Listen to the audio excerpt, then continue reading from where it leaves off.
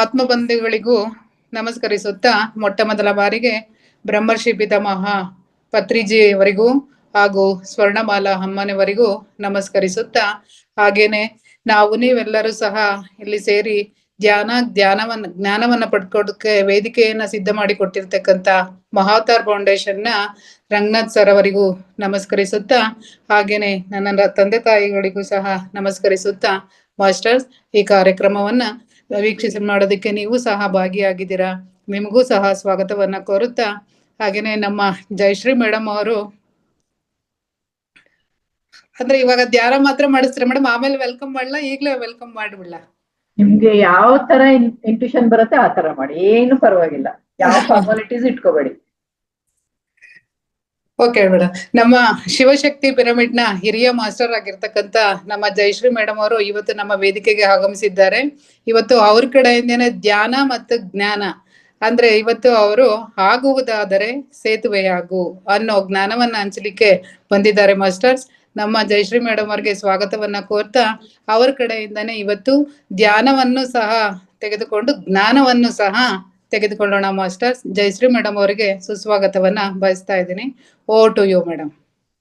Thank you so much Saraswati Lakshmi madam. ನೋಡಿ, ಲಕ್ಷ್ಮಿ ಮೇಡಮ್ಗೆ ಸರಸ್ವತಿ ಅಂತ ಬಾಯ್ ಬಂದ್ಬಿಡ್ತು. ಸೊ ಲಕ್ಷ್ಮಿ ಸರಸ್ವತಿ ಎರಡು ರೂಪದಲ್ಲಿ ಇವತ್ತು ಲಕ್ಷ್ಮಿ ಮೇಡಮ್ ಅವರು ನನ್ನನ್ನ ಸ್ವಾಗತಿಸಿದ್ದೀರಾ. ನಿಮಗೆ ಹೃದಯಪೂರ್ವಕವಾದ ಧನ್ಯವಾದಗಳು. Thank you. ಮೊದಲನೇದಾಗಿ ಮಹಾವತಾರ್ ಬಾಬಾಜಿ ಫೌಂಡೇಶನ್ ಅವರು ನನಗೆ ಒಂದು ಸೇವೆಯನ್ನ ನೀಡಿದ್ದಾರೆ. ಆ ಸೇವೆಗಾಗಿ ನಾನು ಮೊದಲನೇದಾಗಿ ಅವ್ರಿಗೆ ಒಂದು ಧನ್ಯವಾದವನ್ನ ಹೇಳಕ್ ಇಷ್ಟಪಡ್ತೀನಿ. ಹಾಗೆ ನಮ್ಮೆಲ್ಲರ ಗುರುಗಳಾದಂತ ಪತ್ರಿಜಿ ಗುರುಗಳಿಗೆ ಆತ್ಮ ಪ್ರಣಾಮಗಳನ್ನ ಸಲ್ಲಿಸುತ್ತಾ, ನಮ್ಮೆಲ್ಲರ ರಕ್ಷಾ ಕವಚವಾಗಿರುವ ಮಹಾ ಅವತಾರ್ ಬಾಬಾಜಿ ಅವರಿಗೆ ಆತ್ಮ ಪ್ರಣಾಮಗಳನ್ನು ಸಲ್ಲಿಸುತ್ತಾ, ನನ್ನ ಎಲ್ಲ ಈ ಜನ್ಮದ ಗುರುಗಳಿಗೆ ಆತ್ಮ ಪ್ರಣಾಮಗಳನ್ನ ಸಲ್ಲಿಸುತ್ತಾ, ನನ್ನ ಪ್ರೀತಿಯ ತಂದೆ ತಾಯಿಗಳಿಗೂ ಹಾಗೂ ತಮ್ಮೆಲ್ಲರ ಪ್ರೀತಿಯ ತಂದೆ ತಾಯಿಗಳಿಗೆ ಆತ್ಮ ಪ್ರಣಾಮಗಳನ್ನ ಸಲ್ಲಿಸುತ್ತಾ, ಈಗ ನಮಗೆಲ್ಲರಿಗೂ ಗೊತ್ತಿದೆ ಪಿತೃಪಕ್ಷ ನಡೀತಾ ಇದೆ. ಸೊ ಹಾಗಾಗಿ ನಮ್ಮೆಲ್ಲರ ಪಿತೃಗಳಿಗೂ ಕೂಡ ನಾವು ನಮಸ್ಕಾರಗಳನ್ನ ಸಲ್ಲಿಸುತ್ತಾ ಇವತ್ತಿನ ಧ್ಯಾನವನ್ನ ನಾವು ಆರಂಭಿಸೋಣ ಮಾಸ್ಟರ್ಸ್. ತಾವೆಲ್ಲ ಧ್ಯಾನದ ಪೊಸಿಷನ್ಗೆ ಬಂದ್ಬಿಡಿ.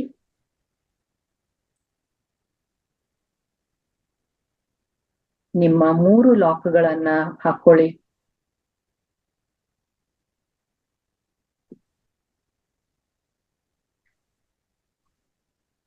ನಿಮ್ಮ ಕಂಫರ್ಟೇಬಲ್ ಆದಂತ ಪೊಸಿಷನ್ ಅಲ್ಲಿ ಕುತ್ಕೊಳ್ಳಿ.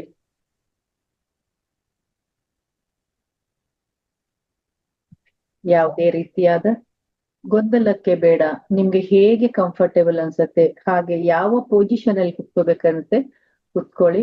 ಆದ್ರೆ ನೀವೇನಾದ್ರೂ ಚೇರ್ ಮೇಲೆ ಕುತ್ಕೊಂಡಿದ್ರೆ, ಕಾಲ್ ಕೆಳಗ್ ಬಿಟ್ಟಿದ್ರೆ ಕಂಪಲ್ಸರಿ ಮ್ಯಾಟ್ ಇರ್ಲಿ. ನೀವೇನಾದ್ರೂ ಕೆಳಗ್ ಕುತ್ಕೊಂಡಿದ್ರು ಕೂಡ ನೀವು ಮ್ಯಾಟ್ ಮೇಲೆ ಕುತ್ಕೊಳ್ಳಿ.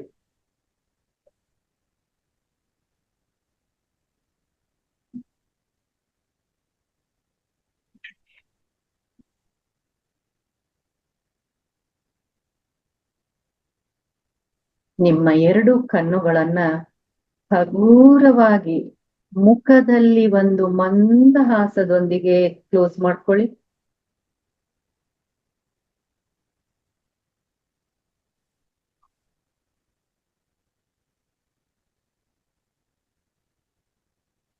ಆ ಮಂದಹಾಸ ಹೇಗಿರ್ಬೇಕಂದ್ರೆ, ನೀವು ಬಾಹ್ಯ ಪ್ರಪಂಚವನ್ನ ಕಂಪ್ಲೀಟ್ ಆಗಿ ಮರೆತ್ಬಿಡಿ.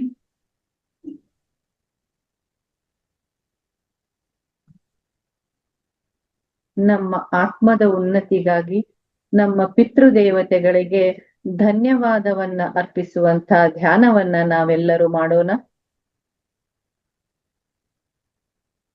ಎಲ್ಲ ಗುರುಗಳ ಮಾಸ್ಟರ್ಸ್ಗಳ ಅನುಮತಿಯೊಂದಿಗೆ, ನಮ್ಮ ಪಿತೃಗಳ ಅನುಮತಿಯೊಂದಿಗೆ ಈ ಧ್ಯಾನದಲ್ಲಿ ನಾವು ತೊಡಗಿಕೊಳ್ಳೋಣ.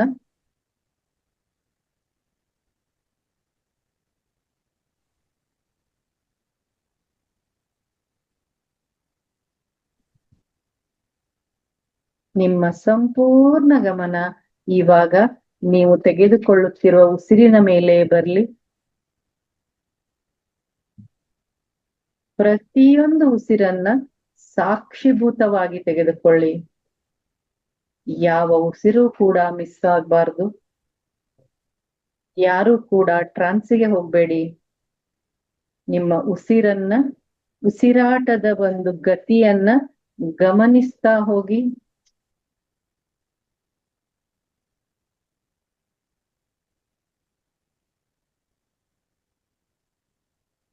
ಆ ಉಸಿರನ್ನ ಗಮನಿಸ್ತಾ ನಾವೆಲ್ಲರೂ ಅತ್ಯಂತ ಅದ್ಭುತವಾದ ಒಂದು ಗೋಲ್ಡನ್ ಪಿರಮಿಡ್ ನಮ್ಮ ನೆತ್ತಿಯ ಮೇಲೆ ನಿರ್ಮಾಣಗೊಂಡಿದೆ.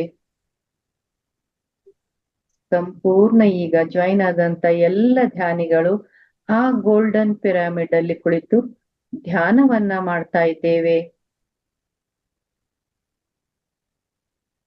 ನಮ್ಮ ದೇಹದ ಸ್ಥಿತಿ, ನಮ್ಮ ಮನಸ್ಸಿನ ಸ್ಥಿತಿ, ಹಾಗೆ ನಮ್ಮ ಹೊರಗಿನ ಪರಿಸ್ಥಿತಿಯು ಕೂಡ ನಮಗೆ ಧ್ಯಾನವನ್ನ ಮಾಡಲು ಅನುಕೂಲ ಮಾಡಿಕೊಟ್ಟಿದೆ. ಆ ಒಂದು ತನ್ಮಯತೆಯಿಂದ, ನಿರಾಳವಾದ ಮನಸ್ಸಿನಿಂದ ನಾವು ಶಿವಶಕ್ತಿ ಪಿರಮಿಡ್ ಧ್ಯಾನ ಮಂದಿರದಲ್ಲಿ ಕುಳಿತು ಧ್ಯಾನವನ್ನ ಮಾಡ್ತಾ ಇದ್ದೇವೆ.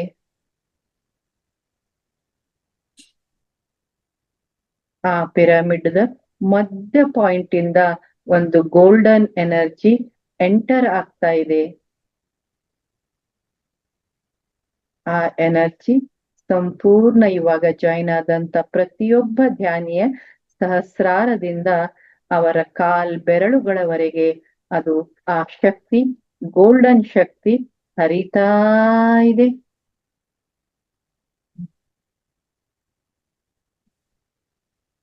ನಿಮ್ಮ ದೇಹವನ್ನ ಗಮನಿಸಿ ನೋಡಿ. ಆ ವೈಬ್ರೇಷನ್ ಫೀಲ್ ಆಗತ್ತೆ.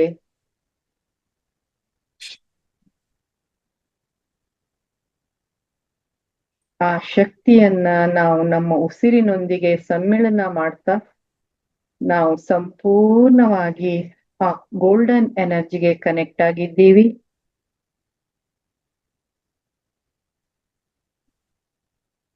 ಈ ನಮ್ಮ ಧ್ಯಾನಕ್ಕೆ ಕೋಟಿ ಕೋಟಿ ಪ್ರಣಾಮಗಳನ್ನ ಸಲ್ಲಿಸುತ್ತಾ ಶಿವಶಕ್ತಿಯರನ್ನ ಆಹ್ವಾನ ಮಾಡೋಣ.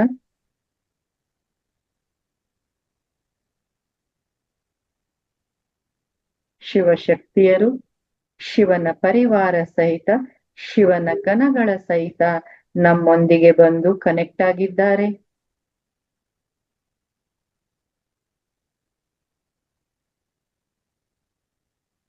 ಅವರ ಒಂದಿಗೆ ಅನುಸಂಧಾನದಲ್ಲಿ ನಾವು ಈ ಧ್ಯಾನವನ್ನ ಮಾಡ್ತಾ ಇದ್ದೇವೆ.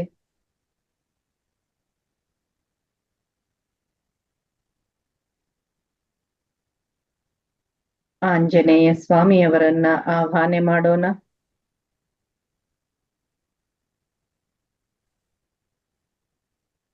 ಆಂಜನೇಯ ಸ್ವಾಮಿಯವರು ನಮಗೆ ರಕ್ಷಾ ಕವಚವನ್ನ ಏರ್ಪಡಿಸಿದ್ದಾರೆ. ಅವರ ಸುರಕ್ಷಾ ಕವಚದಲ್ಲಿ ನಾವೆಲ್ಲರೂ ಧ್ಯಾನವನ್ನ ಮಾಡ್ತಾ ಇದ್ದೇವೆ. ಪಿತೃಪಕ್ಷದ ಒಂದು ಸ್ಪೆಷಲ್ ಆದ ಧ್ಯಾನ. ನಮ್ಮ ಪಿತೃಗಳನ್ನ ನಾವು ಧನ್ಯವಾದವನ್ನ ಅರ್ಪಿಸುವಂತ ಧ್ಯಾನವನ್ನ ಮಾಡೋಣ. ನಾವೇನಾದ್ರೂ ಈ ಭೂಮಿ ಮೇಲೆ ಇದ್ದೀವಿ ಅಂದ್ರೆ ನಾವು ಹುಟ್ಟಿದಂತ ಮನೆ, ಅಲ್ಲಿ ನಮಗೆ ಈ ಭೂಮಿ ಮೇಲೆ ಬರಲು ಅನುಮತಿಯನ್ನ ಕೊಟ್ಟಂತ ಆ ನಮ್ಮ ಮನೆ, ನಾವು ಹುಟ್ಟಿದ ಮನೆ, ನಾವು ಮೆಟ್ಟಿದ ಮನೆ, ಈ ಎರಡು ಪಿತ್ರರಿಗೆ ನಾವು ಧನ್ಯವಾದವನ್ನ ಹೇಳೋಣ. ನಮ್ಮ ತಂದೆ ತಾಯಿಗಳಿಗೆ, ನಮ್ಮ ಎಲ್ಲ ಪೂರ್ವಜರಿಗೆ, ನಾವು ಮದುವೆಯಾಗಿ ಬಂದಂತ ಮನೆತನದ ಎಲ್ಲ ಪೂರ್ವಜರಿಗೆ,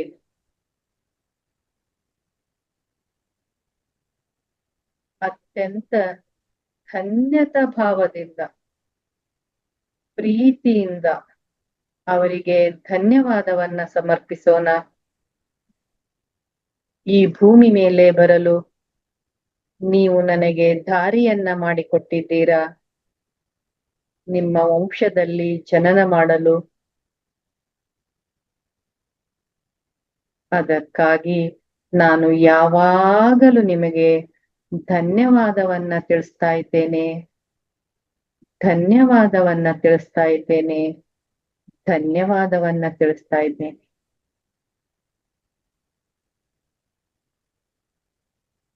ಮದುವೆಯಾಗಿ ಹೋದಂತ ಮನೆತನದಲ್ಲಿರುವಂತ ಎಲ್ಲ ಪಿತೃದೇವತೆಗಳಿಗೆ ನಾವು ಧನ್ಯವಾದವನ್ನ ಸಮರ್ಪಿಸೋಣ.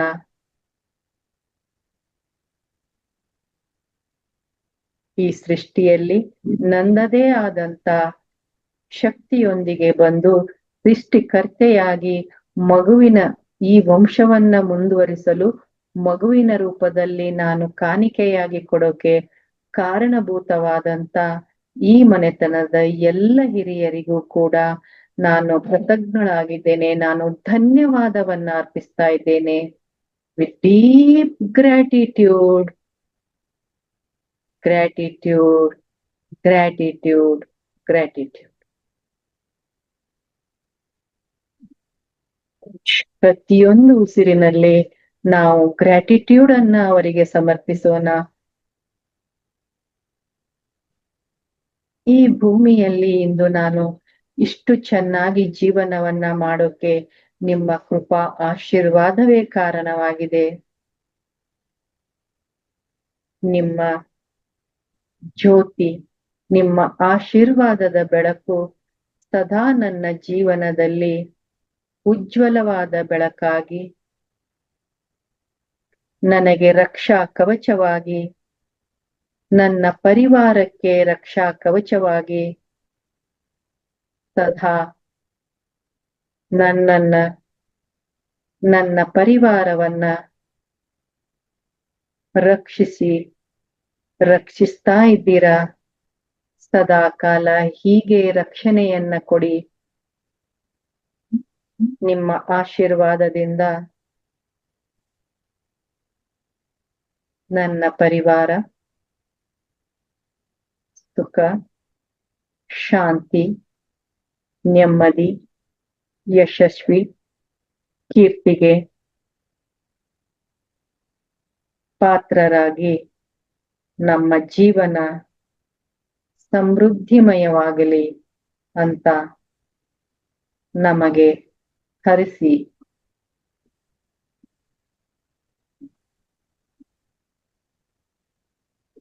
ಅಂತ ಪ್ರತಿಯೊಂದು ಉಸಿರಿನಲ್ಲಿ ಈ ಮಾತನ್ನ ಹೇಳ್ತಾ, ನೀವು ಪ್ರತಿಯೊಂದು ಉಸಿರಿನಲ್ಲಿ ನಮ್ಮ ಪೂರ್ವಜರಿಗೆ ನಾವು ಧ್ಯಾನದಲ್ಲಿ ಧನ್ಯವಾದವನ್ನ ಸಮರ್ಪಿಸೋಣ.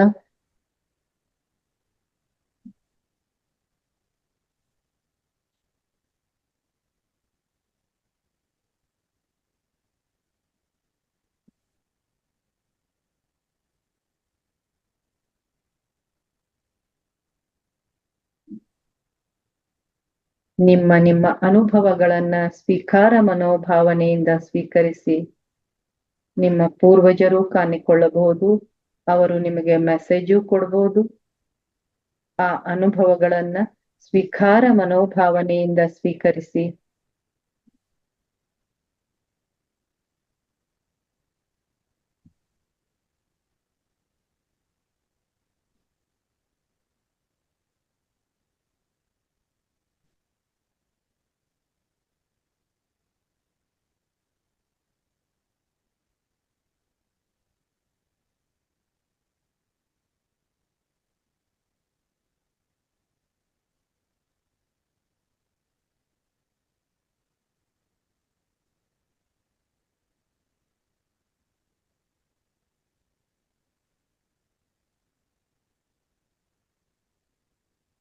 ನೊಂದು ಬೆಂದು ಯಾವುದೇ ಕಾರಣಕ್ಕೆ ಇರ್ಬೋದು ಧ್ಯಾನಕ್ಕೆ ಬಂದಿದ್ದನ್ನ ನೋಡಿ ನಮ್ಮ ಹಿರಿಯರಿಗೂ ಕೂಡ ತುಂಬಾ ಸಂತೋಷವಾಗಿದೆ. ನನ್ನ ಮಗು, ನನ್ನ ವಂಶದ ಮಗು ಉನ್ನತ ದಾರಿಯಲ್ಲಿ ನಡೀತಾ ಇದೆ ಅನ್ನುವಂತ ಒಂದು ಸಂತೋಷದ ಭಾವನೆಯೂ ಅವರಲ್ಲಿ ವ್ಯಕ್ತವಾಗ್ತಾ ಇದೆ.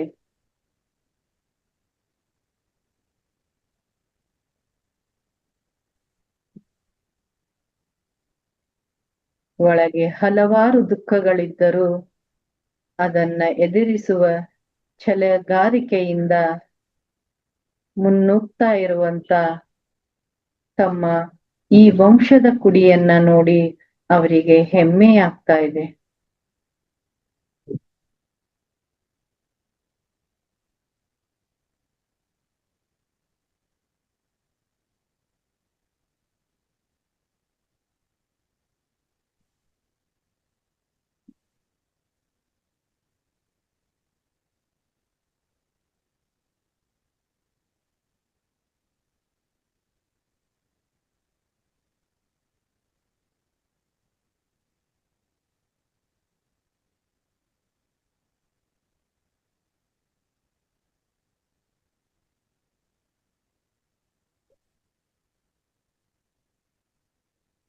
ನಿಮಗೆ ಯಾವುದೇ ರೀತಿಯಾದ ಕಂಪ್ಲೇಂಟ್ ಇರ್ಬೋದು ನಿಮ್ಮ ಹಿರಿಯರ ಬಗ್ಗೆ, ಅದನ್ನ ಮನಸ್ಸಿನಲ್ಲಿ ತೆಗೆದುಕೊಳ್ಳಕ್ ಹೋಗ್ಬೇಡಿ.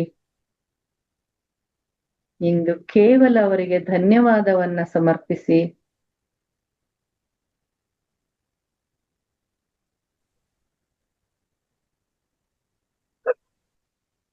ನನಗೆ ಇಷ್ಟ ಇಲ್ಲ, ನನಗೆ ಅವರು ಆ ತರ ಮಾಡಿದ್ದಾರೆ, ಈ ತರ ಮಾಡಿದ್ದಾರೆ ಅನ್ನೋದನ್ನ ಎಲ್ಲವನ್ನ ತಲೆಯಿಂದ ತೆಗೆದು ಕೇವಲ ಒಂದು ಉನ್ನತ ಆತ್ಮವಾಗಿ ಅವರನ್ನ ಕ್ಷಮಿಸಿಬಿಡಿ.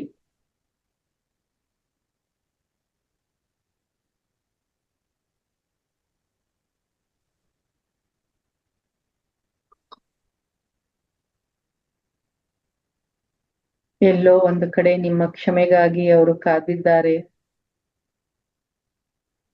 ಅವರು ಉನ್ನತ ಲೋಕಕ್ಕೆ ಹೋಗಲು ಅಲ್ಲಿ ಅಪ್ಪನೆ ಸಿಗ್ತಾ ಇಲ್ಲ, ನಿಮ್ಮ ಕ್ಷಮೆ ಇಲ್ಲದೆ. ನಿಮ್ಗೆ ತಿಳಿತಾ ಇದೆ ಅವರನ್ನ ನೀವು ಕ್ಷಮಿಸಿಲ್ಲ, ಆಗೋದೆಲ್ಲ ಆಗೋಗಿದೆ, ಆ ಕಾಲ ವಾಪಸ್ ಬರಲ್ಲ. ಅವರನ್ನ ನಿಮ್ಮ ಮನಸ್ಸಿನಿಂದ ಕ್ಷಮಿಸ್ಬಿಡಿ.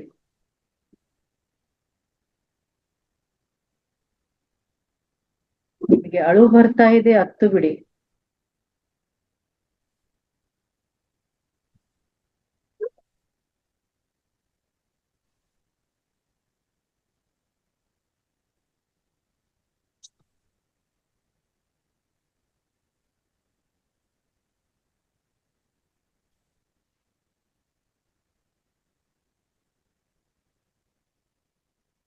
ಒಂದು ಉನ್ನತ ಆತ್ಮವಾಗಿ ನಾವು ಆ ಆತ್ಮಕ್ಕೆ ಒಂದು ಮುಂದಿನ ಜರ್ನಿಗೆ ನಾವು ಸಹಾಯ ಮಾಡೋಣ.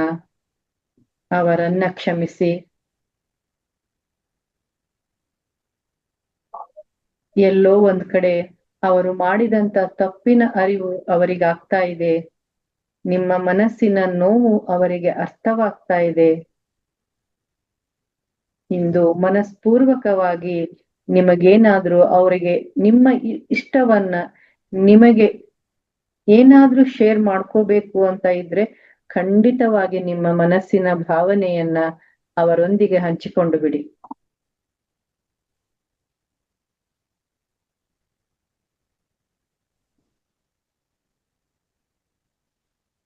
ನಿಮ್ಮ ಪ್ರೀತಿಯನ್ನು ಹಂಚಿಕೊಳ್ಳಿ. ನಿಮ್ಮ ಏನಾದರೂ ಅವರ ಬಗ್ಗೆ ಬೇಜಾರಿದ್ರೆ ಅದನ್ನು ಹಂಚಿಕೊಂಡ್ಬಿಡಿ. ಆದ್ರೆ ಬೇಜಾರೊಂದಿಗೆ ಹಂಚಿಕೊಂಡು ಅವರನ್ನು ಕ್ಷಮಿಸಿಬಿಡಿ, ನಿಮ್ಮನ್ನೂ ನೀವು ಕ್ಷಮಿಸಿಕೊಂಡು ಬಿಡಿ.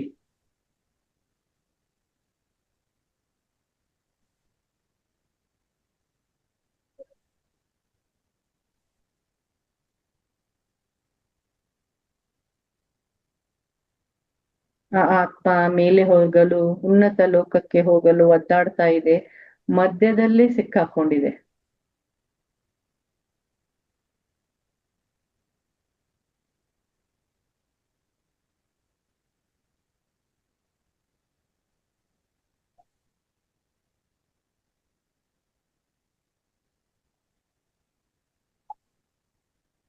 ಅವರೇನೋ ನಿಮಗ್ ಮಾಡಿ ಹೋಗಿದ್ದಾರೆ, ಆದ್ರೆ ನೀವು ಅವರಿಗೆ ಒಳ್ಳೆಯದನ್ನ ಮಾಡಿದಾಗ ನಿಮ್ಮ ಜೀವನಕ್ಕೆ ಒಂದು ಸುಲಭವಾದ ದಾರಿಗಳು ಸಿಗೋಕೆ ಆರಂಭಗೊಳ್ತಾವೆ.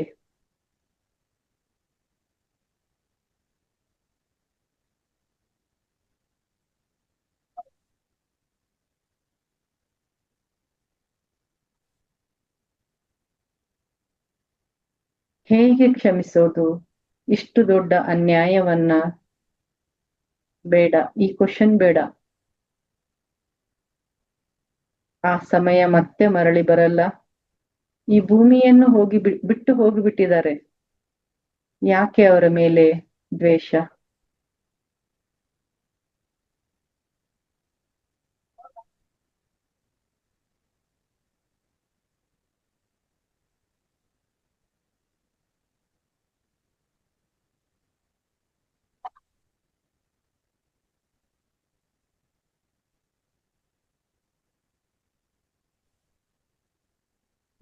ನಿಮ್ಮ ಎಲ್ಲ ಪೂರ್ವಜರಿಗೆ ನಿಮ್ಮ ಲವ್ ಅನ್ನ ನೀಡಿ, ನಿಮ್ಮಲ್ಲಿರುವ ಉನ್ನತ ಆತ್ಮದ ಜ್ಯೋತಿಯನ್ನ ಅವರಿಗೆ ನೀಡಿ, ಅವರಿಗೆ ನಿಮ್ಮ ಆತ್ಮದ ಜ್ಯೋತಿಯಿಂದ ಅವರಿಗೆ ಜ್ಯೋತಿ ತಲುಪಲಿ. ಅವರು ಒಂದು ಉನ್ನತ ಆತ್ಮವಾಗಿ ಮತ್ತೆ ಈ ಭೂಮಿಗೆ ಬರುವಂತ ಒಂದು ಲೈಟ್ ಅನ್ನ, ಬೆಳಕನ್ನ, ಆ ಮಹಾದೇವನ ಬೆಳಕಿನಲ್ಲಿ ಅವರು ಒಂದಾಗ್ಲಿ ಅಂತ ನೀವು ಬೇಡ್ಕೊಳ್ಳಿ. ಇಲ್ಲಿ ಆ ಆತ್ಮ ಮುಕ್ತಿಯನ್ನ ಕೇಳ್ತಾ ಇದೆ. ನಿಮ್ಮ ಕ್ಷಮೆ ಇಲ್ಲದೆ ಅದು ಮೇಲೆ ಹೋಗಲ್ಲ.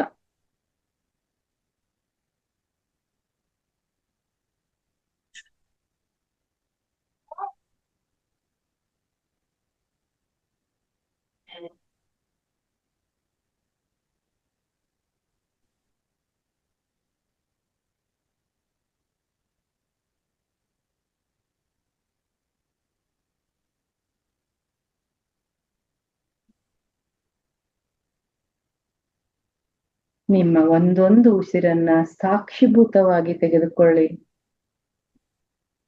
ಪ್ರತಿಯೊಂದು ಉಸಿರಿನು ನಾವು ನಮ್ಮ ಪೂರ್ವಜರಿಗೆ ಧನ್ಯವಾದವನ್ನ ಸಮರ್ಪಿಸುತ್ತಾ ಉಸಿರಾಡೋಣ.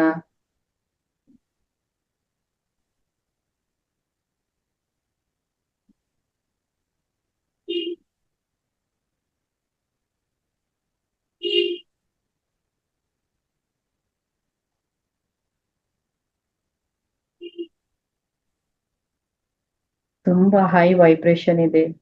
ನಿಮಗೆ ಯಾರಿಗಾದ್ರೂ ತುಂಬಾ ಹೈ ಅನ್ಸಿದ್ರೆ, ನಿಮ್ಗೆ ತಡ್ಕೊಳಕ್ ಆಗ್ತಾ ಇಲ್ಲ ಅಂದ್ರೆ ನಿಮ್ಮ ಕೈಯನ್ನಾದ್ರೂ ಕಾಲನ್ನಾದ್ರೂ ಓಪನ್ ಮಾಡ್ಕೋಬಹುದು, ಆದ್ರೆ ಕಣ್ಣನ್ನ ಮಾತ್ರ ಓಪನ್ ಮಾಡ್ಬೇಡಿ.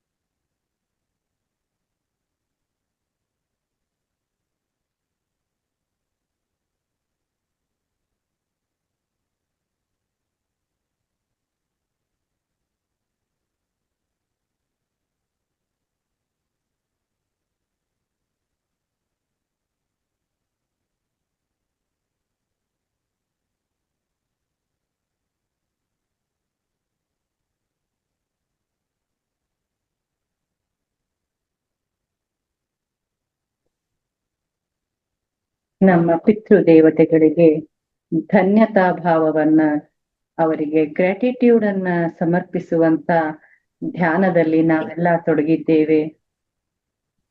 ನಮ್ಮ ಎಲ್ಲ ಪೂರ್ವಜರಿಗೆ ನಾವು ಸದಾ ಧನ್ಯವಾದವನ್ನ ಅರ್ಪಿಸೋಣ. ಇಂದು ನಾವು ಭೂಮಿ ಮೇಲೆ ಬರಲು ಕಾರಣಭೂತವಾದಂತ ನಮ್ಮ ಎಲ್ಲ ಪೂರ್ವಜರಿಗೆ, ಯಾಕಂದ್ರೆ ಅವರ ಪರ್ಮಿಷನ್ ಇಂದಲೇ ನಾವು ಇಲ್ಲಿ ನಮ್ಮ ಭೂಮಿಯಲ್ಲಿ ಬಂದಿದ್ದೇವೆ. ಆ ತಾಯಿಯ ಗರ್ಭಕ್ಕೆ, ಆ ತಂದೆಗೆ ಹಾಗೂ ಅವರ ತಂದೆಗಳಿಗೆ ನಾವು ಧನ್ಯತಾ ಭಾವದಿಂದ ಧನ್ಯವಾದವನ್ನ ಸಮರ್ಪಿಸೋಣ. ನಾವು ಮದುವೆಯಾಗಿ ಬಂದಂತ ಮನೆಗೂ ಕೂಡ ಅಲ್ಲಿಯ ಎಲ್ಲ ಪೂರ್ವಜರಿಗೂ ಧನ್ಯತಾ ಭಾವದಿಂದ ಧನ್ಯವಾದವನ್ನ ಸಮರ್ಪಿಸುತ್ತಾ, ಅವರ ಪಾದಗಳಿಗೆ ಕೋಟಿ ಕೋಟಿ ನಮನಗಳನ್ನ ಸಲ್ಲಿಸುತ್ತಾ, ನಿಧಾನವಾಗಿ ನಿಧಾನವಾಗಿ ನಿಮ್ಮ ದೇಹವನ್ನ ಫೀಲ್ ಮಾಡ್ಕೊಳ್ಳಿ. ಕಾಲ್ ಬೆರಳುಗಳಿಂದ ನೆತ್ತಿಯವರೆಗೂ ನಿಮ್ಮ ದೇಹವನ್ನ ನೋಡ್ಕೊಳ್ಳಿ.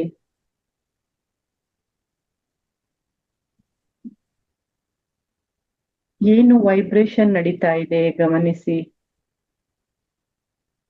ನಿಮ್ಮ ಭಾವನೆಯಲ್ಲಿ ಏನು ಬದಲಾವಣೆ ಬಂದಿದೆ ಅನ್ನೋದನ್ನ ಗಮನಿಸಿ.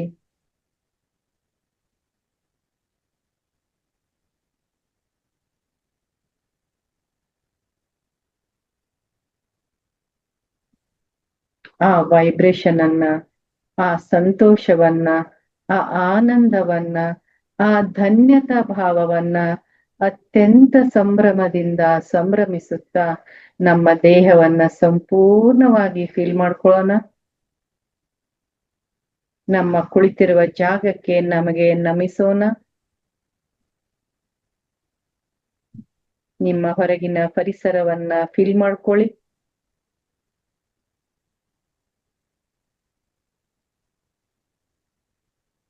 ಸಂಪೂರ್ಣವಾಗಿ ಪರಿಸರದೊಂದಿಗೆ, ನಿಮ್ಮ ದೇಹ ಭಾವದೊಂದಿಗೆ ನಿಧಾನವಾಗಿ ನಿಧಾನವಾಗಿ ಧ್ಯಾನದಿಂದ ಹೊರಬನ್ನಿ.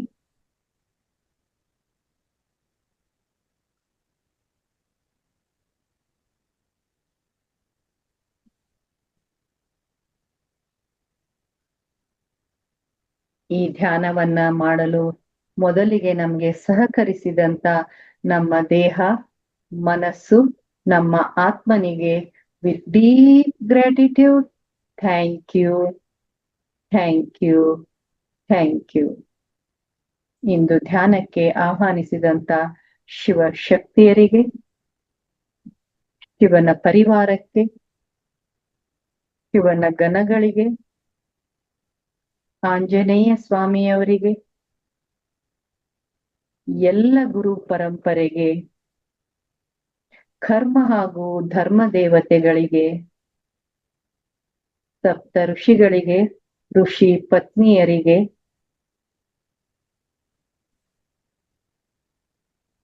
ಮಹಾ ಅವತಾರ್ ಬಾಬಾಜಿಯವರಿಗೆ, ಬ್ರಹ್ಮರ್ಷಿ ಪಿತಾಮಹ ಪತ್ರಿಜಿ ಗುರುಗಳಿಗೆ, ಇಂದು ಆಸ್ಟ್ರಲ್ಲಿ ನಮ್ಮ ಜೊತೆ ಬಂದು ಧ್ಯಾನಿಸಿದಂತ ಎಲ್ಲ ಆಸ್ಟ್ರಲ್ ಮಾಸ್ಟರ್ಸ್ ಗಳಿಗೆ, ನಮ್ಮ ಪಿತೃ ದೇವತೆಗಳಿಗೆ, angel bird, birds kingdom, animal kingdom, plant ಕಿಂಗ್ಡಮ್ಗೆ, ಈ ಧ್ಯಾನವನ್ನು ಮಾಡಲು ನಮಗೆ ಅವಕಾಶ ಮಾಡಿಕೊಟ್ಟಂತ ಮಹಾ ಅವತಾರ್ ಬಾಬಾಜಿ ಫೌಂಡೇಶನ್ ವೇದಿಕೆಗೆ, ನಮ್ಮ ಪರಿವಾರಕ್ಕೆ, ಈ ಸಮಯಕ್ಕೆ with deep gratitude, thank you, thank you, thank you.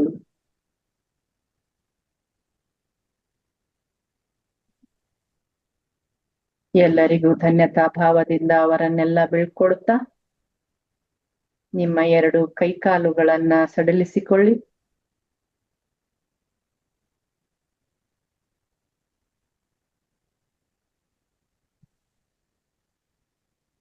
ಎರಡು ಕೈಗಳನ್ನ ಬಿಡಿಸುತ್ತಾ ನಮಸ್ಕಾರ ಮುದ್ರೆಯಲ್ಲಿ ಬನ್ನಿ. ಅದ್ಭುತವಾದ ನಮ್ಮ ಪೂರ್ವಜರ ಆಶೀರ್ವಾದದೊಂದಿಗೆ ನಾವು ಧ್ಯಾನದಿಂದ ಹೊರಬಂದಿದ್ದೇವೆ. ಆ ಆಶೀರ್ವಾದದ ಕಿರಣಗಳನ್ನ ನಮ್ಮ ಕಣ್ಗಳ ಮೇಲೆ ತೆಗೆದುಕೊಳ್ಳೋಣ. ಕೈಗಳನ್ನ ನಿಮ್ಮ ಕಣ್ಗಳ ಮೇಲೆ ಇಟ್ಕೊಳ್ಳಿ.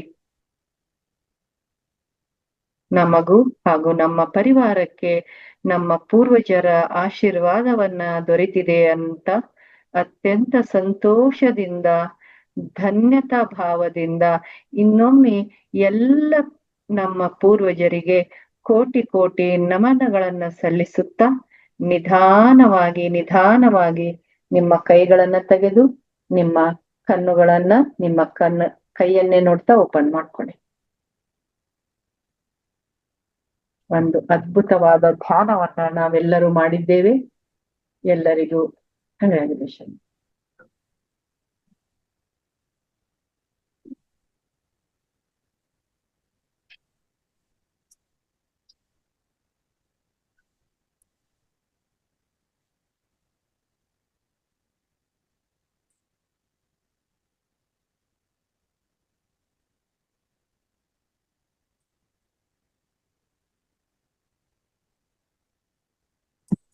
Thank you so much madam. ತುಂಬಾ ಅದ್ಭುತವಾದಂತಹ ಪಿತೃಪಕ್ಷದ ಧ್ಯಾನವನ್ನ ತುಂಬಾ ಅದ್ಭುತವಾಗಿ ಮಾಡಿಸಿದೀರಾ madam.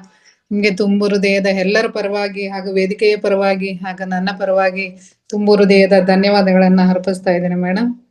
Thank you so much madam. Masters, ಈ ಅನುಭವವನ್ನ ಲಾಸ್ಟಿಗೆ ತಗೊಳ್ಳೋಣ ಮಾಸ್ಟರ್ಸ್. ಈಗ ಹಂಗೆ ಮುಂದಕ್ಕೆ ಮೇಡಮ್ದು ಆಗುವುದಾದರೆ ಸೇತುವೆಯಾಗು ಅನ್ನೋ ವಿಷಯದ ಬಗ್ಗೆ ಜ್ಞಾನವನ್ನ ಹಂಚಿಕೊಳ್ಳಕ್ಕೆ ನಮ್ಮ ಜಯಶ್ರೀ ಮೇಡಮ್ ಅವರು ಬಂದಿದ್ದಾರೆ. ಈಗ ಅವರು ಧ್ಯಾನವನ್ನ ಹಂಚುತ್ತಾರೆ. ಹಾಗೇನೆ ಲಾಸ್ಟಿಗೆ ನೀವು ಧ್ಯಾನದ ಅನುಭವ ಮತ್ತು ಕ್ಲಾಸಿನ ಅನುಭವವನ್ನ ಲಾಸ್ಟಿಗೆ ಶೇರ್ ಮಾಡ್ಕೊಳ್ಳೋಣ masters. Over to you madam. Thank you so much Lakshmi madam. ಇನ್ನೊಂದು ಸಾರಿ ನಾನು ಮಹಾವತಾರ್ ಬಾಬಾಜಿ ಫೌಂಡೇಶನ್ ಅವರಿಗೆ ನನ್ನ ಗ್ರಾಟಿಟ್ಯೂಡ್ ಅನ್ನ ಹೇಳ್ತೇನೆ. ಇಂಥ ಅದ್ಭುತವಾದ ಸೇವೆಯನ್ನ ನನಗೆ ನೀಡಿದ್ದಕ್ಕೆ ನಾನು ಧನ್ಯವಾದವನ್ನ ಸಮರ್ಪಿಸ್ತೇನೆ. ನಮ್ಮೆಲ್ಲರ ಗುರುಗಳಾದಂತ ಪತ್ರಿಜಿ ಗುರುಗಳಿಗೆ ಆತ್ಮ ಪ್ರಣಾಮಗಳನ್ನ ಸಲ್ಲಿಸುತ್ತಾ, ನಮ್ಮೆಲ್ಲರ ರಕ್ಷಾ ಕವಚವಾಗಿರುವ ಮಹಾ ಅವತಾರ್ ಬಾಬಾಜಿಯವರಿಗೆ ಆತ್ಮ ಪ್ರಣಾಮಗಳನ್ನ ಸಲ್ಲಿಸುತ್ತಾ, ನನ್ನ ಎಲ್ಲ ಈ ಜನ್ಮದ ಗುರುಗಳಿಗೆ ಆತ್ಮ ಪ್ರಣಾಮಗಳನ್ನ ಸಲ್ಲಿಸುತ್ತಾ, ನನ್ನ ಪ್ರೀತಿಯ ತಂದೆ ತಾಯಿಗಳಿಗೂ ಹಾಗೂ ತಮ್ಮೆಲ್ಲರ ಪ್ರೀತಿಯ ತಂದೆ ತಾಯಿಗಳಿಗೆ ಆತ್ಮ ಪ್ರಣಾಮಗಳನ್ನ ಸಲ್ಲಿಸ್ತೀನಿ ಮಾಸ್ಟರ್ಸ್. ಇವತ್ತು ನೋಡಿ ಹೇಗಾಯ್ತು ಅಂತಂದ್ರೆ ಹೇಳ್ತಾರೆ ನೋಡಿ, ರೋಗಿ ಬಯಸಿದ್ದು ಹಾಲು ಅನ್ನ, ಡಾಕ್ಟರ್ ಹೇಳಿದ್ದು ಹಾಲು ಅನ್ನ ಅಂತ. ನನ್ಗೆ ಗೊತ್ತಿಲ್ಲ. ಇವತ್ತು ನಾನು ಯೂಶುವಲಿ ಗೀತಾ ಮೇಡಮ್ಗೆ ಕೇಳ್ತಿದ್ದೆ, ಮೇಡಮ್ ನಾನೇ ಧ್ಯಾನ ಮಾಡಿಸ್ಲಾ ಹೇಗೆ ಅಂತ. ಈ ಸರಿ ಲಕ್ಷ್ಮಿ ಮೇಡಮ್ ನಾನು ಕೇಳೇ ಇಲ್ಲ. ಆದ್ರೂ ನಂಗೆ ಗೊತ್ತಿಲ್ಲ. 3:30 ನಾನು ಜಾಯ್ನ್ ಆಗ್ತೀನಿ. ಇವತ್ತು ನಾನು 3 o'clock ಜಾಯ್ನ್ ಆಗೀನಿ. ಯಾಕಂದ್ರೆ ಮಾಸ್ಟರ್ಸ್ ನನ್ಗೆ ಸೇವೆಯನ್ನ ಮುಂಚೆನೆ ಫಿಕ್ಸ್ ಮಾಡ್ಬಿಟ್ಟಿದ್ರು, ಜಯಶ್ರೀ ಇವತ್ತು ನೀನು ಧ್ಯಾನ ಮಾಡಿಸ್ಬೇಕು ಅಂತ. ಸೊ ಹಾಗಾಗಿ ಈ ಸೇವೆ ನನ್ಗೆ ಎಕ್ಸ್ಟ್ರಾ ಬೋನಸ್ ಆಗಿ ಸಿಕ್ಕಿದೆ. ಸೊ ಅದಕ್ಕೆ ನಿಮ್ಗೆಲ್ಲರಿಗೂ ಧನ್ಯವಾದ ಮಾಸ್ಟರ್ಸ್. ಧನ್ಯವಾದ ಮ್ಯಾಮ್. ಒಂದ್ ನಿಮಿಷ, ಗೀತಾ ಮ್ಯಾಮ್ದು ನಿಮ್ಗೆ ನ್ಯೂಸ್ ಬಂದಿರ್ಬೇಕು ಅಂತ ಅನ್ಕೊಂಡಿದೀನಿ ಮ್ಯಾಮ್. Yes madam. ಅದೇ ನಿಜವಾಗ್ಲು ನಮ್ಗೆ ಎಲ್ಲರಿಗೂ ಗೀತಾ ಮೇಡಮ್ಗೆ ನಾವೆಲ್ಲರೂ ಸೇರಿ ಒಂದು ಕಂಗ್ರ್ಯಾಚುಲೇಷನ್ ಅನ್ನ ಹೇಳೋಣ. ಅವ್ರ ಮನೆಗೆ ಮಾಸ್ಟರ್ ಬಂದಿದ್ದಾರೆ. ನಮ್ಮ ಭೂಮಿಯ ಎನರ್ಜಿಯನ್ನ ಇನ್ನಷ್ಟು ಎನರ್ಜೈಸ್ ಮಾಡೋಕೆ ಬೇಬಿ ಬಾಯ್ ಬೇಬಿ ಅವ್ರಿಗೆ ಆಗಿದೆ. ಸೊ ಹಾಗಾಗಿ ಇನ್ನೊಂದು ಮಾಸ್ಟರ್ಸ್ ಉನ್ನತ ಲೋಕದಿಂದ ಬಂದಿದ್ದಾರೆ. ಸೊ ಅವರಿಗೆ ನಾವೆಲ್ಲರೂ ಕಂಗ್ರ್ಯಾಚುಲೇಷನ್ ಹೇಳೋಣ. ಇಲ್ಲಿ ಮೇಡಮ್ ಜಾಯಿನ್ ಆದಾಗ ಹೇಳ್ತಾರೆ, ಯಾಕಂದ್ರೆ ಇದರಲ್ಲಿ ನಂದು ಒಂದು ಹೇಳಕ್ಕೂ ಒಂದು ಇದಿದೆ. ನಾನು ಕೆಲವರಿಗೆ ಮಾತ್ರ ಗೊತ್ತು, ಕೆಲವರಿಗೆ ಗೊತ್ತಿಲ್ಲ. ನಾನು ಕೆಲವೊಂದು ಡಿಕೋಡಿಂಗ್ ಮಾಡಿ ಡಿಕೋಡ್ಸ್ ಕೊಡ್ತೀನಿ. ಸೊ ಅವ್ರಿಗೆ ನಾನು ಕೆಲವೊಂದು ಡಿಕೋಡಿಂಗ್ ಕೊಟ್ಟಿದ್ದೆ. ಸೊ ಅದು ಇವತ್ತು ಬೆಳಗ್ಗೆ ಹೇಳಿದ್ರು, ಅವ್ರಿಗೆ ಗೊತ್ತಿಲ್ಲದೆ ಒಂದು ಡಿಕೋಡ್ ಅನ್ನ ಕೊಟ್ಟಿದ್ದೆ, ಒಂದು ನಂಬರ್ ಕೊಟ್ಟಿದ್ದೆ ನಾನು. ಸೊ ಅದು ಸಕ್ಸಸ್ಫುಲ್ ಆಗಿ ಇವತ್ತು ಅವ್ರಿಗೆ ಬ್ಲೆಸ್ಸಿಂಗ್ ತರ ಆಗಿದೆ. ಸೊ ಅದೇನಂತ ಅವರೇ ನಿಮ್ಗೆ ಬಂದಾಗ ಅವರ ಅನುಭವವನ್ನ ಹಂಚ್ಕೋತಾರೆ ಮಾಸ್ಟರ್ಸ್. ಸೊ ಹಾಗಾಗಿ ನಿಮ್ಗೆಲ್ರಿಗೂ ಧನ್ಯವಾದ. ನಮ್ಮೆಲ್ಲರ ಪರವಾಗಿ ಆ ಮಗುಗೆ ಹಾಗೂ ಗೀತಾ ಮೇಡಮ್ಗೆ ಕಂಗ್ರ್ಯಾಚುಲೇಷನ್ ಹೇಳೋಣ. ಅವರು ಅದ್ಭುತವಾದ ಸೇವೆಯನ್ನ ನೋಡಿ ಲಾಸ್ಟ್ ಡೇ ವರ್ಗುನು ಮಾಡ್ತಾ ಬಂದಿದ್ದಾರೆ. ಅಂತ ಧ್ಯಾನಿ ಅದ್ಭುತವಾದ ಒಂದು ಧ್ಯಾನ ಸೇವೆಯಲ್ಲಿರುವಂತ ಗೀತಾ ಮೇಡಮ್ಗೆ ನಮ್ಮೆಲ್ಲರ ಪರವಾಗಿ ಕಂಗ್ರ್ಯಾಚುಲೇಷನ್. ನೋಡಿ ಇವತ್ತು ನನ್ನ ಸಬ್ಜೆಕ್ಟ್ ಅಂದ್ರೆ ಯಾವ ವಿಷಯ ಬಗ್ಗೆ ನಾನು ಹೇಳಕ್ ಬಂದಿದ್ದೀನಿ ಅಂದ್ರೆ ನಿಮ್ಗೆಲ್ರಿಗೂ ಗೊತ್ತು, ಆಗುವುದಾದ್ರೆ ಸೇತುವೆ ಆಗು ಅಂತ. ಸೊ ಇವತ್ತಿಂದು ಎಷ್ಟು ವಿಷಯ ಕಾಂಬಿನೇಷನ್ ಬಂದ್ಬಿಡ್ತಂತಂದ್ರೆ ನನಗೆ ಒಂಥರ ಸಂತೋಷ ಆಗ್ತಾ ಇದೆ. ಏನಂದ್ರೆ ನೋಡಿ, ನಾವೆಲ್ರೂ ಏನ್ ಹೇಳ್ತೀವಿ, ಆಗುವುದಾದ್ರೆ ಸಂತೋಷ, ಸೇತುವೆಯ ಆಗು ಅಂದ್ರೆ ಏನಪ್ಪಾ ಇರ್ಬೋದು ಅಂತ ಎಲ್ರಿಗೂ ಗೊತ್ತಿರುತ್ತೆ. ಇಲ್ಲಿ ಹೇಗಿದೆ ಅಂತಂದ್ರೆ ನಮ್ಗೆಲ್ಲರಿಗೂ ಗೊತ್ತು, ನಾವ್ ಎಂತವ್ರೇ ಇರ್ಲಿ ನಮ್ಗೆಲ್ಲರಿಗೂ ಸಂಗೀತ ಅಂದ್ರೆ ತುಂಬಾ ಇಷ್ಟ ಅಲ್ವಾ. ಸಂಗೀತಕ್ಕೆ ತಲೆ ದೂಗದೆ ಇರುವಂತವ್ರು ಯಾರಿದ್ದಾರೆ? ಅಲ್ಲಿ ಯಾವ್ದೋ ಒಂದ್ ಮ್ಯೂಸಿಕ್ ಎಲ್ಲೇ ಓಡಾಡ್ತಾ ಇರ್ಲಿ, ಅದು ಇವಾಗ ತಾನೇ ಹುಟ್ಟಿರೋ ಮಗು ಕೂಡ ತಲೆ ಹಾಕತ್ತೆ, ಕಾಲ್ ಅಲ್ಲಾಡಿಸುತ್ತೆ. ಸೊ ಆ ತರ ನಾವೆಲ್ಲರೂ ಸಂಗೀತ ಪ್ರಿಯರೇ ಆಗಿರ್ತೀವಿ. ಸೊ ಹಾಗಾಗಿ ಏನಂದ್ರೆ ಸಂಗೀತಕ್ಕೆ ಸೋಲದ ಮನಸ್ಸೇ ಇಲ್ಲ ಅಂತ ಹೇಳ್ತಾರೆ. ಈಗ ನಮ್ಗೆ ತುಂಬಾ ಬೇಜಾರಾದಾಗ ನೋಡಿ, ನಾವು ಒಳ್ಳೆ ನಮ್ದೇ ಆದಂತ ಒಂದ್ ಪ್ಲೇ ಲಿಸ್ಟ್ ಇರುತ್ತೆ, ಅದನ್ನ ಹಾಕೊಂಡ್ ಕೂತ್ಬಿಟ್ರೆ ನಾವ್ ಮೂಡೇ ಚೇಂಜ್ ಆಗ್ಬಿಡುತ್ತೆ. ಸೊ ಅದಕ್ಕೆ ಹೇಳ್ತಾರೆ, ಹಾಕೋದಾದ್ರೆ ಒಳ್ಳೆ ಹಾಡು ಹಾಕು ಅಂತ ಹೇಳ್ತೀನಿ ನಾನು. ಹೇಗಿಗ್ಲಿ ಸೇತುವೆ ಆಗು ಅಂತ ಹೇಳ್ತಾ ಇದೀನಿಲ್ಲ, ಹಾಗೆ ನಿಮ್ ಮೂಡ್ ಸರಿ ಆಗ್ಬೇಕಂದ್ರೆ ಒಳ್ಳೆ ನಿಮ್ಗೆ ಎನರ್ಜಿ ಕೊಡುವಂತ ಹಾಡುಗಳನ್ನ ಹಾಕಿ. ನಿಮ್ಗೆ ಏನೋ ತುಂಬಾ ಬೇಜಾರಿತ್ತಂದ್ರೆ ಮತ್ ಅದೇ ಪ್ಯಾಥೋ ಸಾಂಗ್ ಹಾಕ್ಬೇಡಿ. ಅಯ್ಯೋ ಹಂಗಾಯ್ತು ಹಿಂಗಾಯ್ತು, ಇಲ್ಲ, ನಿಮ್ಮಲ್ಲಿ ಹುಮ್ಮಸವನ್ ತರ್ಬೇಕು. ಹೆಂಗಂದ್ರೆ ನಾನ್ ಮೇಡಮ್ ಅವಾಗ ರೊಮ್ಯಾಂಟಿಕ್ ಸಾಂಗ್ ಕೇಳ್ತಾ ಇದ್ದೆ, ಇವಾಗ ಏನ್ ಕೇಳೋದು, ಯಾಕೆ, ಏನ್ ತಪ್ಪಿದೆ, ಇವಾಗ್ಲೂ ಕೇಳ್ಬೋದು. ನಿನಗದು ಉತ್ಸಾಹ ಕೊಡ್ತಾ ಇದೆ ಅಂದ್ರೆ ಯಾವಾಗಾದ್ರೂ ಕೇಳು.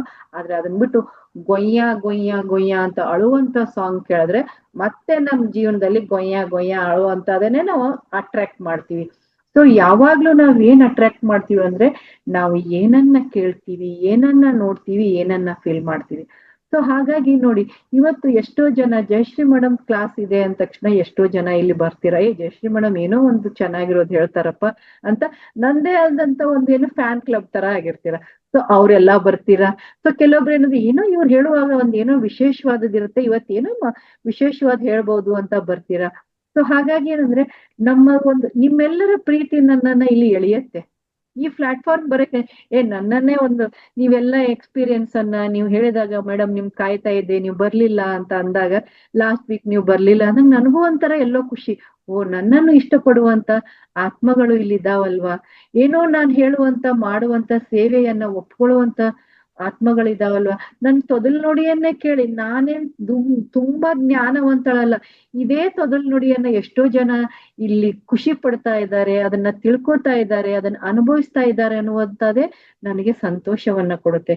ಯಾಕಂದ್ರೆ ಒಂದು ಸೇವೆ ಸಿಕ್ಕಿದೆ ಅಂದ್ಮೇಲೆ ನಿಮ್ಮ ಒಂದು ಅಪ್ಪುಗೆಯ ಮಾತು, ನಿಮ್ಮ ಒಂದು ಬೆನ್ ಮೇಲೆ ನನಗೆ ತಟ್ಟುವಂತ ಒಂದು ಕೈ ಹಾಕಿರ್ತೀರಲ್ವಾ ನೀವು, ಅದೇ ನನಗೆ ಸ್ಫೂರ್ತಿ ಆಗತ್ತೆ. ನೆಕ್ಸ್ಟ್ ವೀಕು ನಾನ್ ಮತ್ತೆ ಬರ್ಬೇಕಪ್ಪ, ಈ ವೇದಿಕೆಗೆ ಬರ್ಬೇಕು. ಯಾಕಂದ್ರೆ ಇಂಥ ಅದ್ಭುತವಾದ ಏನಿದ್ದಾರೆ ಇಲ್ಲಿ ಧ್ಯಾನಿಗಳ ಒಂದು ಸಮ್ಮಿಳನ ಇದೆ ಇಲ್ಲಿ.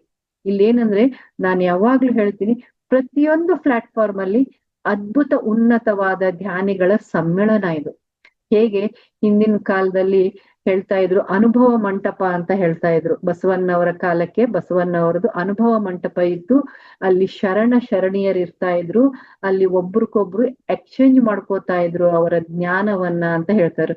ಈ ಎಲ್ಲ ಒಂದು ಯೂಟ್ಯೂಬ್ ಚಾನೆಲ್ಗಳಾಯ್ತು, ಈ ಧ್ಯಾನದ ಯೂಟ್ಯೂಬ್ ಚಾನೆಲ್, ಇಲ್ಲಿರುವಂತ ಗ್ರೂಪ್ಗಳು ಏನಿದೆ ಅಲ್ವಾ, ಧ್ಯಾನಿಗಳ ಗ್ರೂಪ್, ಇದು ಒಂದು ಅನುಭವ ಮಂಟಪವೇ. ಇಲ್ಲಿ ಕುಳಿತಂತವ್ರು ಎಲ್ರು ನಾವೇನಂದ್ರೆ ಏನಂದ್ರೆ ನಾವ್ ಯಾರು ಸಾಮಾನ್ಯದವ್ರಲ್ಲ. ಇವತ್ ನಾನ್ ಇಲ್ಲಿ ಮುಂದೆ ಕೂತಿದ್ದೀನಿ, ನಾಳೆ ನೀವು ಕುತ್ಕೋಬಹುದು. ಈಗ ನನಗೆ ಗೊತ್ತಿಲ್ದಂತ ವಿಷಯವನ್ನ ನಾವು ಚರ್ಚೆ ಮಾಡ್ಕೊಂಡು ಹೋದಾಗ, ನಾನು ಇಲ್ಲಿ ಕಲಿಯಕ್ಕೆ ಬಂದಿದ್ದೀನಿ, ಬರೀ ಹೇಳೋಕೆ ಬಂದಿದ್ದೀನ ಇಲ್ಲ, ನಿಮ್ಮ ಜ್ಞಾನದ ಅನುಭವಗಳನ್ನ ನೀವು ಶೇರ್ ಮಾಡುವಾಗ ನನಗೂ ಎಷ್ಟೊಂದು ಅನುಭವ ಸಿಗತ್ತೆ. ಯಾಕಂದ್ರೆ ನಿಮ್ ಜೊತೆ ನಾನು ಅನುಭವವನ್ನು ಹೊಂದಕ್ಕೆ ಬಂದಿದ್ದೀನಿ. ಸೊ ಹಾಗಿದ್ದಾಗ ನಮ್ದೆಲ್ಲರದು ಒಂದೇ ಜರ್ನಿ ಆಗಿದೆ ಇಲ್ಲಿ. ಸೊ ಹಾಗಾಗಿ ನಾವ್ ಎಲ್ಲರದು ಒಂದೇ ಜರ್ನಿ ಆಗಿದೆಯಪ್ಪ ಅಂತಂದ್ಮೇಲೆ, ನಾವು ಜರ್ನಿಯಲ್ಲಿ ಏನನ್ನ ಕಲಿಬೇಕಾಗಿದೆ ಅಂದ್ರೆ, ಆಗುವುದಾದ್ರೆ ಸೇತುವೆಯಾಗು, ಯಾವ್ದಕ್ಕೆ ಸೇತುವೆ ಆಗ್ಬೇಕಪ್ಪ ಅನ್ನುವಂತ ಒಂದು ವಿಷಯವನ್ನ ನಾನ್ ಹೇಳ್ತೀನಿ. ಯಾಕಂದ್ರೆ ನಮ್ಮ ಎಲ್ಲರ ಜೀವನದಲ್ಲಿ ನಮಗ್ ಗೊತ್ತು, ಜೀವನದಲ್ಲಿ ಸುಖನೂ ಇದೆ, ಶಾಂತಿನೂ ಇದೆ, ಅದ್ರ ಜೊತೆ ಕಷ್ಟ ಅನ್ನೋದಕ್ಕಿಂತ ಚಾಲೆಂಜಸ್ಗಳಿದಾವೆ. ಕಷ್ಟ ಅನ್ಕೊಳುದು, ಚಾಲೆಂಜಸ್ ನಮ್ಗೆ ಬರುವಂತ ಎಕ್ಸಾಮ್ಸ್ಗಳು. ಸೊ ಆ ಎಕ್ಸಾಮ್ಸ್ಗಳು ಬಂದಾಗ ನಾವು ಯಾವ ರೀತಿಯಾಗಿ ಅದನ್ನ ತೆಗೆದುಕೊಳ್ತೀವಿ ಅನ್ನೋದೇ ನಮ್ಮ ಜೀವನದ ನಿರ್ಧಾರವಾಗಿರುತ್ತೆ. ಸೊ ಹಾಗಾಗಿ ಇಲ್ಲಿ ನಾನು ಒಂದು, ನಿಮ್ಗೆ ಗೊತ್ತು ನಾನ್ ಬಂದ್ರೆ ಒಂದ್ ಯಾವ್ದಾದ್ರು ಒಂದ್ ಕಥೆಯನ್ನ ತಗೊಂಡ್ ಬಂದಿರ್ತೀನಿ ಅಂತ. ಇವತ್ತು ಕೂಡ ನಾನು ಒಂದು ಚಿಕ್ಕ ಕಥೆಯನ್ನ ನಿಮ್ ಮುಂದೆ ಶೇರ್ ಮಾಡ್ಕೋತೀನಿ. ಏನಂದ್ರೆ, ಸಂಗೀತದಲ್ಲಿ ಅದ್ಭುತವಾದ ಶಕ್ತಿ ಇದೆ ಅನ್ನುವಂಥದ್ದು. ಸೊ ನೋಡಿ, ನಾನು ಅದಕ್ಕೆ ಫಸ್ಟ್ ಹೇಳಿದೆ, ಸಂಗೀತಕ್ಕೆ ತಲೆದೂಗದೆ ಇರುವಂತ ಮನುಷ್ಯರು ಯಾರಾದ್ರೂ ಇದ್ದಾರ? ಮನುಷ್ಯರು ಬಿಡಿ, ಇವಾಗಿನ ಕಾಲದಲ್ಲಿ ಪ್ರಾಣಿಗಳೇ ತಲೆದೂಗ್ತಾ ಇದಾವೆ, ಪ್ರಾಣಿಗಳೇ ಏನಂದ್ರೆ ಡ್ಯಾನ್ಸ್ ಮಾಡ್ತಾ ಇದಾವೆ, ಯಾಕಂದ್ರೆ ಅವು ಅಷ್ಟು ಹೈಟೆಕ್ ಆಗ್ಬಿಟ್ಟಿದಾವೆ ಈಗ. ಸೊ ಅವರಲ್ಲೂ ಅಷ್ಟು ಬಂದ್ಬಿಟ್ಟಿದೆ. ಅಂದ್ರೆ ಸಂಗೀತಕ್ಕೆ ಆ ಒಂದು ಶಕ್ತಿ ಇದೆ. ನಮ್ಮ ಭಾರತದಲ್ಲಿ ನಮ್ಗೆಲ್ರಿಗೂ ಗೊತ್ತು, ಕೆಲವೊಂದು ಕವಿಗಳು ನಿಮ್ಗೆ ಗೊತ್ತು, ಮೇಘ ಮಾಲಾರ ರಾಗ ಅನ್ಸತ್ತೆ. ಸೊ ತಾನ್ಸೇನ್ ಅವ್ರು ಹಾಡಿದಾಗ ಮಳೆನೇ ಸುರಿಸಿದ್ರು ಅಂತ. ಅಂದ್ರೆ ಸಂಗೀತಕ್ಕೆ ಅಷ್ಟು ಶಕ್ತಿ ಇದೆ. ಕೆಲವೊಂದು ರಾಗಗಳು ಹೇಗಿದಾವಂದ್ರೆ ನಮ್ಮಲ್ಲಿರೋ ಬ್ಲಾಕೇಜ್ ಅನ್ನ ಕಳೆಯುವಂತ ಶಕ್ತಿ ಅದರಲ್ಲಿದೆ. ಅದಕ್ಕೆ ಸಂಗೀತ ಥೆರಪಿ ಅಂತ ಒಂದಿದೆ. ನಮ್ಗೇನಾದ್ರೂ ಜೀವನದಲ್ಲಿ ಏನಾದ್ರೂ ಸಮಸ್ಯೆಗಳು ಬಂದಾಗ, ಮೇಡಮ್ ಈ ರಾಗವನ್ನ ಕೇಳಿ, ಈ ರಾಗ ಸಂಯೋಜನೆಯಲ್ಲಿ ಆದಂತ ಸಾಂಗ್ ಅನ್ನ ಕೇಳಿ, ಹಾಡನ್ನ ಕೇಳಿ ಅಂತ ಹೇಳ್ತಾರೆ. ಅದಕ್ಕೆ ನೋಡಿ, ನಾವ್ ಯಾವಾಗಾದ್ರೂ ತುಂಬಾ ಬೇಜಾರಾದಾಗ ನಮ್ದೇ ಆದಂತ ಪ್ಲೇ ಲಿಸ್ಟ್ ಇರತ್ತಲ್ವಾ, ನಾವೇ ಇಷ್ಟಪಡುವಂತ ಹಾಡನ್ನ ಹಾಕೊಂಡಾಗ ನಮಗ್ ಗೊತ್ತಿಲ್ಲ, ಆ ರಾಗ ನಮಗ್ ಗೊತ್ತಿರಕ್ಕಿಲ್ಲ, ಅದನ್ನ ಹಾಕೊಂಡಾಗ ನಮ್ಮ ಮನಸ್ಸಿಗೆ ಅಷ್ಟು ಹಗುರವಾಗತ್ತೆ, ಅಷ್ಟು ಪ್ರೀತಿ ಬರುತ್ತೆ, ನಮ್ ಮೂಡೇ ಚೇಂಜ್ ಹೋಗ್ಲಿ ಬಿಡು ಆಗಿದ್ದಾಗ್ಲಿ ಅಂತ ಹೇಳ್ಬಿಟ್ಟು ಪಟ್ ಅಂತ ಎದ್ಬಿಡ್ತೀವಲ್ವಾ. ಆ ಶಕ್ತಿ ಎಲ್ಲಿದೆ ಅಂದ್ರೆ ಆ ರಾಗ ಸಂಯೋಜನೆಯಲ್ಲಿದೆ. ಹಾಗೆ ಅಲ್ಲಿ ಬರುವಂತ ಲಿರಿಕ್ಸ್ ಗಳಲ್ಲಿ ಕೆಲವೊಂದು ಲಿರಿಕ್ಸ್ ನೋಡಿ, ನಾನು ಯೂಶುವಲಿ ಹೇಳ್ತಾ ಇರ್ತೀನಿ ಏನಂದ್ರೆ, ನಮ್ಮ ಗ್ರೂಪಿನಲ್ಲಿ ನಮ್ದೇ ಆದಂತ 2 ಹೇಗೆ ನ್ಯಾಷನಲ್ ಎಂತಮ್ ಇದೆ, ನಮ್ಮ ಗ್ರೂಪಿಂದ 2 ಎಂತಮ್ ಸಾಂಗ್ ಇದೆ. ನಮ್ ಗ್ರೂಪಿನಲ್ಲಿ 2 ಸಾಂಗ್ ಇದೆ. ಒಂದೇನಂದ್ರೆ ನೋಡಿ, ಅಲ್ಲಿ ನಮ್ ಗ್ರೂಪಿನಲ್ಲಿ ಇರೋರು ಕೆಲವರು ತಲೆ ಅಲ್ಲಾಡ್ತಾರೆ. ಏನಪ್ಪಾ ಅಂದ್ರೆ, ಒಂದು ಹಿಂದಿ ಸಾಂಗು, कुछ तो लोग कहेंगे, लोगों का काम है कहना, छोड़ो बेकार की बातों को हमें आगे जाना ಅಂತ ಹೇಳ್ತೀನಿ ನಾನು. ಇದು ಒಂದು ವರ್ಡ್ ಅನ್ನ ನಾನು ಚೇಂಜ್ ಮಾಡಿದೀನಿ. ಏನಂದ್ರೆ, ಜನ ಏನಾದ್ರೂ ಅಂತ ಇರ್ತಾರೆ, ಯಾವಾಗ್ಲೂ ಅಂತ ಇರ್ತಾರೆ, ಅವ್ರ ಬಗ್ಗೆ ತಲೆ ಕೆಡ್ಸ್ಕೊಂಡ್ ಕುತ್ಕೊಂಡ್ರೆ ನಾವು ಇಲ್ಲೇ ಸ್ಟ್ರಕ್ ಆಗ್ಬೇಕಾಗತ್ತೆ ಅಂತ ಹಿಂದಿ ಹಾಡು. ಇನ್ನೊಂದು ನಮ್ಮೆಲ್ಲರ ಫೇವ್ರೆಟ್ ನಟ ಸಾರ್ವಭೌಮ ಅಂತ ಹೇಳ್ತೀವಿ, ರಾಜ್ಕುಮಾರ್ ಅವ್ರದ್ದು ಒಂದು ಹಾಡ ಇದೆ. ಏನು, ಎಮ್ಮೆ ನಿನ್ನ ನೆಮ್ಮದಿಗೆ ಭಂಗವಿಲ್ಲ, ಯಾವುದು, ಯಾರೇ ಕೂಗಾಡಲಿ ಊರೇ ಹೋರಾಡಲಿ ಎಮ್ಮೆ ನಿನಗೆ ನೆಮ್ಮದಿಗೆ ಭಂಗವಿಲ್ಲ ಅಂತೀವಲ್ಲ, ಹಾಗೆ ಏನೇ ನಮ್ ಬಗ್ಗೆ ಅನ್ಲಿ, ಬೈತಾರ ಬೈಕೊಳ್ಳಿ, ನಮ್ ಬಗ್ಗೆ ಡಿಫೇಮ್ ಮಾಡ್ತಾರ ಡಿಫೇಮ್ ಮಾಡ್ಲಿ, ನಮ್ಗೆ ಅಪಮಾನ ಮಾಡ್ತಾರ ಮಾಡ್ಲಿ, ಏನ್ ಮಾಡ್ತೀರ ಅದ್ ನಿಮಗ್ ಬಿಟ್ಟಿದ್ದು. ನಾನು ನನ್ನ ಜೀವನವನ್ನ ಯಾರಿಗೂ ತೊಂದ್ರೆ ಕೊಡ್ದಂಗ್ ನಾನು ನಡ್ಸ್ಕೊಂಡ್ ಹೋಗ್ತಿದ್ದೀನಪ್ಪ ಅಂತ ಅನ್ಕೊಂಡು, ನಿಮಗ್ ತುಂಬಾ ಬೇಜಾರಾದಾಗ ಈ ಸಾಂಗ್ ಅನ್ ಕೇಳಿ ನೋಡಿ, ನಿಮ್ ಮನಸ್ಸು ಹೆಂಗ್ ಚೇಂಜ್ ಆಗತ್ತೆ. ಯಾಕಂದ್ರೆ ಅಷ್ಟು ಅದ್ಭುತವಾದ ಒಂದು ಲಿರಿಕ್ಸ್ ಇದೆ ಅದ್ರಲ್ಲಿ. ಆ ಶಬ್ದದಲ್ಲಿ ಏನ್ ಶಕ್ತಿ ಇದೆ ಅಂದ್ರೆ, ಅದಕ್ಕೆ ಹೇಳ್ತಾರೆ ರವಿ ಕಾಣದನ್ನ ಕವಿ ಕಾಣ್ತಾನೆ ಅಂತ ಒಂದು ಶಕ್ತಿ ಆ ಹಾಡಿನಲ್ಲಿದೆ. ನಿಮ್ಗೆ ಯಾವಾಗಾದ್ರೂ ಇಷ್ಟ ಆದ್ರೆ ಯಾರೇ ಕೂಗಾಡಲಿ ಮುಂಚೆ ಕೇಳಿರ್ತೀರಾ, ಇವಾಗ ಕೇಳಿ ನೋಡಿ ಎಷ್ಟು ಚೆನ್ನಾಗಿದೆ ಅಂತೆ. ಸೊ ಹಾಗಾಗಿ ಸಂಗೀತದಲ್ಲಿ ಅದ್ಭುತವಾದ ಶಕ್ತಿ ಇದೆ ಅನ್ನುವಂತ ಏನಂದ್ರೆ ಒಂದು ಕಥೆಯನ್ನ ನಾನ್ ನಿಮ್ ಹತ್ರ ಶೇರ್ ಮಾಡ್ಕೊತಾ ಇದ್ದೀನಿ.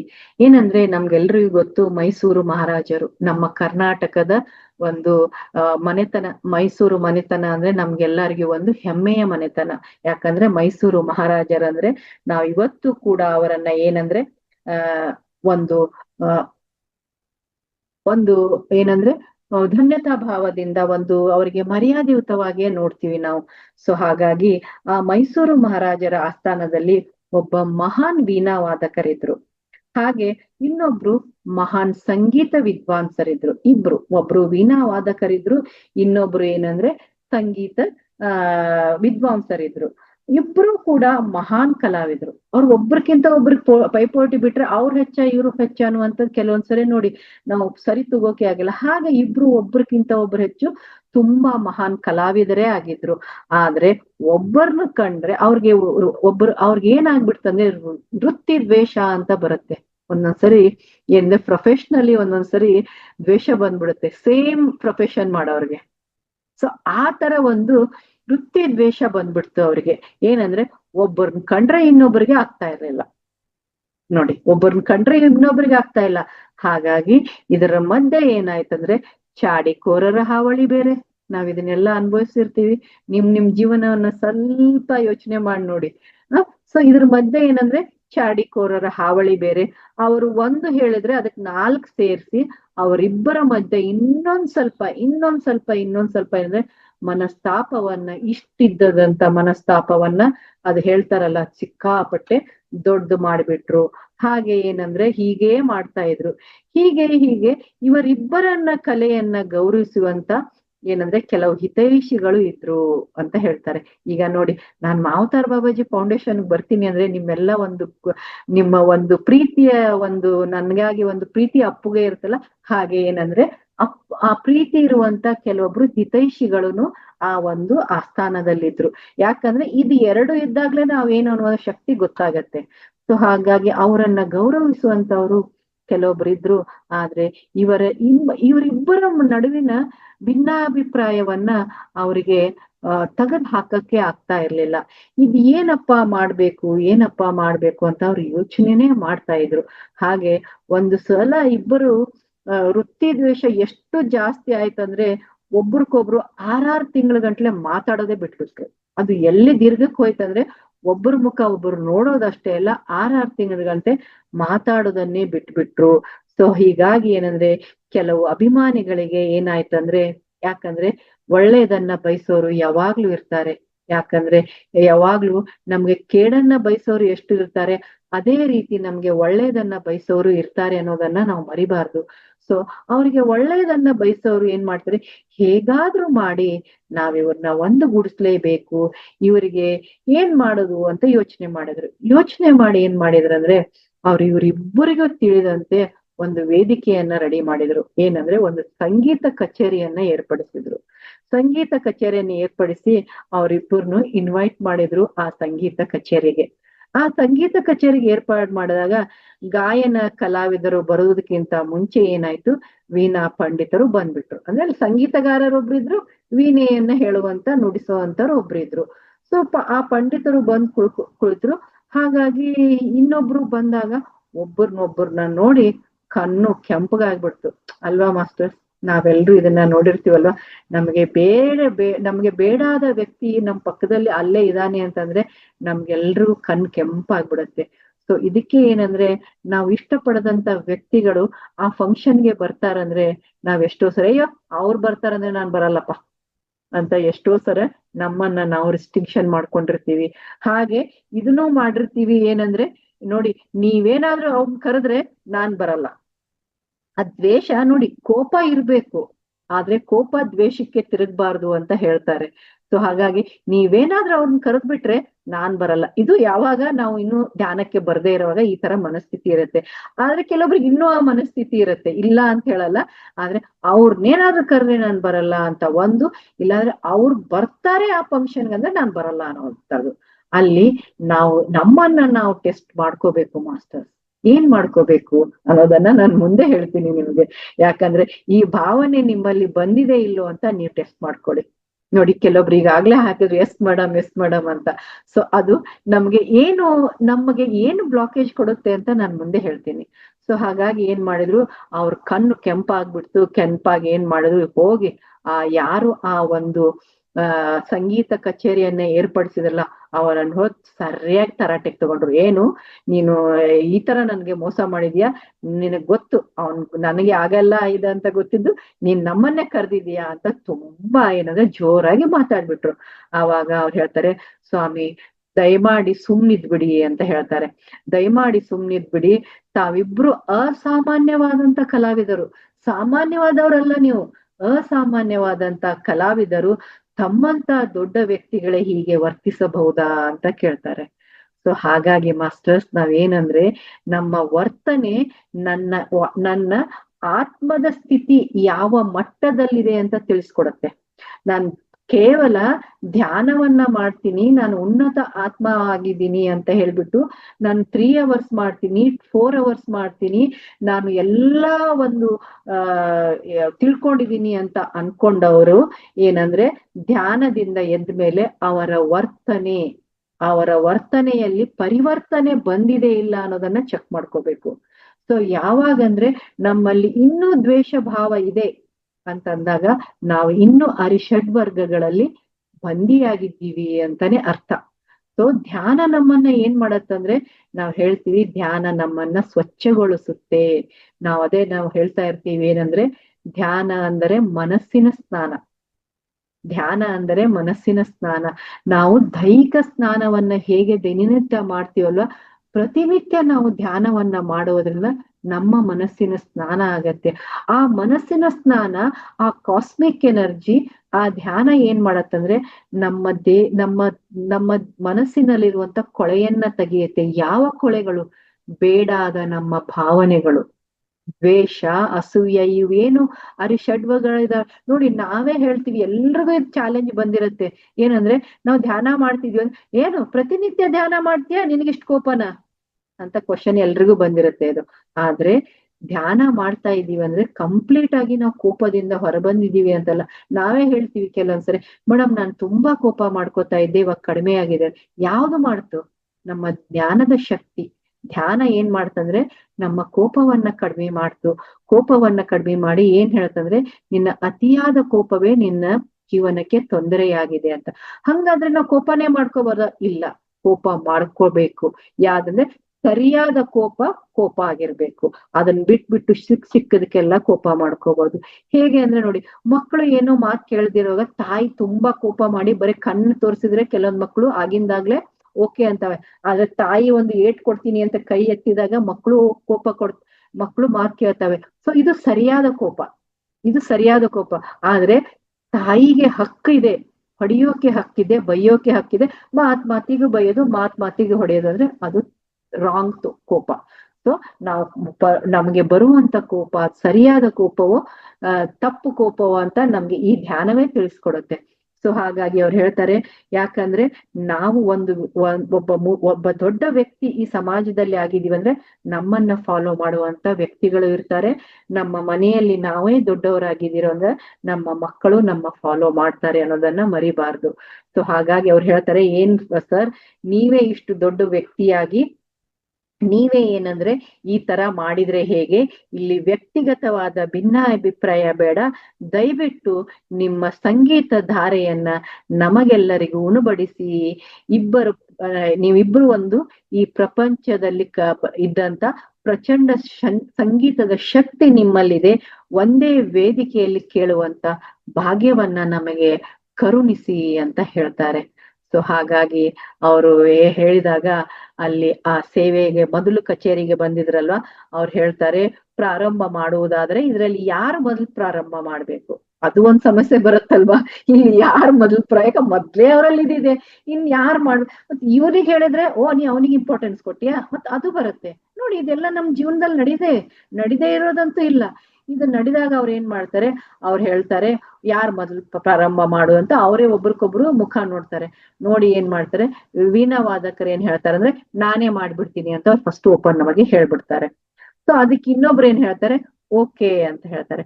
ಆದ್ರೆ ಆ ವೀಣಾ ವಾದಕರು ಹೇಳ್ತಾರೆ ಏನ್ ಹೇಳ್ತಾರೆ ಅಂದ್ರೆ, ನೋಡಿ ನನ್ನ ಕಚೇರಿ ಮುಗಿದ ತಕ್ಷಣ ನಾನು ಪ್ರಾರಂಭ ಮಾಡ್ತೀನಿ, ನನ್ ಕಚೇರಿ ಮುಗಿದ ತಕ್ಷಣ ನಾನು ಇಲ್ಲಿಂದ ಎದ್ದು ಹೋಗ್ಬಿಡ್ತೀನಿ ಅಂತ ಹೇಳ್ತಾರೆ ಅವರು. ಆಯ್ತು ಅಂತ ಹೇಳ್ತಾರೆ ಅವರು. ಆಯ್ತು ಅಂತ ಹೇಳಿದಾಗ ಆ ವೀಣಾ ವಾದಕರು ಏನ್ ಮಾಡ್ತಾರೆ, ಅವರ ವೀಣೆಯನ್ನ ಬಾರ್ಸೋಕೆ ಸ್ಟಾರ್ಟ್ ಮಾಡ್ತಾರೆ. ಸೊ ಹಾಗೆ ಅವರು ಯಾವ ರೀತಿಯಾಗಿ ಆ ವೀಣೆಯನ್ನ ಬಾರಿಸ್ತಾ ಇರ್ತಾರೆ, ಹಾಗೆ ಅಲ್ಲಿ ಕುಳಿತಂತ ಎಲ್ಲರ ಹೃದಯದ ತಂತಿ ಆ ವೀಣಾವಾದನ ಮಿಡಿಯೋಕೆ ಸ್ಟಾರ್ಟ್ ಆಗತ್ತೆ. ಸೊ ಹಾಗಾಗಿ ಆ ವೀಣಾವಾದದ ತಂತಿಯಲ್ಲಿ ಹೇಗಿತ್ತಂದ್ರೆ ಮೀಡ್ತಾ ಒಂದು ಅದ್ಭುತವಾದ ಅಲೆನೇ ಏರ್ಪಡತ್ತೆ ನೋಡಿ. ಯಾಕಂದ್ರೆ ಅಲ್ಲಿ ನಾವು ಆ ಸಂಗೀತದ ಶಕ್ತಿಗೆ ಮಾರು ಹೋಗ್ಬಿಡ್ತೀವಿ. ಯಾಕಂದ್ರೆ ಆ ನಮ್ಮ ಹೃದಯ ಚಕ್ರವನ್ನ ಅದು ಏನ್ ಮಾಡತ್ತೆ, ಓಪನ್ ಮಾಡತ್ತೆ. ಸೊ ಅದಕ್ಕೆ ನಾವೆಲ್ಲರೂ ತಿಳ್ಕೊಬೇಕು ಮಾಸ್ಟರ್ಸ್, ಏನಂದ್ರೆ ನಾವು ಧ್ಯಾನದಲ್ಲಿ ಇದ್ದೀವಿ ಅಂದ್ರೆ ನಾವ್ ಯಾವ್ದಾದ್ರೂ ಒಂದು ಕಲೆಯನ್ನ ನಾವು ಕಲ್ತ್ಕೋಬೇಕು. ಅದಕ್ಕೆ ಪತ್ರಿಜಿ ಗುರುಗಳು ಏನಂದ್ರೆ ಯಾವಾಗ್ಲೂ ಕೊಳಲವಾದವನ್ನ ನುಡಿಸ್ತಾ ಇದ್ರು. ಇಲ್ಲಿ ಒಂದು ಟಿಪ್ಸ್ ಇದೆ ನಮ್ಗೆ, ಏನಂದ್ರೆ ನಮ್ಮ ಸ್ವಾಧಿಷ್ಠಾನ ಚಕ್ರ ಆಕ್ಟಿವೇಟ್ ಆಗ್ಬೇಕಾದ್ರೆ ನಾವು ಈ ತರ ಸಂಗೀತ ವಾದ್ಯವನ್ನ ನುಡಿಸುವುದು ಅಂತಾದ್ರೂ ಆಯ್ತು, ಹಾಡನ್ನ ಹಾಡುವುದಂತಾದ್ರೂ ಆಯ್ತು, ಅಥವಾ ಯಾವುದೇ ಒಂದು ಕಲೆ, ಅದು ಬರೀ ಸಂಗೀತ ಅಷ್ಟೇ ಅಂತಲ್ಲ, ಯಾವ್ದಾದ್ರೂ ಕಲೆಯನ್ನ ನಾವು ಖಂಡಿತವಾಗಿಯೂ ನಮ್ಮಲ್ಲಿ ನಾವು ಅಳವಡಿಸ್ಲೇಬೇಕು. ನಮ್ಗೆ ನೋಡಿ ಚಿಕ್ಕವರಿರುವಾಗ ಇರತ್ತೆ, ನಾನೇನೋ ಹಾಡ್ ಕಲಿಬೇಕು ಅಂತ, ಅವಾಗ ಆಗಿರಲ್ಲ. ಅದನ್ನ ಹಾಡಿ, ನಿಮ್ಗೆ ಹಾಡಕ್ ತುಂಬಾ ಇಷ್ಟ ಇರತ್ತೆ, ಯಾರೋ ಅಂದಿರ್ತಾರೆ ಏನ್ ಧ್ವನಿಯಪ್ಪ ನಿಂದು, ಅಯ್ಯೋ ನಿನಗ್ ಬೇಡವಾ ಬಿಟ್ಕೋ ನಾನ್ ಹಾಡ್ತೀನಿ. ನಾನ್ ಕತ್ತೆ ತರ ಹಾಡ್ತೀನೋ ಯಾರ್ ತರ ಹಾಡ್ತೀನೋ ಗೊತ್ತಿಲ್ಲ, ನನಗ್ ಹಾಡಕ್ ಇಷ್ಟ ಅಂತ ನಾವು ಹಾಡೋಕೆ ಸ್ಟಾರ್ಟ್ ಮಾಡಿದ್ರೆ, ಬರೀ ರಂಗೋಲಿ ನನ್ಗೆ ಹಾಕಕ್ ಇಷ್ಟ ಅಂತ ರಂಗೋಲಿ ಹಾಕಕ್ ಸ್ಟಾರ್ಟ್ ಮಾಡಿದ್ರೆ, ಪೇಂಟಿಂಗ್ ಮಾಡಕ್ಕೆ ಇಷ್ಟ ಅಂತ ಪೇಂಟಿಂಗ್ ಅನ್ನ ಒಂದು ಯಾವ್ದಾದ್ರೂ ಒಂದು ಕಲೆನ ನಮ್ ಜೀವನದಲ್ಲಿ ಅದೇ ಇದೆ ಅಂತಲ್ಲ, ನಿಮ್ಮದೇ ಇಷ್ಟ ಇರುವಂತ ಹಾಬಿಯನ್ನ ನೀವು ಪ್ರತಿನಿತ್ಯ ಮಾಡುವುದ್ರಿಂದ ನಿಮ್ಮ ಸ್ವಾದಿಷ್ಠಾನ ಚಕ್ರ ಆಕ್ಟಿವೇಟ್ ಆಗತ್ತೆ. ಸೊ ಅಲ್ಲಿ ನಮ್ಗೇನಂದ್ರೆ ಕ್ರಿಯೇಟಿವಿಟಿ ಜಾಸ್ತಿ ಆಗತ್ತೆ. ಸೊ ಅದಕ್ಕೆ ಪತ್ರಿಜಿ ಗುರುಗಳು ಕೊಳಲು ವಾದವನ್ನ ನುಡಿಸ್ತಾ ಇದ್ರು, ಅದಕ್ಕೆ ಹೇಳ್ತಾ ಇದ್ರು ಯಾವ್ದಾದ್ರು ಒಂದು ಕಲೆಯನ್ನ ನೀವು ಕಲ್ತ್ಕೊಳ್ಳಿ ಅಂತ. ಸೊ ಹಾಗಾಗಿ ಏನಾಯ್ತಲ್ಲಿ, ಎಲ್ಲರೂ ಅದ್ಭುತವಾದ ಆ ತಂತಿ ವೀಣೆಯ ಮಿಡಿತವನ್ನ ಕೇಳಿ ಅಲ್ಲಿ ಎಲ್ಲರ ಹೃದಯವು ತುಂಬಾ ಖುಷಿಯಿಂದ ಮೊಳಿ ಹೋಯ್ತು.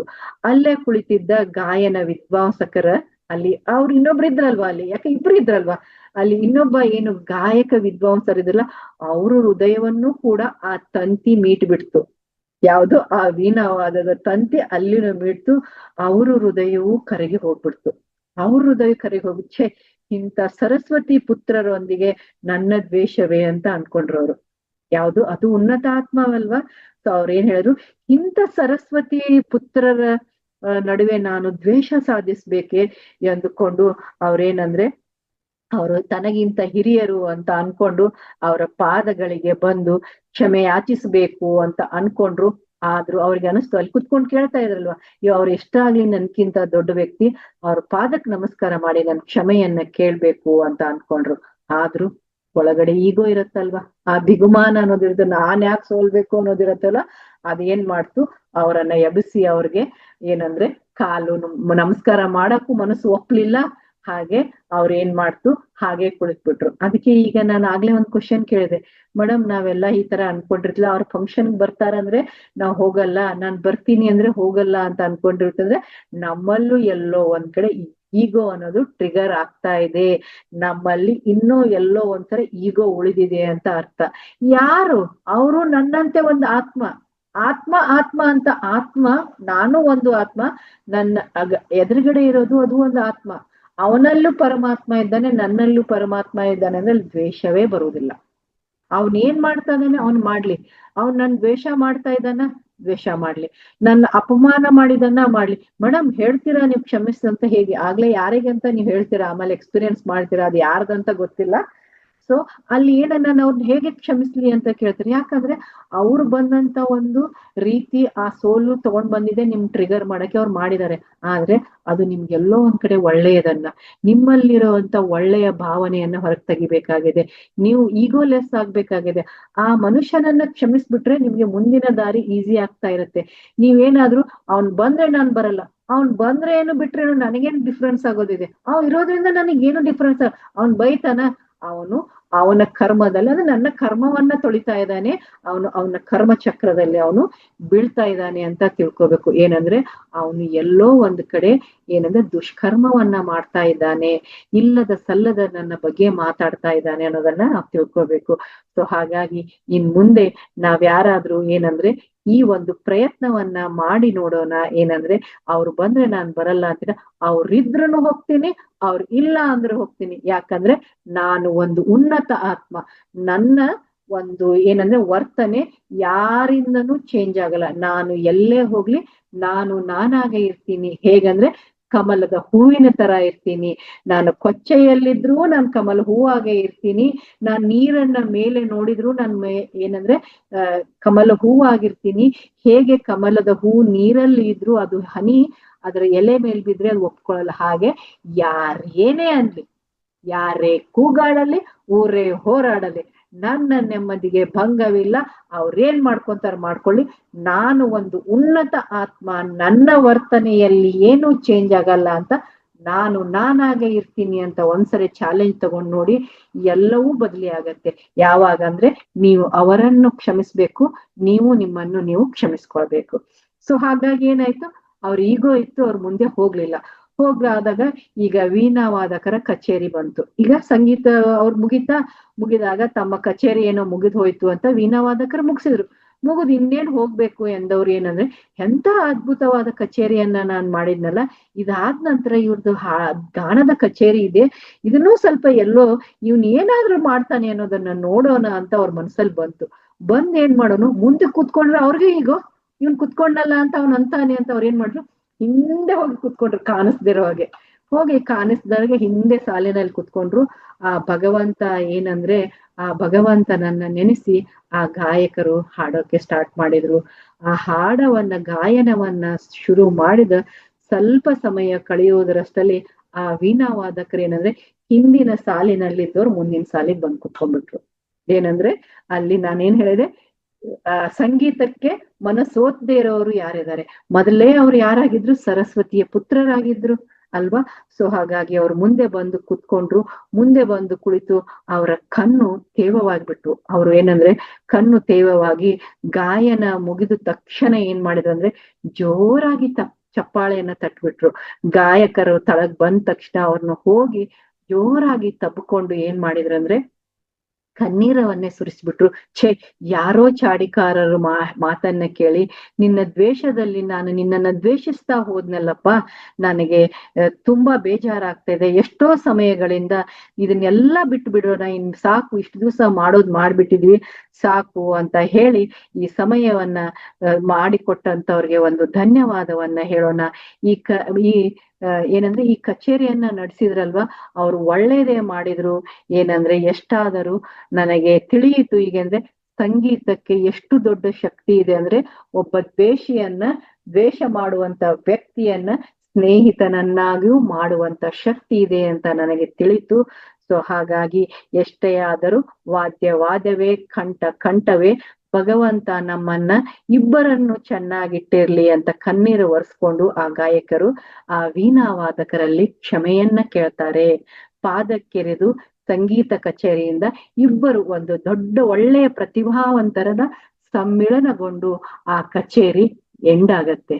ಸೊ ಆ ವೀಣಾ ವಾದಕರು, ಆ ಸಂಗೀತ ಕಲಾವಿದರು ಬೇರೆ ಯಾರು ಅಲ್ಲ ಮಾಸ್ಟರ್ಸ್, ನಮ್ಮ ಕರ್ನಾಟಕದ ಸಂಗೀತದ ಮಹಾವಿದ್ವಾನರಾದಂತ ವೀಣಾ ವಾದಕರಾದಂತ ವೀಣೆ ಶೇಷಣ್ಣನವರು. ವೀಣಾ ಶೇಷಣ್ಣನವರು ಯಾರಿಗ್ ಗೊತ್ತಿಲ್ಲ. ಸೊ ಇದು ನಡೆದಿದ್ದು ನೈಜ ಕಥೆ.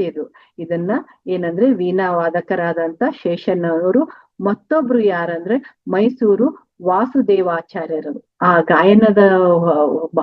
ಗಾಯತ್ವವನ್ನು ಹೊಂದಿದವರು ವಾಸುದೇವಾಚಾರ್ಯರಾಗಿದ್ರು ಮಾಸ್ಟರ್.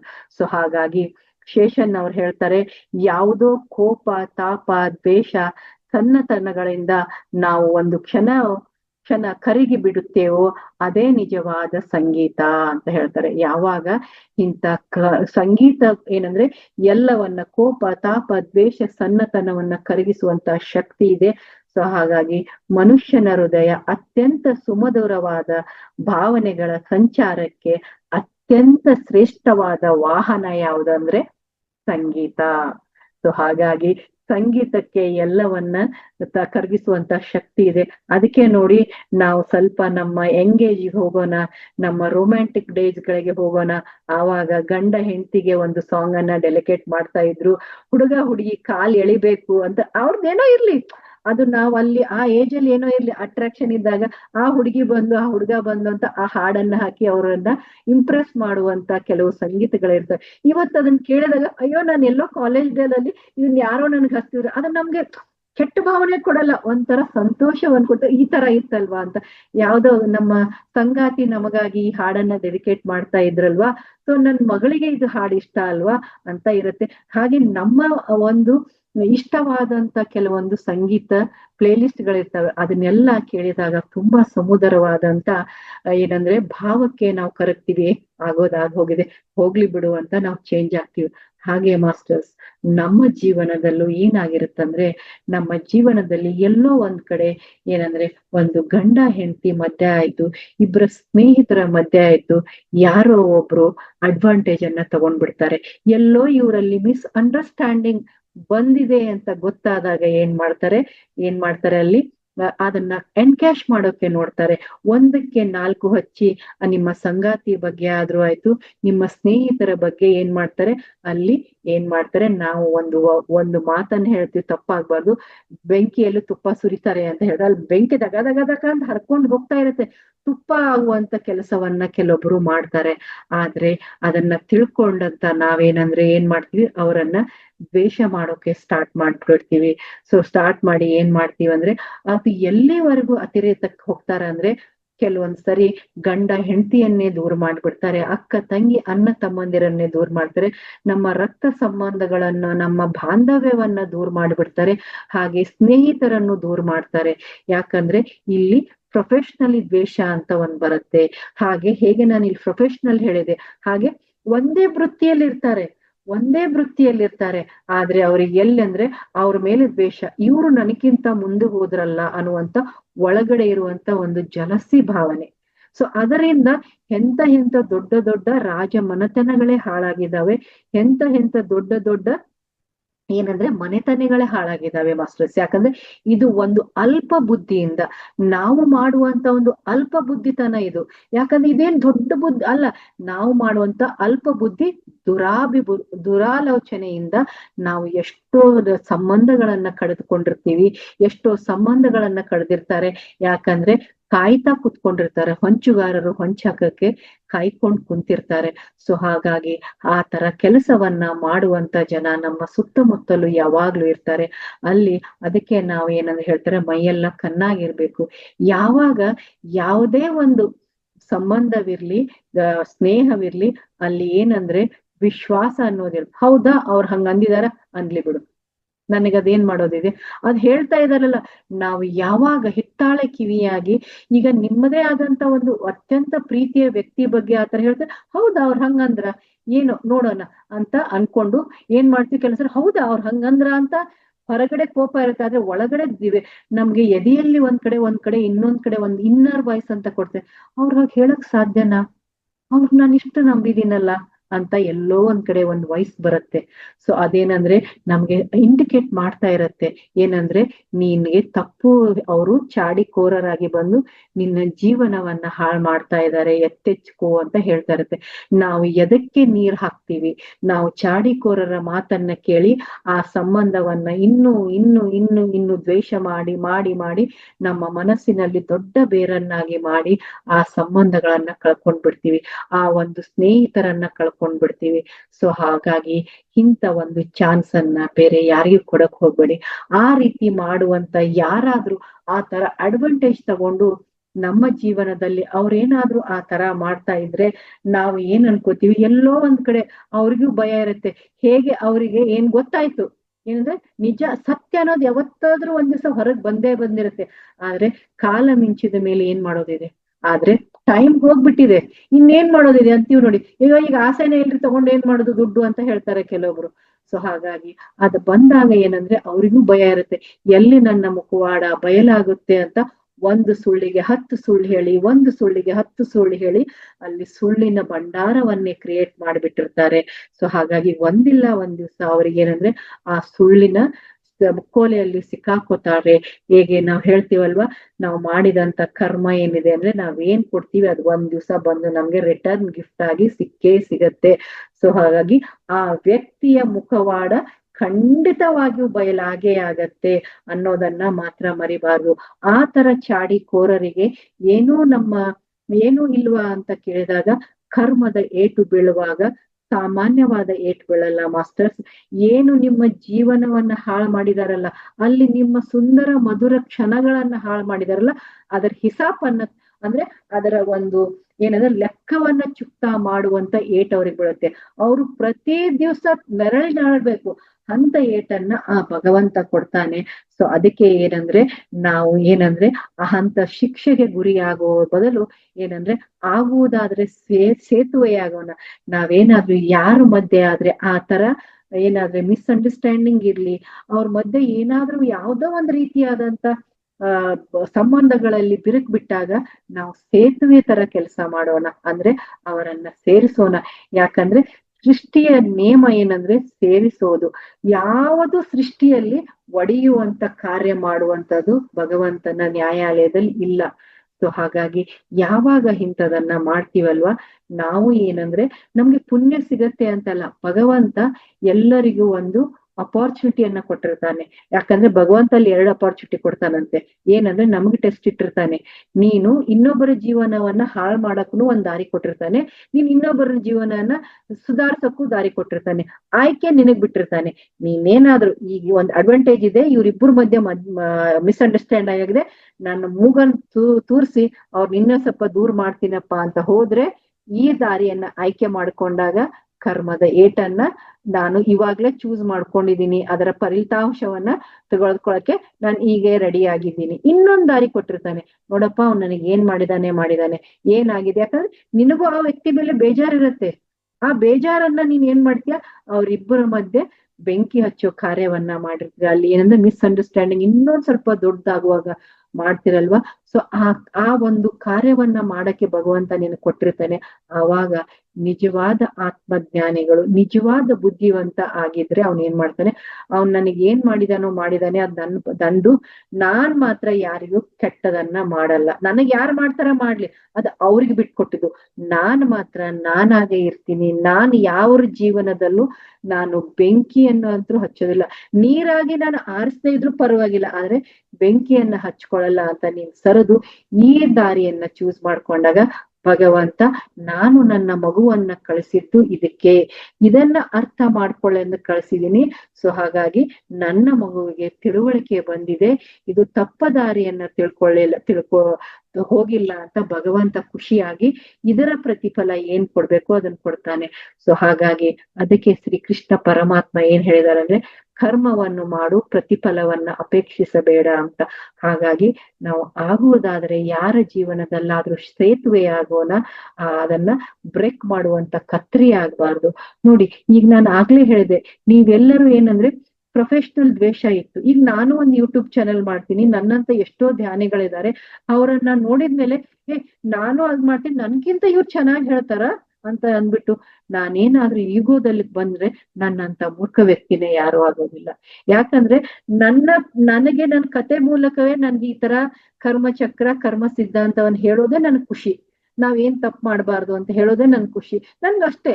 ಈಗ ಇನ್ನೊಬ್ಬ ಧ್ಯಾನಿ ಏನ್ ಹೇಳ್ತಾರೆ, ಅವ್ರು ಈ ವೇದಿಕೆಯಲ್ಲಿ ಬಂದ್ ಏನ್ ಹೇಳ್ತಾರೆ ಅನ್ನೋದು ನನ್ ಮುಖ್ಯ ಅಲ್ಲ. ಅವ್ರು ಹೇಳಿದ್ದನ್ನ ಕೇಳಿದಾಗ ನಾನು ಸಂತೋಷ ಪಡ್ಬೇಕು. ಯಾಕಂದ್ರೆ ಅದು ಅವ್ರು ಚೂಸ್ ಮಾಡ್ಕೊಂಡಿದ್ದಾರೆ, ಅದು ಅವ್ರ ದಾರಿ. ನೋಡಿ, ನಾನು ಒಂದು ಪ್ರೊಫೆಷನಲ್ ಆಗಿ ಧ್ಯಾನಿನೇ ಇದ್ದೀನಿ. ಈಗ ನಂದು ಒಂದು ಯೂಟ್ಯೂಬ್ ಚಾನಲ್ ಇದೆ. ಈಗ ಮಹಾವತಾರ್ ಬಾಬಾಜಿಯವರು ನನ್ಗೆ ಇಲ್ಲಿ ಬನ್ನಿ ನಿಮ್ಮ ಸೇವೆಯನ್ನ ನೀಡಿ ಅಂತ ಕೊಟ್ಟಾಗ, ನಂದೇ ಒಂದು ಯೂಟ್ಯೂಬ್ ಚಾನಲ್ ಇದೆ, ನಾನ್ ಯಾಕೆ ಇಲ್ಲಿ ಬರ್ಬೇಕು ಅಂತ ಅಂದ್ರೆ ಅದು ನನ್ನ ಈಗೋ ಆಗತ್ತೆ. ಅಲ್ಲಿ ಏನಂದ್ರೆ ನನಗೆ ಭಗವಂತ ಸೇವೆಯನ್ನ ಕೊಟ್ಟಿದ್ದಾನೆ, ನನ್ನನ್ನ ಇಷ್ಟಪಡುವಂತ ಇಲ್ಲಿ ಎಷ್ಟೋ ಜನರಿದ್ದಾರೆ, ಇವ್ರು ಕಾಯ್ತಾ ಇದಾರೆ ಯಾರಿಗೋ ಒಬ್ಬರಿಗೆ ಇದು ಏನಂದ್ರೆ ಬೇಕಾಗಿದೆ ಈ ಧ್ಯಾನ. ಸೊ ನಾನು ಇಲ್ಲಿ ಬಂದ್ ಹೇಳ್ಬೇಕು ಅಂತ ನಾನ್ ಬಂದಾಗ ಏನಾಯ್ತು, ನನ್ಗೆ ಈ ಸೇವೆ ಸಿಕ್ತು. ನಾನ್ ಬಂದಿದ್ದು ಒಂದು ಸೇವೆಗೆ, ಅಲ್ಲಿ ನನಗೆ ಇವತ್ತು 2 ಸೇವೆ ಸಿಕ್ತು. ಏನಂದ್ರೆ ಧ್ಯಾನವನ್ನ ಮಾಡಿಸುವಂತ ಸೇವೆನೂ ಸಿಕ್ತು. ಯಾಕಂದ್ರೆ ನನಗೆ ಏನಂದ್ರೆ ಈ ವೇದಿಕೆ ಇಲ್ಲಿ ಒಂದು ಅಪಾರ್ಚುನಿಟಿಯನ್ನ ನನಗೆ ಕೊಟ್ಟಿತ್ತು. ಆ ಭಗವಂತ ಕೊಡ್ತಾನೆ. ಹಾಗೆ ನಾನ್ ಹೇಳಿದ್ರೆ ನಾನ್ ಯಾಕೆ ಮಹಾವತಾರ್ ಬಾಬಾಜಿದಲ್ಲಿ ಹೋಗ್ಲಿ, ನಾನು ನಂದೇ ಇದೆ ಅಲ್ವಾ, ನಂದ್ರಲ್ಲೇ ನಾನು ಕುತ್ಕೊಂಡ್ರೆ ನಾನು ಕುತ್ಕೊಂಡ್ರೆ ನಾನು 200 ಜನಕ್ಕೆ ಸೇರ್ಬೋದು ನನ್ನ ಜ್ಞಾನ. ನಾನು ಇಲ್ಲಿ ಬಂದ್ರೆ ಆ 200 ಜೊತೆ ಇಲ್ಲಿ ಇರುವಂತ 1000 ಜೊತೆ ಜನರಿಗೆ ನಾನು ರೀಚ್ ಆಗ್ತೀನಿ. ನನ್ಗೆ ಬೇಕಾದಂತ ಜ್ಞಾನ 1000 ಜನರಿಗೆ ಹೋಗತ್ತೆ. ನನ್ನ 200 ಜನ ಇಲ್ಲಿ 800 ಜನ ಸೇರಿದಾಗ 1000 ಆಗತ್ತೆ. ಸೊ ಹಾಗಾಗಿ ನಾನು ಯಾಕಂದ್ರೆ ಇಲ್ಲಿ ಸೇವೆಯನ್ನ ಈ ಫೌಂಡೇಶನ್ ನಡೆಸ್ತಾ ಇರುವಂತ ರಂಗನಾಥ್ ಸರ್ಗೆ ನಾನು ಏನಂದ್ರೆ ಕೃತಜ್ಞತೆಯನ್ನ ಸಲ್ಲಿಸ್ತೀನಿ. ಯಾಕಂದ್ರೆ ಅವರು ನೋಡಿ, ಅವ್ರದ್ದು ಒಂದು ಯೂಟ್ಯೂಬ್ ಚಾನಲ್ ಇದೆ ಅಂತ ಗೊತ್ತು, ಆದ್ರೂ ಅವ್ರು ನನ್ಗೆ ಇಲ್ಲಿ ಸೇವೆಯನ್ನು ಕೊಡ್ತಾರಂದ್ರೆ ಏನೋ ಅವರಲ್ಲಿ ಹೇಳುವಂತದ್ದು ಒಂದೇನೋ ನನ್ನಲ್ಲಿ ಕಂಡಿರ್ತಾರೆ. ಯಾಕಂದ್ರೆ ಒಬ್ಬ ನಿಜವಾದ ಜ್ಞಾನಿಗೆ ಇನ್ನೊಬ್ಬ ಜ್ಞಾನಿ ಏನು ಅಂತ ಗೊತ್ತಿರತ್ತೆ. ಒಬ್ಬ ಗುರುವಿಗೆ ಇನ್ನೊಬ್ಬ ವ್ಯಕ್ತಿಯಲ್ಲಿ ಗುರುತ್ವ ಇದೆಯೇ ಇಲ್ವೋ, ಅಲ್ಲಿ ಸರಿಯಾಗಿ ಅವನು ಸೇವೆ ಮಾಡ್ತಾನೋ ಇಲ್ಲೋ ಅಂತ ಗುರ್ತಿಸ್ಕೊಂಡ್ ಕರೆದಿರ್ತಾರೆ. ಸೊ ಹಾಗಾಗಿ ಯಾಕಂದ್ರೆ ಜಯಶ್ರೀ ಬಂದ್ರೆ ಜಯಶ್ರೀಯನ್ನ ಇಷ್ಟಪಡುವಂತ ನನ್ನ ವೇದಿಕೆಯಲ್ಲಿ ಇಷ್ಟು ಜನ ಇದ್ದಾರೆ ಅಂತ ನನಗೊಂದು ಸೇವೆ ಕೊಡ್ತಾರೆ. ಆ ಸೇವೆಯನ್ನ ಕೊಟ್ಟಾಗ ನಾನು ಏನಂದ್ರೆ ನಂದೇ ಒಂದಿದೆ, ಇಲ್ಲೇ ಬನ್ನಿಯಪ್ಪ ಅಂತ ಕರೆದ್ರೆ ನನ್ನಂತ ಮೂರ್ಖಳು ಯಾರು ಇಲ್ಲ. ಯಾಕಂದ್ರೆ ಇದು ಏನಂದ್ರೆ ನಾವು ಪ್ರೊಫೆಷನಲ್ ಇರ್ಬೇಕು. ಪ್ರೊಫೆಷನಲ್ ದ್ವೇಷ ಅನ್ನೋದು ಇರ್ಬಾರ್ದು. ಪ್ರೊಫೆಷನಲ್ ಆಗಿ ಅಂದ್ರೆ ಕಾಂಪಿಟೇಷನ್ ಇರ್ಬೇಕು. ಕಾಂಪಿಟೇಷನ್ ಹೇಗಿರ್ಬೇಕಂದ್ರೆ ಹೆಲ್ದಿ ಕಾಂಪಿಟೇಷನ್ ಇರ್ಬೇಕು. ಯಾವ ತರ ಅಂದ್ರೆ ರಂಗನಾಥ್ ಜಿ ಅವರು ಮಾವತರ ಬಾಬಾಜಿಯಲ್ಲಿ ಈ ತರ ಎಲ್ಲ ಸೇವೆ ಮಾಡ್ತಾ ಇದಾರೆ. ಅದರಿಂದ ನಾನು ಇನ್ಸ್ಪೈರ್ ಆಗಿ ನಾನು ಇನ್ನೂ ಅದ್ಭುತವಾದ ಸೇವೆಯನ್ನು ಕೊಡ್ಬೇಕಲ್ವಾ ಅಂತ ನನ್ನಲ್ಲಿ ನಾನು ಇನ್ಸ್ಪೈರ್ ಆಗ್ಬೇಕು ಹೊರತಾಗಿ ನಾನು ಆ ಇನ್ನೊಬ್ಬ ಧ್ಯಾನಿಯನ್ನು ಕರ್ಸಿದಾರಲ್ವಾ, ನಾನು ಅವರಲ್ಲಿ ನಾನು ಆ ವೇದಿಕೆಗೆ ನಾನು ಹೋಗಲ್ಲಪ್ಪ, ಅಲ್ಲಿ ನನಗೆ ಅವ್ರ ಇಷ್ಟ ಇಲ್ಲ ಅಂತ ಅಂದ್ರೆ ನನ್ನಂತ ಮೂರ್ಖ ವ್ಯಕ್ತಿ ಯಾರು ಇಲ್ಲ. ಅಂದ್ರೆ ನಾನು ಇನ್ನೂ ಎನ್ಲೈಟ್ಮೆಂಟ್ ಆಗಿಲ್ಲ ಅಂತ ಅರ್ಥ. ಅಂದ್ರೆ ಎನ್ಲೈಟ್ಮೆಂಟ್ ಆದಂತ ಸೋಲ್ಗಳು ಯಾರು ನಾನು ಎಲ್ಲಿ ಹೋಗ್ಬೇಕು, ಇಲ್ಲಿ ಹೋಗ್ಬೇಕು, ಅಲ್ಲಿ ಹೋಗ್ಬಾರ್ದು, ಇಲ್ಲಿ ಹೋಗ್ಬಾರ್ದು ಅನ್ನಲ್ಲ. ಸೇವೆ ಸಿಕ್ಕಾಗ ಸೇವೆಯನ್ನ ಮಾಡ್ಬೇಕು. ಅದಕ್ಕೆ ಏನ್ ಹೇಳಿದ್ದಾರೆ ಪತ್ರಿಜಿ ಗುರುಗಳು, ಎ ಕಲ್ತಾಗ ಎ ಕಲ್ಸು, ಬಿ ಕಲ್ತಾಗ ಬಿ ಕಲ್ಸು. ನನಗ್ ಗೊತ್ತಿಲ್ಲ, ಇಲ್ಲಿ ಕುತ್ಕೊಂಡವರು ನೀವು ಎಷ್ಟೋ ವೇದಾಂತಗಳನ್ನ ಓದಿರ್ಬೋದು, ಉಪನಿಷತ್ಗಳನ್ನ ಓದಿರ್ಬೋದು, ನಿಮ್ಮದೇ ಆದಂತ ಎಷ್ಟೆಷ್ಟೋ ದೊಡ್ಡ ದೊಡ್ಡ ಬುಕ್ಗಳನ್ನು ಓದಿರ್ಬೋದು. ಆದ್ರೆ ನನಗದ್ರ ಯಾವುದ್ರ ಬಗ್ಗೆಯೂ ಜ್ಞಾನ ಇಲ್ಲ. ನನಗೆ ಏನಂದ್ರೆ ಯಾವ್ದಾದ್ರೂ ಒಂದು ಕತೆ ಸಿಕ್ಕಾಗ ನನ್ನ ಹೃದಯಕ್ಕೆ ಅದು ಇಷ್ಟ ಆಗ್ಬಿಟ್ರೆ ಅದನ್ನ ನಾನು ಕರ್ಮಕ್ಕೆ, ನಾವು ದುಷ್ಕರ್ಮಕ್ಕೆ ಹೇಗೆ ಗುರಿ ಆಗ್ತೀವಿ ಅನ್ನುವಂತ ಒಂದು ಕಾಂಬಿನೇಷನ್ ಇಂದ ನಾವು ಜೀವನದಲ್ಲಿ ಇಂಥ ಚಿಕ್ಕ ಚಿಕ್ಕ ತಪ್ಪನ್ನ ಮಾಡ್ತೀವಿ, ಆ ತಪ್ಪನ್ನ ಸರಿ ಮಾಡಿಸ್ಕೋಣ ಅಂತ ಹೇಳೋದು ನನಗಿಷ್ಟ. ನಾನು ಅದನ್ನ ಹೇಳ್ತೀನಿ ಅಷ್ಟೇ. ಅದನ್ನ ಬಿಟ್ರೆ ನಾನು ಬೇರೆ ಯಾವ್ದೂ ಜಡ್ಜ್ ಮಾಡಲ್ಲ. ಇಲ್ಲಿ ಎಷ್ಟು ಜನ ಬರ್ತಾರೆ ಅವರೆಲ್ಲರೂ ನನ್ನ ಆತ್ಮೀಯರೇ. ನಾನು ಒಂದು ಆತ್ಮ, ನೀವು ಒಂದು ಆತ್ಮ. ನಿಮ್ಮ ಪ್ರೀತಿಯ ಕರೆಗೆ ನಾನು ಓಗೊಟ್ಟು ಇಲ್ಲಿ ಬಂದಿದ್ದೀನಿ ಅಂದ್ಮೇಲೆ ನೀವೆಲ್ಲರೂ ದಿವ್ಯ ಆತ್ಮರು. ನಿಮ್ಮ ಆ ವೈಬ್ರೇಷನ್ ನನ್ನ ಇಲ್ಲಿ ಕರ್ಸ್ಕೊಂಬರುತ್ತೆ ನೋಡಿ. ಇವತ್ತು ನಾನು ಜ್ಞಾನ ಮಾಡ್ಸೋಕು ಆ ವೈಬ್ರೇಷನ್ನೇ ಕಾರಣ ಆಯ್ತು. ನಿಮ್ಮೆಲ್ಲರ ಪ್ರೀತಿಯ ಒಂದು ಹಾರೈಕೆ ನನ್ಗೆ ಇವತ್ತು ಜ್ಞಾನವನ್ನ ಮಾಡ್ಸೋಕೆ ಒಂದು ಅವಕಾಶ ಕೊಟ್ಟು. ಬರೀ ನಾನು ಜ್ಞಾನ ಒಂದೇ ಹೇಳ್ಬೇಕಾಗಿತ್ತು, ಇವತ್ತು ಬರೀ ಸತ್ಸಂಗ ಮಾಡ್ಬೇಕಾಗಿತ್ತು. ಆದ್ರೆ ನನ್ಗೆ ಸೇವೆಯನ್ನ ಕೊಟ್ಟ ಭಗವಂತ ಒಂದು ಮೆಡಿಟೇಷನ್ ಮಾಡಿಸುವಂತದ್ದು. ಸೊ ಹಾಗಾಗಿ ಮಾಸ್ಟರ್ಸ್, ನಾವು ಮಾಡುವುದಾದ್ರೆ ನಮ್ಮ ಭಾವನೆಯನ್ನ ಶುದ್ಧ ಇಟ್ಕೊಂಡು, ಯಾರು ಏನೇ ಅನ್ಲಿ, ನನ್ ಮೇಲೆ ಏನೇ ಇರ್ಲಿ, ನನಗೆ ಬೇಕಾದಂತ ನನ್ನನ್ನ ಇಷ್ಟಪಡುವಂತ ಜನ ಇದ್ದಾರೆ. ಯಾಕಂದ್ರೆ ಒಂದು ಈ ಸೊಸೈಟಿಯಲ್ಲಿ ಇದೀವಿ ಅಂದ್ರೆ ನಮ್ಮನ್ನ ದ್ವೇಷಿಸುವಂತವ್ರು, ನಮ್ಮನ್ನ ಹೇಟ್ ಮಾಡುವಂತವ್ರು ಇರ್ತಾರೆ. ನಾವು ಅವ್ರ ಮೇಲೆ ಕಾನ್ಸಂಟ್ರೇಷನ್ ಮಾಡಿದ್ರೆ ನನ್ನನ್ನ ಯಾರು ನನ್ನನ್ನ ಇಷ್ಟಪಡ್ತಾರೆ ಅಂತ ಹೇಳ್ಬಿಟ್ಟು ನನ್ನನ್ನ ಇಷ್ಟಪಡುವಂತ, ನನ್ನ ಬಗ್ಗೆ ಒಂದು ಏನಂದ್ರೆ ವಿಶ್ವಾಸವಿಟ್ಟು ಮಹಾವತಾರ್ ಬಾಬಾಜಿ ಫೌಂಡೇಶನ್ ಅವ್ರು ನನ್ ಕರೆದ್ರು. ಇಲ್ಲಿ ನಂದೇ ಆದಂತ ಇಷ್ಟಪಡುವಂತ ಧ್ಯಾನಿಗಳು ನಿಮ್ಮ ವೈಬ್ರೇಷನ್ಗೆ ನಾನು ಬಂದು ಇಲ್ಲಿ ಸೇವೆಯನ್ನ ಸಲ್ಲಿಸ್ತಾ ಇದ್ದೀನಿ ಅನ್ನೋದನ್ನ ಮಾತ್ರ ನೆನ್ಪಿಟ್ಕೋಬೇಕು. ನನ್ನ ಹೇಟ್ ಮಾಡೋರು ಹೇಟ್ ಮಾಡ್ಲಿ, ಅವರಿಗೂ ಕೆಲವೊಬ್ರು ಇರ್ತಾರೆ ಇಲ್ಲಿ ಮುಂದೆ ಬಂದು ಕುತ್ಕೊಂಡ್ರೆ ನಾನು ಎಲ್ಲಿ ಗೊತ್ತಾ, ನನ್ಗೆ ಈ ಜಯಶ್ರೀ ಮೇಡಮ್ ಕ್ಲಾಸ್ ಅಲ್ಲಿ ಜಾಯಿನ್ ಆಗಿದ್ದೀನೋ ಅಂತ ಹೇಳಿ ಗೊತ್ತಾಗಿ ಯೂಟ್ಯೂಬ್ ಅಲ್ಲಿ ನೋಡೋರು ಕೆಲವೊಂದು ಫ್ಯಾನ್ ಕ್ಲಬ್ ಇರ್ತಾರೆ. ಅವ್ರಿಗೂ ಕೂಡ ನಾನು ಬ್ಲೆಸ್ ಮಾಡ್ತೀನಿ. ಏನೋ ನಿಮಗೂ ನನ್ನಲ್ಲಿ ಒಂದು ಒಳ್ಳೇದ್ ಕಾಣ್ತಾ ಅಂತ ಅಟ್ರಾಕ್ಷನ್ ಆಗ್ತಾ ಇದೆಯಲ್ಲ, ನಿಮಗೂ ಸಲ್ಯೂಟ್ ಅಂತ ಹೇಳ್ತೀನಿ. ಯಾಕಂದ್ರೆ ಏನೋ ಒಂದು ಅದ್ಭುತವಾದ ಒಂದು ಶಕ್ತಿ ಇದೆ, ಅಲ್ಲಿ ಏನೋ ಒಂದು ಕಲ್ಕೋಬೇಕಂತ ಬಂದಿದಿರಲ್ಲ, ನಿಮ್ಮಲ್ಲೂ ಆ ಪರಿವರ್ತನೆಗೊಳ್ಳಲಿ. ಬರೀ ನನ್ನನ್ನ ಇಷ್ಟ ಪಡುವಂತವರಲ್ಲ, ನನ್ನನ್ನ ದ್ವೇಷಿಸುವವರಲ್ಲೂ ಆ ದ್ವೇಷ ಭಾವನೆ ನಷ್ಟವಾಗ್ಲಿ ಅಂತ ಹೇಳ್ಬಿಟ್ಟು ನಾವು ನಮ್ಮ ಅನ್ಕಂಡೀಷನಲ್ ಲವ್ ಅನ್ನ ಸೇತುವೆಯನ್ನಾಗಿ ಮಾಡ್ಕೋಣ. ಆಗುವುದಾದರೆ ಸೇತುವೆ ಆಗೋಣ ಮಾಸ್ಟರ್ಸ್. ಏನಂದ್ರೆ ನಾವು ಇನ್ನೊಬ್ಬರ ಜೀವನದಲ್ಲಿ ಕಟ್ಟು ಮಾಡುವಂತ, ಹರಿಯುವಂತ, ಮುರಿಯುವಂತ ಕೆಲಸವನ್ನ ಮಾಡೋದು ಬೇಡ. ನಾವು ಏನು ಕೊಡ್ತೀವೋ ಅದೇ ನಮ್ಮ ಜೀವನದಲ್ಲಿ ಬರುತ್ತೆ ಅನ್ನೋದನ್ನ ನಾವು ಈ ಕಥೆಯಿಂದ ತಿಳ್ಕೊಬಹುದು. ಸೊ ಅದಕ್ಕೆ ನಿಮ್ಮ ಎಕ್ಸ್ಪೀರಿಯನ್ಸ್ ಅನ್ನ, ನಿಮ್ಮ ಸಂತೋಷವನ್ನ ನಿಮ್ಮ ಒಪಿನಿಯನ್ಗಳ ಮುಖಾಂತರ ಶೇರ್ ಮಾಡ್ಕೊಳ್ಳಿ. Thank you so much madam. ತುಂಬಾ ಅದ್ಭುತವಾದಂತಹ ವಿಷಯನ ತಿಳಿಸ್ಕೊಟ್ಟಿದ್ದೀರಾ ಮೇಡಮ್. ಆಗುವುದಾದರೆ ಸೇತುವೆಯಾಗು ಅಂದ್ರೆ ನಮ್ಗೆ ಬರ್ತಕ್ಕಂತ ಕಷ್ಟಗಳೆಲ್ಲ ಯಾವುದು ಕಷ್ಟಗಳಲ್ಲ, ಅದನ್ನ ಚಾಲೆಂಜ್ ಆಗಿ ನಾವು ತಗೋಬೇಕು. ಹಾಗೇನೆ ನಮ್ಗೆ ಏನೇ ಬೇಜಾರಿದ್ರು ಸಹ ನಾವು ನಮ್ಗೆ ಇಷ್ಟವಾದಂತಹ ಸಂಗೀತವನ್ನ ಕೇಳೋದ್ರಿಂದ ನಮ್ಗೆ ಬೇಜಾರು ಎಲ್ಲ ಹೋಗುತ್ತೆ. ಮತ್ತೆ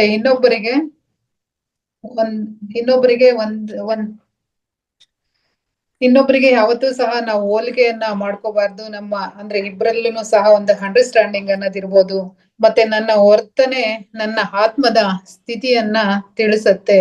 ಹಾಗೇನೆ ಧ್ಯಾನ ಎಂದರೆ ನಮ್ಗೆ ಮನಸ್ಸಿನ ಸ್ನಾನ. ಧ್ಯಾನ ಮಾಡೋದ್ರಿಂದ ನಮ್ಮ ಮನಸ್ಸಿಗೆ ಸ್ನಾನ ಆಗತ್ತೆ. ಮತ್ತೆ ಧ್ಯಾನ ಮಾಡೋದ್ರಿಂದ ನಮ್ಗೆ ಬೇಡವಾದಂತಹ ಕೊಳೆಯನ್ನ ನಾವು ತೆಗ್ದಾಕ್ಬಹುದು. ಮತ್ತೆ ನಮ್ಮ ಸ್ವಾದಿಷ್ಟಾನ ಚಕ್ರ ಅಂದ್ರೆ ವೃದ್ಧಿ ಆಗ್ಬೇಕಂದ್ರೆ ನಮ್ಮಲ್ಲಿ ಯಾವ್ದಾದ್ರು ಒಂದು ಕಲೆಯನ್ನ ನಾವು ರೂಢಿಸ್ಕೋಬೇಕು. ಹಾಗೇನೆ ನಾವು ಉನ್ನತ ಆತ್ಮವಾಗ್ಬೇಕಾದ್ರೆ ನಾವು ಎಲ್ಲವನ್ನು ಸ್ವೀಕಾರ ಭಾವನದಿಂದನೇ ಸ್ವೀಕಾರವನ್ನ ಮಾಡ್ಬೇಕು. ಹಾಗೇನೆ ನಾವು ನಾವು ಸಹ ಯಾರ ಚಾಡಿ ಮಾತನ್ನು ಕೇಳಬಾರ್ದು, ಮತ್ತೆ ನಾವು ಸಹ ಯಾರಿಗೂ ಚಾಡಿಯನ್ನು ಹೇಳ್ಬಾರ್ದು. ಅಂದ್ರೆ ನಾವು ಆಗುವುದಾದ್ರೆ ಯಾವ್ದಾದ್ರು ಒಂದು ಸೇತುವೆ ಆಗ್ಬೇಕೆ ಹೊರ್ತು ಅದನ್ನ ಬಿಡಿಸೋ ಅಂತ ಕೆಲ್ಸವನ್ನ ಮಾಡ್ಬಾರ್ದು. ಆಗುವುದಾದರೆ ಸೇತುವೆಯಾಗು ಅನ್ನೋದಕ್ಕೆ ಒಂದು ಕಥೆ ರೂಪದಲ್ಲಿ ತುಂಬಾ ಅದ್ಭುತವಾಗಿ ತಿಳಿಸ್ಕೊಟ್ಟಿದ್ದೀರಾ ಮೇಡಮ್. ಹಾಗೇನೆ ತುಂಬಾ ಅದ್ಭುತವಾದಂತಹ ಪಿತೃಪಕ್ಷ ಧ್ಯಾನವನ್ನು ಸಹ ಮಾಡಿಸಿದ್ದೀರಾ. ಒಂದು ಅದ್ಭುತವಾದಂತಹ ಆಗುವುದಾದರೆ ಸೇತುವೆಯಾಗು ಅನ್ನೋ ವಿಷಯದ ಬಗ್ಗೆ ತುಂಬಾ ಅದ್ಭುತವಾದಂತಹ ಮಾಹಿತಿಯನ್ನು ಕೊಟ್ಟಿದ್ದೀರಾ ಮೇಡಮ್. ನಿಮ್ಗೆ ತುಂಬ ಹೃದಯದ ಧನ್ಯವಾದಗಳು madam. Thank you, thank you, thank you so much madam. Masters, ನಿಮ್ಗೆ ಈಗ ತುಂಬಾ ಕ್ವಶನ್ಸ್ ಇದೆ ಅಂತ ನನ್ಗೂ ಗೊತ್ತು. ಹಾಗೇನೆ ಮೇಡಮ್ ಧ್ಯಾನನೂ ಮಾಡಿಸಿದ್ದಾರೆ. ಹಾಗೇನೆ ಸತ್ಸಂಗದ ವಿಷಯದಲ್ಲಿ ಒಂದು ಆಗುವುದಾದರೆ ಸೇತುವೆಯಾಗು ಅನ್ನೋ ವಿಷಯದ ಬಗ್ಗೆ ತುಂಬಾ ಅದ್ಭುತವಾಗಿ ತಿಳಿಸ್ಕೊಟ್ಟಿದ್ದಾರೆ ಮಾಸ್ಟರ್ಸ್. ನಿಮ್ಗೆ ಈಗ ಹ್ಯಾಂಡ್ ರೈಸ್ ಮಾಡಿದ್ರೆ ನಾನು ಅನ್ಮ್ಯೂಟ್ ಕೊಡ್ತೀನಿ. ನಿಮ್ ಕ್ವಶನ್ಸ್ ಅಭಿಪ್ರಾಯಗಳನ್ನ ಹೇಳ್ಕೋಬಹುದು ಮಾಸ್ಟರ್ಸ್. ಸುಜಾತಾ ಮ್ಯಾಮ್ ಅನ್ಮ್ಯೂಟ್ ಕೊಟ್ಟಿದ್ರಿ ಮೇಡಮ್, ಸುಜಾತಾ ಮೇಡಮ್ಗೆ. ಓಕೆ, ಅನ್ಮ್ಯೂಟ್ ಮಾಡ್ಕೊಳ್ಳಿ ma'am. Sujatha ma'am. Thank you. Thank you madam. ಇಬ್ಬರಿಗೂ ಥ್ಯಾಂಕ್ ಯು. ರಾಜೇಶ್ವರ ಮೇಡಮ್ ನವರಿಗಂತೂ ತುಂಬಾ ಥ್ಯಾಂಕ್ ಯು. ಯಾಕಂದ್ರೆ ಇವತ್ತು ಪಿತೃಪಕ್ಷದಲ್ಲಿಯೇ ನಾವು ಹೇಗೆ ಇದನ್ನ ಮಾಡ್ಬೇಕನ್ನೋ ಅದನ್ನು ತಿಳಿಸಿಕೊಟ್ರು ಮೇಡಮ್. ನಾನು 10 ನಿಮಿಷ ಲೇಟ್ ಆಗಿ ಜಾಯಿನ್ ಆದ್ನಿ ಮೇಡಮ್. 3:10ಕ್ಕೆ ಜಾಯಿನ್ ಆದ. ಅಷ್ಟರೊಳಗೆ ನಿಮ್ ಕ್ಲಾಸ್ ಶುರುವಾಗಿತ್ತು. ಅದ್ರ ಮುಂದಿಂದ ಎಲ್ಲಾ ಕೇಳ್ಕೊಂಡೆ. ನೀವು ಅಂದ್ರಲ್ಲ, ಯಾರೋ ನಿಮ್ಗೆ ಏನೋ ತ್ರಾಸ್ ಕೊಟ್ಟಿದ್ರು ಪಿತೃ ಹಿರಿಯರು, ಅವರನ್ನು ಕ್ಷಮಿಸಿ ಬಿಡಿ ಅಂದ ತಕ್ಷಣ ನನ್ನ ಕಣ್ಣಲ್ಲಿ ತಾನೇ ನೀರು ಹೊಂಟಿದ್ದು ಮೇಡಮ್. ಆದ್ರೆ ನೀವು ಅವಾಗ ಹೇಳ್ಬಿಟ್ರಿ, ಯಾರು ಅಳುತ್ತಿರೋ ಅತ್ತು ಇದನ್ನ ಮಾಡ್ಕೊಂಡು ಬಿಡಿ ಅಂತೇಳಿ ರಾಜೇಶ್ವರಿ ಮೇಡಮ್. ನನಗೆ ತುಂಬಾ ಇವತ್ತಿನ ಘಟನೆಯಲ್ಲಿ ನಿಜವಾಗ್ಲೂ ನನ್ನ ಜೀವನದಲ್ಲಿ ನಡೆದಿದೆ ಮೇಡಮ್ ಈ ಘಟನೆ. ಆಮೇಲೆ ನೀವು ಏನು ಆಗುದಾದ್ರೆ ಸೇತುವೆ ಆಗಂತ ಹೇಳಿದ್ರಲ್ಲ, ನಾನು ಮದುವೆ ಆದ ಮೇಲೇನು ಸೇತುವೆನಾಗಿದ್ದೆ ಮೇಡಮ್. ಎಲ್ಲರೂ ವಿರೋಧ ಮಾಡ್ಲಿಕ್ಕೆ ಹತ್ತಿದ ಮೇಲೆ ನಾನು ತುಂಬಾ ಕಷ್ಟದಿಂದ ತುಂಬಾ ರಾಗಿಷ್ಠಳಾದೆ. ತುಂಬಾ ರಾಗಿಷ್ಠಳಾಗಿ ನನಗೆ ತ್ರಾಸಾಯ್ತು ಮೇಡಮ್. ಇವಾಗ ನೀವು ಹೇಳುತ್ತೀರಿ ಅವರನ್ನು ಕ್ಷಮಿಸಿ ಬಿಡಿ, ಅವರನ್ನು ಕ್ಷಮಿಸಿದ್ದೇನೆ ಮೇಡಮ್. ತರಿಸುದ ನಮ್ಮ ಎದುರಿಗೆ ಹೋದ್ರೆ ತುಂಬಾ ತ್ರಾಸ ಆಗ್ತಿದೆ ಮೇಡಮ್. ನನ್ನಲ್ಲಿ ಏನೇನು ನಡೆದಿವಿ ಇವತ್ತೆಲ್ಲಾ ನೀವು ಹೇಳಿಬಿಟ್ರಿ madam. Thank you madam, thank you. ನಾನು ಇನ್ನೂ ಸುಧಾರಿಸಲಿಕ್ಕೆ ಪ್ರಯತ್ನ ಮಾಡುತ್ತೇನೆ madam. Thank you, thank you, thank you madam. Thank you so much madam. ನೀವು ಅದ್ಭುತವಾದ ಎಕ್ಸ್ಪೀರಿಯನ್ಸ್ ಅನ್ನ ಮಾಡ್ಕೊಂಡಿದ್ದೀರಾ. ಅಳಿ ಮೇಡಮ್, ನೀವು ಅಳೋದನ್ನ ಯಾವ್ದ ಕಾರಣಕ್ಕೂ ಕಂಟ್ರೋಲ್ ಮಾಡ್ಕೋಬೇಡಿ. ನಿಮ್ಗೆ ಮನಸಾರಿ ಎಷ್ಟು ಅಳ್ಬೇಕನ್ನತ್ತೆ ಅಳಿ. ಆದ್ರೆ ನೀವ್ ಹೇಳಿದ್ರಲ್ಲ, ನನಗೆ ಅವ್ರ ಎದುರಿಗೆ ಬಂದಾಗ ನನಗೆ ನೆನಪಾಗತ್ತೆ ಅಂತ. ಅದು ಯಾವಾಗ ನಾವು ಸಂಪೂರ್ಣವಾಗಿ ಬರೀ ಬಾಯಿ ಮಾತಿಂದ ಹೃದಯದಿಂದ, ನಾವು ಬಾಯಿಯಿಂದ ಮನಸ್ಸಿನಿಂದ ಕ್ಷಮಿಸಿದ್ರೆ ಆಗಲ್ಲ. ಹೃದಯದಿಂದ ಕ್ಷಮಿಸಿದಾಗ ಅವ್ರು ನಮ್ಮ ಎದುರಿಗೆ ಬಂದು ನಿಂತ್ರು ನಮಗೇನು ಡಿಫ್ರೆನ್ಸ್ ಆಗೋದಿಲ್ಲ. ಅಲ್ಲಿವರೆಗೂ ನೀವೇನಂದ್ರೆ ಅವ್ರನ್ನ ಕ್ಷಮಿಸ್ತಾ ಹೋಗಿ. ಇದನ್ನ ನೀವು ಪ್ರತಿನಿತ್ಯ ಮಾಡಿ ನೋಡಿ. ಮುಂದೆ ಬಂದಾಗ ನಾನು, ಯಾಕಂದ್ರೆ ಇಂಥ ಎಷ್ಟೋ ಒಂದು ಮಿರಾಕಲ್ಸ್ ನಮ್ಮ ಗ್ರೂಪಿನಲ್ಲಿ ನಡೆದಿದ್ದಾವೆ. 40 ವರ್ಷ ಒಬ್ರದ್ದು ವಿಷಯ ಹೇಳ್ತೀನಿ. 40 ವರ್ಷ ಆಗಿದೆ ಮದ್ವೆಯಾಗಿ. ಅವರು ಫ್ಯಾಮಿಲಿಯಲ್ಲಿ ಅವ್ರಿಗೆ ಆಗ್ತಾ ಇರ್ಲಿಲ್ಲ. ಅವರು ಫಂಕ್ಷನ್ಗೆ ಹೋಗ್ತಾ ಇರ್ಲಿಲ್ಲ, ಇವರು ಫಂಕ್ಷನ್ಗೆ ಹೋಗ್ತಾ ಇಲ್ಲ. ಇವ್ರನ್ನ ಮಾತಾಡಿಸ್ತಾನೆ ಇರ್ಲಿಲ್ಲ ಯಾರು. ನಮ್ಮ ಗ್ರೂಪಿನಲ್ಲಿ ಒಬ್ರು ಧ್ಯಾನಿ ನಿಮ್ ತರಾನೇ, ಅವ್ರಿಗೂ ತುಂಬಾ ಟಾರ್ಚರ್ ಕೊಟ್ಟಿದ್ರು, ಮಾತಾಡ್ಸ್ತಾ ಇರ್ಲಿಲ್ಲ. ಅವ್ರು ಪ್ರತಿನಿತ್ಯ ಇದು ನಾವೇನು ಕರ್ಮ ವಿಪಾಕವನ್ನು ಮಾಡ್ತೀವಿ ಅದನ್ನ ಮಾಡ್ತಾ ಹೋದ್ರು. ಇತ್ತೀಚೆಗೆ 1 ವರ್ಷದ ಹಿಂದೆ 40 ವರ್ಷ ಇಲ್ದೇ ಇರುವಂತ ಎಲ್ಲ ಫ್ಯಾಮಿಲಿ ಮೆಂಬರ್ಸ್ ಇವತ್ತು ಅವ್ರ ಜೊತೆ ಮಾತಾಡ್ತಾ ಇದ್ದಾರೆ. ಅಂದ್ರೆ ಕ್ಷಮಾಪಣೆಯಲ್ಲಿ ಅಂತ ಅದ್ಭುತವಾದ ಶಕ್ತಿ ಇದೆ ಮೇಡಮ್. ಅದು ನಿಮ್ ಒಳಗಿದೆ. ಅದು ನೊಂದದ ಹೃದಯ ಹೌದು, ಬಂದಿದೆ, ಮಾಡಿದ್ದಾರೆ, ಅದು ಅವ್ರದ್ದು. ಆದ್ರೆ ಕ್ಷಮಾಪಣೆ ಅನ್ನುವಂತ ಹೃದಯ ವೈಶಾಲ್ಯತೆ ನಿಮ್ಮಲ್ಲಿದೆ. ಕ್ಷಮಿಸಿ ಬಿಡಿ. ಅವ್ರು ಎದುರುಗಡೆ ಬಂದ್ರು ನಿಮ್ಮ ಭಾವನೆಯಲ್ಲಿ ಏನೂ ಬದಲಾಗಬಾರ್ದು. ನಾನು ಕಮಲ ಹೂವಾಗಿ ನಿಂತ್ಕೋತೀನಿ ಅಂತ ಒಂದ್ಸಲ ಡಿಸೈಡ್ ಮಾಡಿ, ಎಲ್ಲವೂ ಏನಾಗತ್ತೆ, ಚೇಂಜ್ ಆಗತ್ತೆ. ಆದ್ರೆ ಅಳ್ಬೇಕು ಅಂತ, ಇದು ಕ್ಲಿನ್ಸಿಂಗ್ ಮೇಡಮ್. ನಿಮ್ಗೆ ಆಗ್ತಾ ಇರೋದು ಕ್ಲಿನ್ಸಿಂಗ್ ಇದು. ಸೊ ಹಾಗಾಗಿ ಎಷ್ಟು ಸಾಧ್ಯ ಆಗತ್ತೆ ಅಷ್ಟು ಹತ್ತು ಬಿಡಿ. ಆದ್ರೆ ಮನಸ್ಸಿನಲ್ಲಿ ಇಟ್ಕೋಬೇಡಿ. ಒಂದ್ಸರಿ ಹತ್ತು ಮುಗಿಸ್ಕೊಂಡ್ಬಿಡಿ. ಅದೇ ಕ್ಲಿನ್ಸಿಂಗ್. ಓಕೆ ಮೇಡಮ್, ನಮ್ಗೆ ರಂಗನಾಥ್ ಗುರುಜಿಗಳು ಅವರು ಹೊರಗೆ ತೆಗೆದಿದ್ದಾರೆ ಮೇಡಮ್. ಆದ್ರೆ ಇವತ್ತು ನೀವು ಎಲ್ಲಾ ಘಟನೆಗಳನ್ನು ಹೇಳಿದ್ರಲ್ಲ, ಅವು ನನ್ನ ಜೀವನದಲ್ಲೇ 100ಕ್ಕೆ 100% ನಡೆದಂತ ಘಟನೆ. ನಾನು ಎಷ್ಟು ಸೇತುವೆಯಾಗಿ ಎಲ್ಲರ ಹಾಗೆ ಮುಂದೆ ಬರ್ಬೇಕಂತ ನನ್ನನ್ನು ನಾನು ತುಂಬಾ ತ್ಯಾಗ ಮಾಡಿದ್ದೇನೆ ಮೇಡಮ್. ಆಮೇಲೆ ತುಂಬಾ ರಾಗಿಷ್ಠಳಾದೆ. ರಾಗಿಷ್ಠಳ ಅಂದ್ರೆ ಭಯಂಕರ ಸಿಟ್ಟು ಬರ್ತಿತ್ತು madam. ಹಿಂಗಾಗಿ ಎಲ್ಲಾರು ದೂರ ಆಗಿದ್ದಾರೆ. ಆಮೇಲೆ ಹೌದು. ನನಗೂ ಇ- ಅದು ಈಗ ನಾನು ಒಬ್ಬಳೆ ಅಂದ್ರ ಮಕ್ಕಳು ಚೆನ್ನಾಗಿದ್ದಾರೆ, ನಾನು ಚೆನ್ನಾಗಿದ್ದೇನೆ. ಏನೋ ಒಂಥರ ಹಿರಿಯರದನ್ನು ಪಿತ್ರ ಅದನ್ನು ನೆನಪಾಗಿ ಅದನ್ನು ನಮ್ಮ ಮನೆಯವ್ರದ್ದು ಬಾಳ ಕೆಟ್ಟ ಅನಿಸಿ ಅದನ್ನು ಕಣ್ಣಾಗ ನೀರು ಬತ್ತು ಮೇಡಮ್. ಅವರು ಹೋಗುವ ಮುಂದೆ ನನ್ನನ್ನು ಕ್ಷಮಿಸಿಲ್ಲ ನೀನು, ನನ್ನನ್ನು ಕ್ಷಮಿಸಿಲ್ಲ ನೀನು ಅಂತ ಹೇಳಿ ದವಾಖಾನಿಗ್ ಹೋದ್ರು ಮೇಡಮ್ ಅವ್ರು. ಆವತ್ ನನಗ ಏನ್ ಹೇಳ್ಬೇಕು ಅನ್ನೋದೇ ತಿಳಿಲಿಲ್ಲ ಮೇಡಮ್. ಈಗ ಅದೆಲ್ಲ ನೆನಪತ್ತು ಅವ್ರ ಮಾತು. ನೋಡಿ, ನಮ್ಗೇನು ನಿಮ್ ಹಿಂದಿನ ಸ್ಟೋರಿ ಗೊತ್ತಿರ್ಲಿಲ್ಲ, ಬಟ್ ಆದ್ರೂ ಹೇಳಿದೆ, ನೀವು ಏನಿದೆ ನಿಮ್ ಮನಸ್ಸಿನಲ್ಲಿ ಅವರಲ್ಲಿಂದ ಹಚ್ಕೋಬಿಡಿ, ಕ್ಷಮಿಸಿಲ್ಲ ಇನ್ನು ನೀವು ಅಂತ ಹೇಳ್ತಾ ಇದ್ದೆ.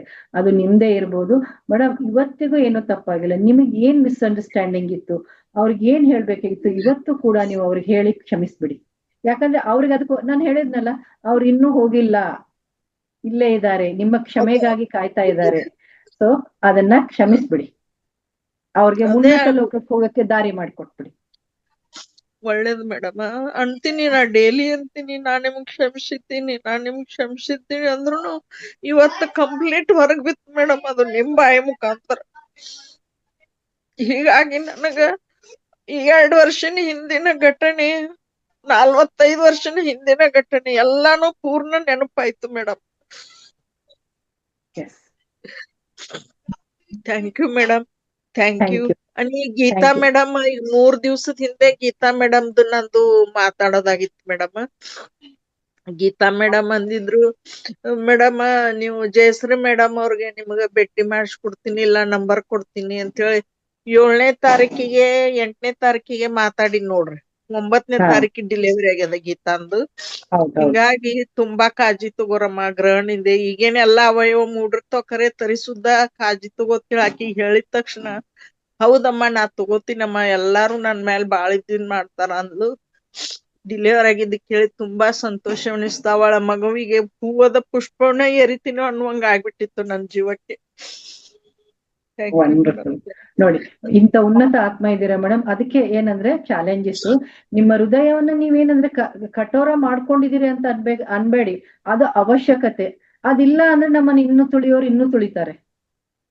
ನಾನೇನ್ ಹೇಳಿದೆ, ನಿಜವಾಗ್ಲೂ ಮೇಡಮ್ ಕೋಪ ನನ್ಗ ಅನ್ನೋದು, ಅನಿಸ್ತಿದೆ, ಕೋಪ ನನ್ಗ ಅನ್ನೋದು ಅನಿಸ್ತಾ ಬೇಕೇ ಇದೆ ಬೇಕು. ಮೇಡಮ್. Yes. ಅನಿಸ್ತಾ ಇದೆ ಮೇಡಮ್. ಎಸ್, ನಾನು ಒಂಟಿಯಾಗಿ ಜೀವನ ನಡೆಸಲಿಕ್ಕೆ ಇವರೆಲ್ಲರೂ ನನಗೆ ಕಾರಣರಾಗಿದ್ದಾರೆ, ನನ್ನನ್ನು ಗಟ್ಟಿ ಮಾಡ್ಲಿಕ್ಕದ್ದಾರೆ ಅಂತ ಹೇಳಿ ಥ್ಯಾಂಕ್ ಯು ಹೇಳ್ತೀನಿ ಮೇಡಮ್. ನಾನು ರಾತ್ರಿ ವಂಡರ್ಫುಲ್ ಮೇಡಮ್. ರಾತ್ರಿ ಮಲಗು. Love you madam, love you Okay. Madam. Thank you ಅಮ್ಮ, thank you. Okay yes, thank you Sujatha ma'am. ನೀವು ಎಂತ ಉನ್ನತ ಆತ್ಮ ಅನ್ನೋದು ನಮ್ಗೆ ಇದರಿಂದಾನೇ, ನೀವು ಎಲ್ಲರಿಗೂ ಎಷ್ಟು ಒಳ್ಳೇದನ್ನ ಬಯಸ್ತೀರಾ ಅನ್ನೋದು ಇದರಿಂದಾನೇ ಗೊತ್ತಾಗತ್ತೆ ಮೇಡಮ್. ನಿಮ್ಮ ಅನುಭವ ತುಂಬಾ ಚೆನ್ನಾಗಿ ಶೇರ್ ಮಾಡ್ಕೊಂಡಿದ್ದೀರಾ Sujatha ma'am. Thank you so much ma'am. Okay Lakshmi didi, thank you. Thank you ma'am. Lakshmideva ma'am ಮಾತಾಡಿ ಮ್ಯಾಮ್. ನಮಸ್ತೆ ಮೇಡಮ್. ನಮಸ್ತೆ. ತುಂಬಾ ಚೆನ್ನಾಗಿತ್ತು ಕ್ಲಾಸ್ ಇವತ್ತು. ನಂಗೆ ನೀವು ಧ್ಯಾನ ಹೇಳ್ತಿದ್ದಾಗ ನಂಗೆ ಮೈ ಬಿಸಿ ಆಗ್ತಿತ್ತು. ಯಾಕಂದ್ರೆ ಇಲ್ಲಿ ಇತ್ತ ವಾತಾವರಣ ತಂಪಾಗಿದೆ, ಆದ್ರೆ ನಂಗೆ ಮೈ ತುಂಬಾ ಬಿಸಿ ಆಗ್ತಿತ್ತು. ಯಾಕೆ ಹಿಂಗ್ ಬಿಸಿ ಆಗ್ತದೆ ಅಂತ ಯೋಚನೆ ಮಾಡ್ತೇನೆ ನಾನು. ಆಮೇಲೆ ನೀವ್ ಹೇಳಿದ್ರಿ ಇದು ಮೈಯೆಲ್ಲ ಬಿಸಿ ಆಗ್ತಾ ಇರ್ತದೆ ಅಂತ ಹೇಳಿ. ಆಮೇಲೆ ನಂಗೆ ಸ್ವಲ್ಪ ಇದಾಯ್ತು, ಸಮಾಧಾನ ಆಯ್ತು. ಮೈ ತುಂಬಾ ಬಿಸಿ. ಆಮೇಲೆ ನೀವು ಹೇಳಿದ ಕ್ಲಾಸ್ ಎಲ್ಲ ಮುಗಿದ್ಮೇಲೆ ಹಾಗೆ ಅದೇ ಸ್ಥಿತಿ ಕೂತಿದ್ದೆ ಮೇಡಮ್ ನಾನು. ಆಮೇಲೆ ಮೈಯೆಲ್ಲ ಬೆವತ್ತು ಹೋಯ್ತು ಮೇಡಮ್. ಜ್ವರ ಬಿಟ್ಟ ಮೈ ಬೆವತ್ರ ಆ ತರ ಬೆವತ್ತೋಯ್ತು ಮೇಡಮ್. ನಮ್ಗೆ ತುಂಬಾನೇ ಚೆನ್ನಾಗಿತ್ತು ಮೇಡಮ್. ಯಾವತ್ತೂ ಈ ತರ ಆಗಿರ್ಲಿಲ್ಲ. ಹೇಳ್ಬೇಕಂದ್ರೆ ಎಲ್ಲ ಬಿಟ್ಟೋಯ್ತು ಅನ್ಸ್ಬಿಡ್ತದೆ ನಂಗೊಂದು. ಗ್ರಾಣ ಬಿಟ್ಟೋಯ್ತಲ್ಲ, ಅದ ಬಿಟ್ಟೋಯ್ತು ಅನ್ಸುತ್ತೆ ಮೇಡಮ್. ನಿಜವಾಗ್ಲೂ ನಂಗೆ ತುಂಬಾ ಚೆನ್ನಾಗಿತ್ತು ಅನುಭವ, ತುಂಬಾ ಚೆನ್ನಾಗಿತ್ತು. ನಾವು ಬೇಜಾರಂದ್ರೆ ನಮ್ಮವ್ರೆ ನಮ್ಗೆ ಮೋಸ ಮಾಡ್ತಾರಲ್ಲ, ಅದನ್ನ ನಮ್ಗೆ ಕ್ಷಮಿಸಕ್ಕಾಗಲ್ಲ ಮೇಡಮ್. ಅದನ್ನ ಹೊರಬರೋದು ಕಷ್ಟ ಆಗಿದೆ. ಸಂಗನಾಥ್ ಪೂಜೆ ತುಂಬಾ ಸಲ ಹೇಳಿದ್ದಾರೆ, ನಾವು ಕ್ಷಮಿಸ್ಬೇಕು ಅಂತ. ಆದ್ರೆ ಕಲ್ಲಾಗ್ ಬಿಟ್ಟಿರುತ್ತೆ ಮನಸ್ಸು. ಇವತ್ತಿನ್ನು ಸ್ವಲ್ಪ ಏನಾದಾಯ್ತು, ಇನ್ನು ಕ್ಷಮಿಸ್ಬೇಕು ಅಂತ ಮನಸ್ಸು ಮಾಡ್ತೀನಿ ಮೇಡಮ್. ತುಂಬಾ ಚೆನ್ನಾಗಿರುತ್ತೆ ಮೇಡಮ್. ಕ್ಷಮಿಸ್ಬೇಕು, ಇಲ್ಲಾಂದ್ರೆ ಅವ್ನ ಇಟ್ಕೊಂಡು ನಾವು ಕೊರಗಿ ನಾವು ಕಲ್ಲಾಗಿ ನಾವು ಸಾಯ್ತಾ ಇದೀವಿ ಮೇಡಮ್. Yes. ಬಿಟ್ಟಾಕ್ಬೇಕು ಅನ್ಸುತ್ತೆ ಅವ್ರಿಂದ ನಾವು ಚೆನ್ನಾಗೇ ತೆಗಿಲ್ಬೇಕಾದ್ರೆ ಮೇಡಮ್. ನಾವು ಹಾಳಾಗ್ತಿದೀವಿ ಯೋಚನೆ ಮಾಡಿ. ಅವ್ರು ತುಂಬಾ ಚೆನ್ನಾಗೇ ಇದ್ದಾರೆ. ಹಾಗಾಗಿ ಅವ್ರನ್ನ ಕ್ಷಮಿಸ್ಬಿಟ್ಟು ಬಿಟ್ಟಾಕ್ಬಿಟ್ಟು ನಾವು ಮುಂದೆ ನೆಮ್ಮದಿರ್ಬೇಕು ಅನ್ಸುತ್ತೆ ಮೇಡಮ್. ತುಂಬಾ Yes, ಚೆನ್ನಾಗಿತ್ತು. ಜ್ಞಾನ ಎಲ್ಲ ಚೆನ್ನಾಗಿತ್ತು ಮೇಡಮ್. ನಮಸ್ತೆ ಮೇಡಮ್. ನಮಸ್ತೆ, ಥ್ಯಾಂಕ್ ಯು. ನೋಡಿ, ನೀವ್ ಹೇಳಿದ್ರಲ್ಲ ನಾನು ಕ್ಷಮಿಸ್ತೀನಿ ಅಂತ, ಇದೇ ಪರಿವರ್ತನೆ ಬರ್ಬೇಕಾಗಿದೆ ನಮ್ಗೆ. ಈ ಪರಿವರ್ತನೆ ಬಂದ್ರೆ ನೋಡಿ, ನಾವು ಕ್ಷಮಿಸ್ತಾ ಇರೋದು ಅವ್ರಿಗಲ್ಲ, ನಮ್ಮ ಉನ್ನತಿಗಾಗಿ. ನಾನು ಆಗ್ಲೇ ಹೇಳಿದೆ, ನಮ್ಮ ಆತ್ಮದ ಉನ್ನತಿ. ನಮ್ಮ ಆತ್ಮದ ಉನ್ನತಿ ಆಗ್ಬೇಕಾದ್ರೆ ಆ ಫೇಸ್ ಅನ್ನ ನಾವು ದಾಟ್ ಹೋಗ್ಬೇಕು. ಅವಾಗ್ಲೇ ನಮ್ಮ ಲೈಫ್ ಅಲ್ಲಿ ಮುಂದೆ ಹೋಗ್ತೀವಿ. ಸೊ ಹಾಗಾಗಿ ಕ್ಷಮೆ, ನಾವು ಒಂದು ಮಾತು ಹೇಳ್ತೀನಿ ಏನಂದ್ರೆ, ಸಬ್ಸೆ ಕ್ಷಮ ಸಬ್ಕೋ ಕ್ಷಮ. ಅಂದ್ರೆ ನಾನು ಎಲ್ರಿಗೂ ಕ್ಷಮೆ ಮಾಡ್ತೀನಿ, ಎಲ್ರ ಹತ್ರನು ಕ್ಷಮೆ ಕೇಳ್ತೀನಿ. ಇದು ನಮ್ದು ಒಂದು ಸ್ಲೋಗನ್ ಮೇಡಮ್. ಗೋಲ್ ಆಗ್ಬೇಕದು. ಹೌದು, ಚೆನ್ನಾಗಿದೆ. ಸಬ್ಸೆ ಮಾಫಿ ಸಬ್ಕೋ ಮಾಫಿ. ಹೌದು, ತುಂಬಾ ಚೆನ್ನಾಗಿತ್ತು ma'am. Thank you ma'am, thank you. Thank you so much Lakshmideva ma'am. Anuradha ma'am unmute ಮಾಡ್ಕೊಳ್ಳಿ. ಮೇಡಮ್ ನಮಸ್ತೆ. ಮೇಡಮ್ ಅವರು ಪಿತೃಪಕ್ಷದ ಬಗ್ಗೆ ಹೇಳ್ತೀನಿ ಇದ್ದಾಗ ನನಗೆ ಖುಷಿ ಆಯ್ತು. ಯಾಕೆ ಅಂದ್ರೆ ಈ ಸಲ ಈಗ ನಾವು ಯಾವಾಗ್ಲೂ ಗೌರಿ ಹಬ್ಬದಲ್ಲಿ ಪಕ್ಷ ಮಾಡ್ತಿದ್ವಿ. ಈ ಸಲ ನಮ್ ಚಿಕ್ಕತ್ತೆ ಒಬ್ರು, ಅಂದ್ರೆ ನಮ್ಮನೆಯವರ ಚಿಕ್ಕಮ್ಮ ತೀರೋಗ್ಬಿಟ್ರು. ಅದು ಅವತ್ತೇ ಬಂತು ಹಬ್ಬದ ದಿನನೇ ಅವ್ರದ್ದು. ನಾವು ಸೂತ್ಕಂತ ಮಾಡಕ್ಕಾಗ್ಲಿಲ್ಲ. ಅದು ನನ್ಗೆ ಯಾವಾಗ್ಲೂ ಮನ್ಸಲ್ಲಿ ಕೊರಿತಾ ಇತ್ತು. ನಮ್ಮ ಅತ್ತೆ ಮಾಮಂಗ ಅನ್ನ ಹಾಕ್ಲಿಲ್ಲಲ್ಲ, ಅದಕ್ ದಿನ ಬೇಡ್ಕಂತಿದ್ದೆ ನಾನು. ದಿನ ದೇವ್ರಿಗೆ ಪೂಜೆ ಅವ್ರಿಗೂ ಬೇಡ್ಕಂತಿದ್ದೆ. ನಮ್ದೇನೇ ತಪ್ಪಿದ್ರು ಕ್ಷಮಿಸಿ. ಯುಗಾದಿ ಹಬ್ಬದಲ್ಲಿ ಒಂದ್ಸಲ ಹಾಕ್ತಿವಿ, ಅದಕ್ಕೆ ಕೇಳೋದಕ್ಕೆ ಯುಗಾದಿ ಹಬ್ಬದಲ್ಲಿ ಹಾಕಿನ್ರು. ಈಗ ಅಲ್ಲಿ ತನಕ ಅದಕ್ಕೆ ಯಾವಾಗ್ಲೂ ನಂಗೆ ಕ್ಷಮೆ ಕೇಳ್ಬೇಕು ಕೇಳ್ತಾನೆ ಇದ್ದೆ. ಇವರು ಅದೇ ಟೈಮಿಗೆ ಇದನ್ನ ಹೇಳಿದ್ರಲ್ಲ, ನನಗೆ ತುಂಬಾ ಖುಷಿ ಆಯ್ತು ಮೇಡಮ್. ನಾನು ಧ್ಯಾನ ಮಾಡ್ತಾ ಅವ್ರಿಗೆಲ್ಲ ಕ್ಷಮೆ ಕೇಳ್ದೆ. ನಾನು ಎಲ್ಲರಿಗೂ ಕ್ಷಮೆ ಕೇಳ್ದೆ. ನನಗ್ ಖುಷಿ ಆಯ್ತು, ಇವಾಗ ಸಮಾಧಾನ ಆಯ್ತು ಮನ್ಸಿಗೆ. ತುಂಬಾ ಥ್ಯಾಂಕ್ಸ್ ಮೇಡಮ್, ತುಂಬಾ ಥ್ಯಾಂಕ್ಸ್ ನಿಮ್ಗೆ. ಥ್ಯಾಂಕ್ ಯು ಅಮ್ಮ, ಥ್ಯಾಂಕ್ ಯು. ನೋಡಿ, ಈ ಕಣ್ಣೀರು ಹಾಗೆ ಬರಲ್ಲ, ಆ ಆತ್ಮಕ್ಕೆ ತಟ್ಟಿದಾಗ್ಲೇ ಬರುತ್ತೆ. ಯಾವಾಗ ನಮ್ ಕ್ಷಮೆ ಮಾಡ್ತೀವಲ್ಲ, ಅವಾಗ್ಲೇ ನಮಗೂ ಸಮಾಧಾನ ಆಗತ್ತೆ. ನಾವೇನ್ ಅನ್ಕೋತೀವಿ, ಅವ್ರನ್ನ ಕ್ಷಮಿಸ್ತಾ ಇಲ್ಲ, ನಮ್ಮನ್ನೇ ನಾವು ಅವಾಗ್ಲೇ ನಮ್ಮ ಮನ್ಸಿಗೆ ಸಮಾಧಾನ ಆಗೋದು, ಅವಾಗ್ಲೇ ಕಣ್ಣಲ್ಲಿ ನೀರ್ ಬರೋದು. ಅದೇ ಕ್ಲಿನ್ಸಿಂಗು. ಸೊ ನೀವು ಏನು ಬೇಜಾರ್ ಮಾಡ್ಕೋಬೇಡಿ, ಎಲ್ಲವೂ ಒಳ್ಳೇದಾಗತ್ತೆ. Okay, thank you. Thank you madam, thank you. Shyamala madam unmute ಮಾಡ್ಕೊಳ್ಳಿ. ಮೇಡಮ್ ನಮಸ್ಕಾರ. ನನಗೆ ಧ್ಯಾನದಲ್ಲಿ ಎಲ್ಲ ಒಳ್ಳೇದಾಯ್ತು, ಒಂಥರ ಇಲ್ಲೆಲ್ಲ ಹಣೆಲೆಲ್ಲ ಒಂಥರ ಆಯ್ತು. ಮತ್ತೆ ಕ್ಷಮೆ ಕೇಳ್ಬೇಕಂತ ಹೇಳಿದ್ರಲ್ಲ, ಅವಾಗ ನಮ್ಗೆ ಒಬ್ರು ಏನೋ ಹೇಳಿದ್ರು, ತುಂಬಾ ಏನೋ ಮಾತಾಡಿದ್ರು. ಆದ್ರೆ ನಾನು ಕ್ಷಮೆ ಕೇಳ್ಕೊಂಡೆ ನೀವೀಗ ಹೇಳಿದ್ರ ಮೇಲೆ.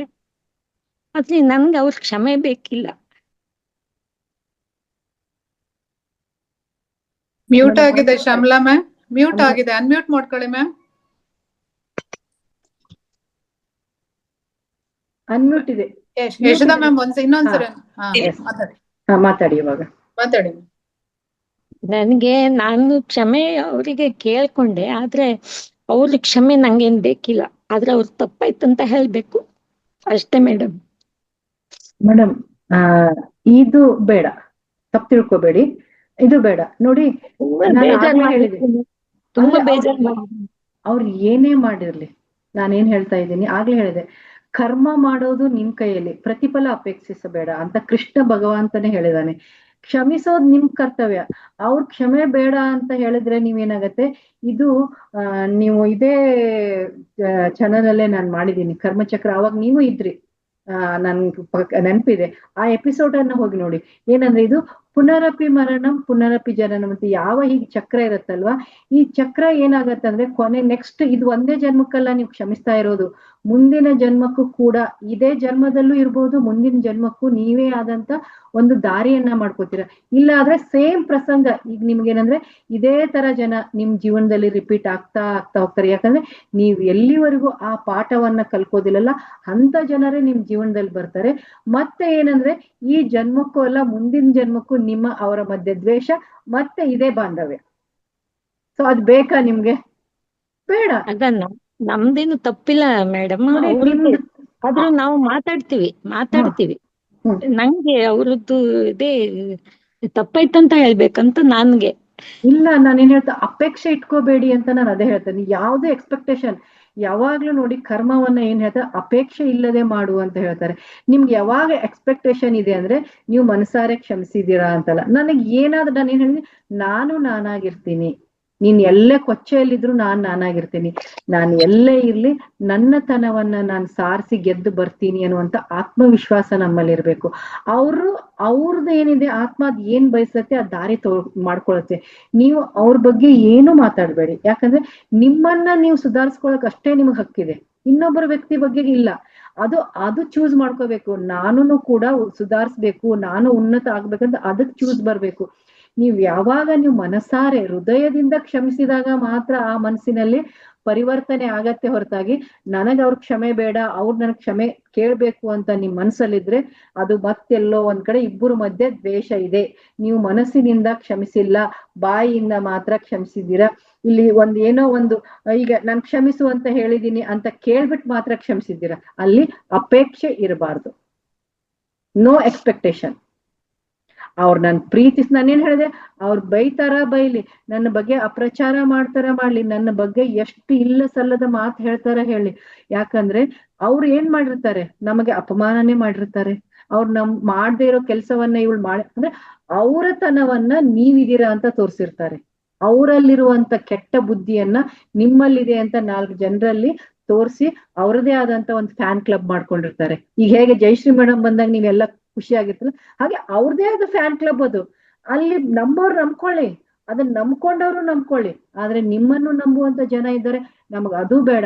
ನನ್ನನ್ನು ಯಾರು ನಂಬ್ತಾರೋ ಯಾರು ಬಿಡ್ತಾರೋ ಬೇಕಾಗಿಲ್ಲ, ನನಗೆ ಗೊತ್ತು, ಆ ಪರಮಾತ್ಮನಿಗೆ ಗೊತ್ತು. ನನ್ನನ್ನ ಕ್ಷಮಿಸೋನ್ ಯಾರು, ನನಗೆ ಒಳ್ಳೇದನ್ನ ಕೊಡೋನ್ ಯಾರು, ನನ್ನ ತಕ್ಕಂತ ಪ್ರತಿಫಲ ಕೊಡೋ ನನ್ ಪರಮಾತ್ಮ. ಆ ಪರಮಾತ್ಮನ ಸತ್ಯವಕ್ಕೆ ನಾನ್ ನಡ್ಕೊಂಡು ಹೋಗ್ತೀನಿ. ನನಗೆ ಯಾರ್ದು ವ್ಯಾಲಿಡೇಷನ್ ಬೇಕಾಗಿಲ್ಲ. ಈ ಪ್ರಪಂಚದಲ್ಲಿ ಯಾರ ವ್ಯಾಲಿಡೇಷನ್ಗೂ ಕಾಯ್ಬೇಡಿ, ಯಾಕಂದ್ರೆ ಎಲ್ಲರೂ ತಮ್ಗೆ ಒಳ್ಳೇದಿದ್ರೇನೆ ತಮಗೇನಾದ್ರೂ ಒಳ್ಳೇದಾಗ್ತಾ ಇದೆ ಅಂದ್ರೆ ನೀವು ಒಳ್ಳೆಯವರು ಅಂತ ಹೇಳ್ತಾರೆ, ಇಲ್ಲಾಂದ್ರೆ ಎಲ್ಲರೂ ಕೆಟ್ಟವ್ರೆ ಅಂತ ಹೇಳೋದು. ನಮ್ಗೆ ಎದಕ್ ಬೇಕು? ನನಗ್ ಯಾರ ವ್ಯಾಲಿಡೇಷನ್ ಬೇಕಾಗಿಲ್ಲ, ನನಗೆ ಯಾರ ಕ್ಷಮೆ ಕೇಳೋದು ನನಗ್ ಬೇಕಾಗಿಲ್ಲ. ನನಗೆ ಕೊಡ್ಬೇಕಾಗಿರೋದು ಭಗವಂತ ನಿನ್ನ ಪಾದಕ್ ಬಿಟ್ಟಿದೀನಿ ಅಂತ ಅಂದ್ರನೆ ಮಾತ್ರ ಅದು ಏನಂದ್ರೆ ಈ ಜನ್ಮಕ್ಕೆ ಮುಗಿಯುತ್ತೆ ಮೇಡಮ್.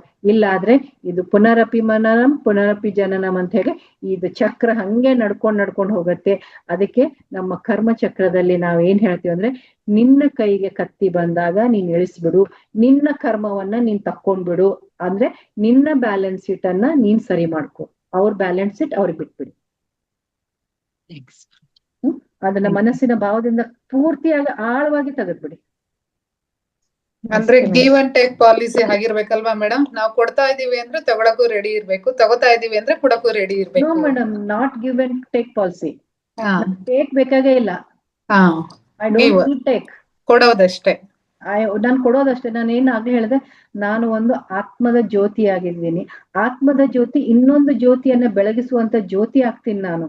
ಅಂದ್ರೆ ನನ್ನಲ್ಲಿರುವ ಅನ್ಕಂಡೀಷನಲ್ ಲವ್. ಈಗ ನನಗೆ ಯಾಕೆ ಬೇಜಾರು ಅನ್ಸುತ್ತೆ ಅಂದ್ರೆ ನಾನು ತಪ್ಪು ಮಾಡಿಲ್ಲ ಅಂತ ನನಗೆ ಗೊತ್ತು. ಸೊ ಅದು ಎದುರುಗಡೆ ವ್ಯಕ್ತಿಯಿಂದ ಸಿಕ್ಕಿಲ್ಲ.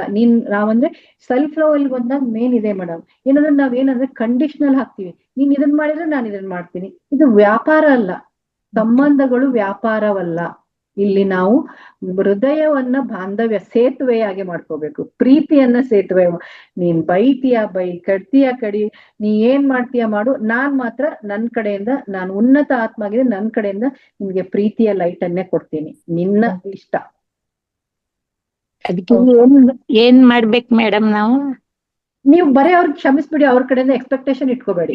ನಾನ್ ಕ್ಷಮಿಸಿದ್ದೆ, ಈಗ ಕ್ಷಮಿಸಿದ್ದೆ, ಮುಗೀತು. ಇನ್ ಎಕ್ಸ್ಪೆಕ್ಟೇಷನ್ ಇಟ್ಕೋಬೇಡಿ. ಅವ್ರು ಕ್ಷಮಿಸ್ಲಿ, ನನ್ ಬಂದ್ ಕ್ಷಮೆ ಕೇಳಿ ಅಂತಾನು ಅನ್ಬೇಡಿ, ಅವ್ರು ನನ್ನನ್ನು ಕ್ಷಮಿಸ್ಲಿ, ನನ್ ಬಗ್ಗೆ ಒಳ್ಳೆ ಒಪಿನಿಯನ್ ಬರ್ಲಿ ಅಂತಾನು ಕೇಳ್ಕೋಬೇಡಿ. ನೀವು ಕ್ಷಮಿಸಿದಾಗ ನಿಮ್ಮ ಮನಸ್ಸು ಸರಿ ಇದ್ರೆ ಅವ್ರ ಮನಸ್ಸು ಸರಿಯಾಗತ್ತೆ. ನಾನು ಹೇಳಿದ್ನಲ್ಲ ಆಗ್ಲೇ, 40 ವರ್ಷ ಮಾತಾಡದೆ ಇರೋರು ಇವ್ರು ಪ್ರತಿನಿತ್ಯ ಕ್ಷಮಿಸಿದ್ರಷ್ಟೇ, ಅವ್ರು ಏನು ಎಕ್ಸ್ಪೆಕ್ಟೇಷನ್ ಇಟ್ಕೊಳ್ಳಿಲ್ಲ. ನಾನ್ ಕ್ಷಮಿಸ್ತಾ ಇದ್ದೀನಿ ಅಂದಾಗ ಅಲ್ಲಿ ಅವ್ರ ಮನಸ್ಸು ಪರಿವರ್ತನೆಗೊಂಡು ಅವ್ರು ಬಂದು ಇವತ್ತು ಅವ್ರ ಜೊತೆ ಮಾತಾಡ್ತಾ ಇದ್ದಾರೆ. ಈಗ ನಿಮ್ ಜೊತೆ ಮಾತಾಡ್ತಾ ಇರ್ಬೋದು, ಅವ್ರಿಗೂ ಒಳಗಡೆ ಮನಸ್ಸಲ್ಲಿ ಇತ್ತಲ್ವಾ? ಆದ್ರೆ ಎಲ್ಲರ ಹತ್ರ ಹೇಳ್ಕೊಂಡ್ ಬಂದಿದ್ದಾರೆ, ಎಲ್ಲರ ಹತ್ರ ಹೇಳ್ಕೊಂಡು. ಏನು ಯೋಚನೆ ಮಾಡಿ, ಈಗೇನಂದ್ರೆ ನೀವು ಕ್ಷಮಿಸ್ಬೇಕು, ಕ್ಷಮಿಸ್ಬಿಡಿ, ಅದೇನಾಗತ್ತೆ ಆಗತ್ತೆ ಅಷ್ಟೇ. ನೀವ್ No ಕ್ಷಮಿಸಿದೀರಿ expectation. ಅಂತ ಹೇಳಿದ್ರಲ್ಲ ಮೇಡಮ್, ಅಷ್ಟೇ. ಅದನ್ನ ಬಿಟ್ಬಿಡಿ, ನಾ ಟಾಪಿಕ್ ಬೇಡ. ಅವ್ರಿಗೆ ಏನಾದ್ರೂ ಬಾಯಿಯಿಂದ ಅಲ್ಲ, ಬಾಯಿಯಿಂದ ಅಲ್ಲ, ಧ್ಯಾನದಲ್ಲಿ ಅಷ್ಟೇ ಅಲ್ಲ, ಆತ್ಮದಿಂದ ಕ್ಷಮಿಸಿ. ಇದೊಂದು ಪ್ರೊಸೀಜರ್ ಇದೆ, ಈ ಪ್ರೊಸೀಜರ್ ಪ್ರಕಾರ ನಾನು ಕ್ಷಮಿಸಿದೀನಿ ಅಂದ್ರೆ ಅಲ್ಲಿ ಆ ಕರ್ಮದ ಆಟ, ಕರ್ಮ ಚಕ್ರದ ಅಂತ್ಯ ಆಗಲ್ಲ. Thank you Shyamala ma'am. Thank you so much ma'am. Yes. Vedavathi ma'am ಮಾತಾಡಿ. ಅನ್ಮ್ಯೂಟ್ ಮಾಡ್ಕೊಳ್ಳಿ ಮೇಡಮ್. ಹಾ, ಎಲ್ಲರಿಗೂ ಎಲ್ಲ ಆತ್ಮಬಂಧಿಗಳಿಗೂ ಇವತ್ತು ಏನ್ ಹೇಳ್ಬೇಕು, ನಮಸ್ಕಾರಗಳು. ನಾನು ಮೊದ್ಲಾಗಿದ್ದಿದ್ರೆ ಈ ವಿಷಯಕ್ಕೆ ತುಂಬಾ ಎಮೋಷನಲ್ ಆಗ್ಬಿಡ್ತಿದ್ದೆ. ಈ ಇವ್ರು ಸುಜಾತ ಮೇಡಮ್ ತರ ನಾನು ಹತ್ತು ಬಿಡ್ತಿದ್ದೆ. ನಾನು ಈ ನಡುವೆ ಏನ್ ಮಾಡ್ತಿದ್ದೀನಿ ಅಂದ್ರೆ, ಬೆಳಿಗ್ಗೆ ಸಂಜೆ ದೇವರಿಗೆ ದೀಪ ಹಚ್ಚಿದ್ಮೇಲೆ ಒಂದ್ 2-3 ನಿಮಿಷ ನಿಂತ್ಕೊಂಡು ಎಲ್ಲರಿಗೂ, ನನಗ್ ಗೊತ್ತಿರೋರು ಗೊತ್ತಿಲ್ದಿರೋರು ಎಲ್ಲಾ ಜೀವಾತ್ಮಗಳು, ಎಂತ ಪಶು ಪಕ್ಷಿ ನೇಚರ್ ಎಲ್ಲರಿಗೂ ನೆರೆಹೊರೆಯವರು, ನನ್ನ ಒಡ ಹುಟ್ಟಿದವರು, ನನ್ನ ಹೊಟ್ಟೆಲಿ ಹುಟ್ಟಿದವರು ಎಲ್ಲರಿಗೂ ಕ್ಷಮಿಸಿ ಅಂತೇಳಿ 3 ಸಾರಿ ಹೇಳ್ತೀನಿ. ಮತ್ತೆ ಅದೇ ರಿಪೀಟು, ಎಲ್ಲರಿಗೂ ಧನ್ಯವಾದಗಳು. ನಾನು ಏನೇ ತಪ್ಪು ಮಾಡಿರ್ದೇ ಇರ್ಲಿ, ನಿಮ್ಗೆಲ್ರಿಗೂ ಧನ್ಯವಾದಗಳು. ಮತ್ತೆ ಅದೇ ರಿಪೀಟು, ಅದೇ ರೀತಿ ನಾನು ನಿಮ್ಮನ್ನು ಕ್ಷಮಿಸಿದ್ದೀನಿ. ಇಷ್ಟು ಹೇಳಿದ್ಮೇಲೆ ನನ್ಗೆ ಸಮಾಧಾನ ಆಗುತ್ತೆ. ಮತ್ತೆ ನಮಸ್ಕಾರ ಮಾಡ್ಕೊಂಡು ಬಂದ್ಬಿಡ್ತೀನಿ. ಈಗ ಮನ್ಸು ಗಟ್ಟಿ ಇದೆ ನನ್ಗೆ. ಎಸ್ ಮೇಡಮ್, ಅದೇ ಯಾವಾಗ ನಾವು ಮನಸ್ಸಿನಿಂದ ಕ್ಷಮಿಸ್ತೀವಿ, ಹಾಗೆ ನಮ್ಗೆ ಇನ್ನೊಂದಿರತ್ತೆ, ನಾನೇನು ತಪ್ಪು ಮಾಡಿಲ್ಲ ಅನ್ನೋ ಒಂದು ಆತ್ಮವಿಶ್ವಾಸ ಒಂದಿರತ್ತಲ್ವಾ, ಅದು ಇದೆ. ಈ ಜನ್ಮದಲ್ಲಿ ಇರ್ಬಾರ್ದು. ಈ ಜನ್ಮದಲ್ಲಿ ಮಾಡಿದ್ರೆ ಹಿಂದಿನ ಜನ್ಮದಿರುತ್ತೆ. ಯಾಕಂದ್ರೆ ನಾವು ಈಗ ಜೀವಿಸ್ತಾ ಇರೋ ಜೀವ, ಈಗ ಆಗ್ಲೇ ಹೇಳಿದ್ರು ಅಮ್ಮ ಏನಂದ್ರೆ, ಅದು ಪ್ರಾರಬ್ಧ ಕರ್ಮ ನಾವು ಹೊತ್ಕೊಂಡ್ ಬಂದಿದೀವಿ. ಅವರು ಬೇಕಂತಲೇ ಮಾಡ್ತಾ ಇಲ್ಲ, ನಮ್ಮ ಪ್ರಾರಬ್ಧ ಕರ್ಮವನ್ನ ನಾವು ತೀರ್ಸ್ಕೊಂಡ್ ಹೋಗ್ಬೇಕು. ಯಾಕಂದ್ರೆ ನಾವು ಬಂದಿರೋದೇ ಅದಕ್ಕೆ, ನಮ್ಮ ಬ್ಯಾಲೆನ್ಸ್ ಶೀಟ್ ಅನ್ನ ಸರಿ ಮಾಡ್ಕೊಳಕ್ಕೆ, ನಮ್ಮ ಪ್ರಾರಬ್ಧ ಕರ್ಮವನ್ನ ತೀರ್ಸ್ಕೊಂಡ್ ಹೋಗಕ್ಕೆ. ಸೊ ನಾನೀಗ ಆ ಪ್ರಾರಬ್ಧ ಕರ್ಮವನ್ನ ತೀರ್ಸ್ಕೊಳ್ಳ, ಆಗಲೇ ಅಮ್ಮ ಹೇಳಿದ್ರು ಅವ್ರು ಬಂದ್ ನನ್ ಕ್ಷಮೆ ಮತ್ತೆ ಅವ್ರ ಕ್ಷಮೆ ಕೇಳಿದ್ರೆ ಮತ್ತೆ ನಾವು ಕರ್ಮಚಕ್ರದಲ್ಲಿ ಮತ್ತೆ ಕರೆಕ್ಟ್. ಸೊ ಅದಕ್ಕೆ ನಾನೇನ್ ಹೇಳ್ಕೊಳ್ತೀನಿ, ಈ ಜನ್ಮದಲ್ಲಿ ಮಾತ್ರ ಅಲ್ಲ, ಯಾವುದೇ ಜನ್ಮದಲ್ಲಿ ಏನೇ ಆಗಿದ್ರು ಕ್ಷಮಿಸಿ. ಫಸ್ಟ್ 3 ಸಾರಿ ಕ್ಷಮಿಸಿ ಅಂತೀನಿ. ಆಮೇಲೆ ಎಲ್ಲರಿಗೂ ತುಂಬಾ ಧನ್ಯವಾದಗಳು ಅದೇ ಹೇಳ್ತೀನಿ. ಮತ್ತೆ ನಾನು ಎಲ್ರನ್ನು ಕ್ಷಮಿಸಿದ್ದೀನಿ ಅಂತ ಹೇಳಿ ಒಂದ್ ನಮಸ್ಕಾರ ಮಾಡ್ಕೊಂಡ್ ಬರ್ತೀನಿ. ಮನ್ಸು ಒಂದ್ ಸ್ವಲ್ಪ ಗಟ್ಟಿ ಅನ್ಸುತ್ತೆ ಇವಾಗ. ಇಲ್ದಿದ್ರೆ ನಾನು ಅವ್ರ ತರಾನೇ ಇದ್ದೆ, ಸುಜಾತ ಮೇಡಮ್ ತರಾನೇ, ಮಾತಿಗೆ ಅಳೋದು, ಮಾತಿಗೆ ಎಮೋಷನ್ ಆಗೋದು. ಈಗ ಇವೆಲ್ಲ ಕಲ್ತ ಮೇಲೆ ನಾನು ಗಟ್ಟಿಯಾಗಿದ್ದೀನಿ. ಈ ಕರ್ಮ ವಿಪಾಕವನ್ನ ನಾವೇನ್ ಕರ್ಮ ವಿಪಾಕ ಹೇಳ್ಕೊಡ್ತೀವಿ, ಅದನ್ನ 41 days ವಿದೌಟ್ ಫೇಲ್ ಮಾಡಿದ್ರೆ ಮೇಡಮ್, ಇವೆಲ್ಲ ಮಿರಾಕಲ್ಸ್ ನಮ್ಮಲ್ಲಿ, ಅದು ಬೇರೆ ಯಾರೆಲ್ಲ ಒಳಗಡೆ ಇದಾವೆ ಅವೆಲ್ಲ ಏನಂದ್ರೆ ಕಣ್ಣೀರ್ ಮುಖಾಂತರ ಹೊರಗೆ ಹೋಗ್ತವೆ. ಕಣ್ಣೀರ್ ಮುಖಾಂತರ ಹೊರಗೆ ಹೋಗಿ ಕ್ಲೀನ್ಸ್ ಆಗಿ ಆಮೇಲೆ ನಾವೇ ಗಟ್ಟಿ ಆಗ್ಬಿಡ್ತೀವಿ, ನಿಮ್ ತರ ಆಗ್ಬಿಡ್ತೀವಿ ಅಷ್ಟೇ. ಗಟ್ಟಿ ಆಗಿದ್ದೀನಿ ನಾನು. Yes madam, yes yes yes. Thank you very much. Thank you Vedavathi ma'am. Manjula ma'am ಮಾತಾಡಿ. ಎಲ್ಲಾ ಆತ್ಮ ಬಂಧುಗಳಿಗೂ ಶರಣಾರ್ಥಿಗಳು. ಮೇಡಮ್, ನೀವು ತುಂಬಾ ಚೆನ್ನಾಗಿ ಹೇಳಿದ್ರಿ. ನಾವು ಧ್ಯಾನಕ್ಕೆ ಬರಕ್ ಮುಂಚೆ ಯಾರು ಏನಾರು ಅಂದ್ರೆ ಕೆಲವೊಂದು ತುಂಬಾ ಅಂದ್ರೆ ನಮ್ಮನ್ನ ನಾವು ಕಂಟ್ರೋಲ್ಗೆ ಬರ್ತಾ ಇರ್ಲಿಲ್ಲ. ಆತರ ಒಂಥರ ಮೈ ಕೈಯೆಲ್ಲ ನಡ್ಕ ಹಿಂಗೆಲ್ಲ ಯಾಕೆಂದ್ರೆ ನಾವು ಆತರ ಆಗಿರ್ಲಿಲ್ಲ. ಕೆಲವೊಂದ್ ಸನ್ನಿವೇಶಕ್ಕೆ ಸಿಕ್ಕಿ ಆತರ ಜನಗಳಿಂದ ಕೇಳಬೇಕು ನಂಗೆ ಆಗ್ತಿತ್ತು. ಈಗ ಧ್ಯಾನಕ್ಕೆ ಬಂದ್ಮೇಲೆ ನೀವ್ ಹೇಳ್ದಂಗೆ ಸಮಾಧಾನವಾಗಿ ಯಾರು ಏನಾರು ಅನ್ಕೊಂಡ್ಲಿ, ಯಾಕೆ ಅಂತಂದ್ರೆ ನಾನ್ ತಪ್ಪು ಮಾಡಿಲ್ಲ ಅನ್ನೋದು ಕಾನ್ಫಿಡೆನ್ಸ್ ಆಗಿ ಧೈರ್ಯನೂ ಬಂದಿದೆ ಈ ಧ್ಯಾನಕ್ಕೆ ಬಂದ್ಮೇಲೆ. ಹಂಗಾಗಿ ಯಾರು ಏನೇ ಅಂದ್ರು ಸಮಾಧಾನವಾಗಿ ಉತ್ತರ ಕೊಡ್ತೀವಿ, ಬೇರೆಯವ್ರ ತರ ಕೂಗಾಡೋದು, ಯಾಕೆಂದ್ರೆ ಹೊರಗಡೆ ನೋಡ್ತಾ ಇರ್ತೀವಿ. ಹಂಗಾಗಿ ಆತರ ನಾವು ಕೋಪಿಸ್ಕೊಳ್ಳೋಣ ಅಂದ್ರೂ ಬರಲ್ಲ. ಸಮಾಧಾನವಾಗಿ ಬನ್ರಿ ಇಲ್ಲಿ, ಕೂತ್ಕೊಳ್ರಿ ಇಲ್ಲಿ ಅಂತಂತಂದು ಏನೇ ಇದ್ರು ಹೇಳತಕ್ಕಂಥದ್ದು ನನ್ನಲ್ಲಿ ಇದು ಮಾರ್ಪಾಡಾಗಿದೆ, ಧೈರ್ಯ ಬಂದಿದೆ. ಹಂಗಾಗಿ ನೀವ್ ಹೇಳ್ದಂಗೆ ಸಮಾಧಾನವಾಗಿ ಸಮಾಧಾನ ತಂದ್ಕೊಬೇಕು ಮೇಡಮ್. ಯಾಕೆ ಅಂತಂದ್ರೆ ನಾವು ಮಾರ್ನಿಂಗ್ ಕ್ಲಾಸ್ ಅಲ್ಲೂ ಕೇಳ್ತಾ ಇರ್ತೀವಿ, ಇದು ಅಂದ್ರೆ ನಾವ್ ಯಾವ ರೀತಿ ನಾವು ಈ ಈ ಇದಕ್ಕೆ ಮೈಂಡಿಗೆ ಕೊಡ್ತೀವೋ ಅದೇ ಆಗುತ್ತೆ ಅಂತ. ಹಾಗಾಗಿ ಇದು ನೀವ್ ಹೇಳಿದ್ದು ನಿಜ ಮೇಡಮ್. ಮೇಡಮ್ ಅನುರಾಧ ಮೇಡಮ್ ಒಂದ್ ಮಾತು ಹೇಳ್ತೀನಿ. ಅವ್ರು ಹೇಳ್ತಾ ಇದ್ರು, ಹಿಂಗೆ ಏನೋ ಹೇಳಿ ಕಣ್ಣೀರಿಟ್ರು ಮೇಡಮ್. ಯಾವ್ದೋ ಹಬ್ಬದಲ್ಲಿ ಹಬ್ಬ ಮಾಡೋದಲ್ಲ, ಈ ಹಿರಿಯರ್ ಪೂಜೆ ಅಂದ್ರೆ ಪಿತೃಪಕ್ಷ. ಈ ಪಿತೃಪಕ್ಷದಲ್ಲೇ, ಯಾಕೆಂದ್ರೆ ಇದು ಗೌರಿ ಹಬ್ಬ ಆದ 15 ದಿವ್ಸಕ್ಕೆ ಬರುತ್ತೆ, ಕ್ಯಾಲೆಂಡರ್ ಇರುತ್ತೆ ಪಿತೃಪಕ್ಷ ಆರಂಭ ಅಂತ.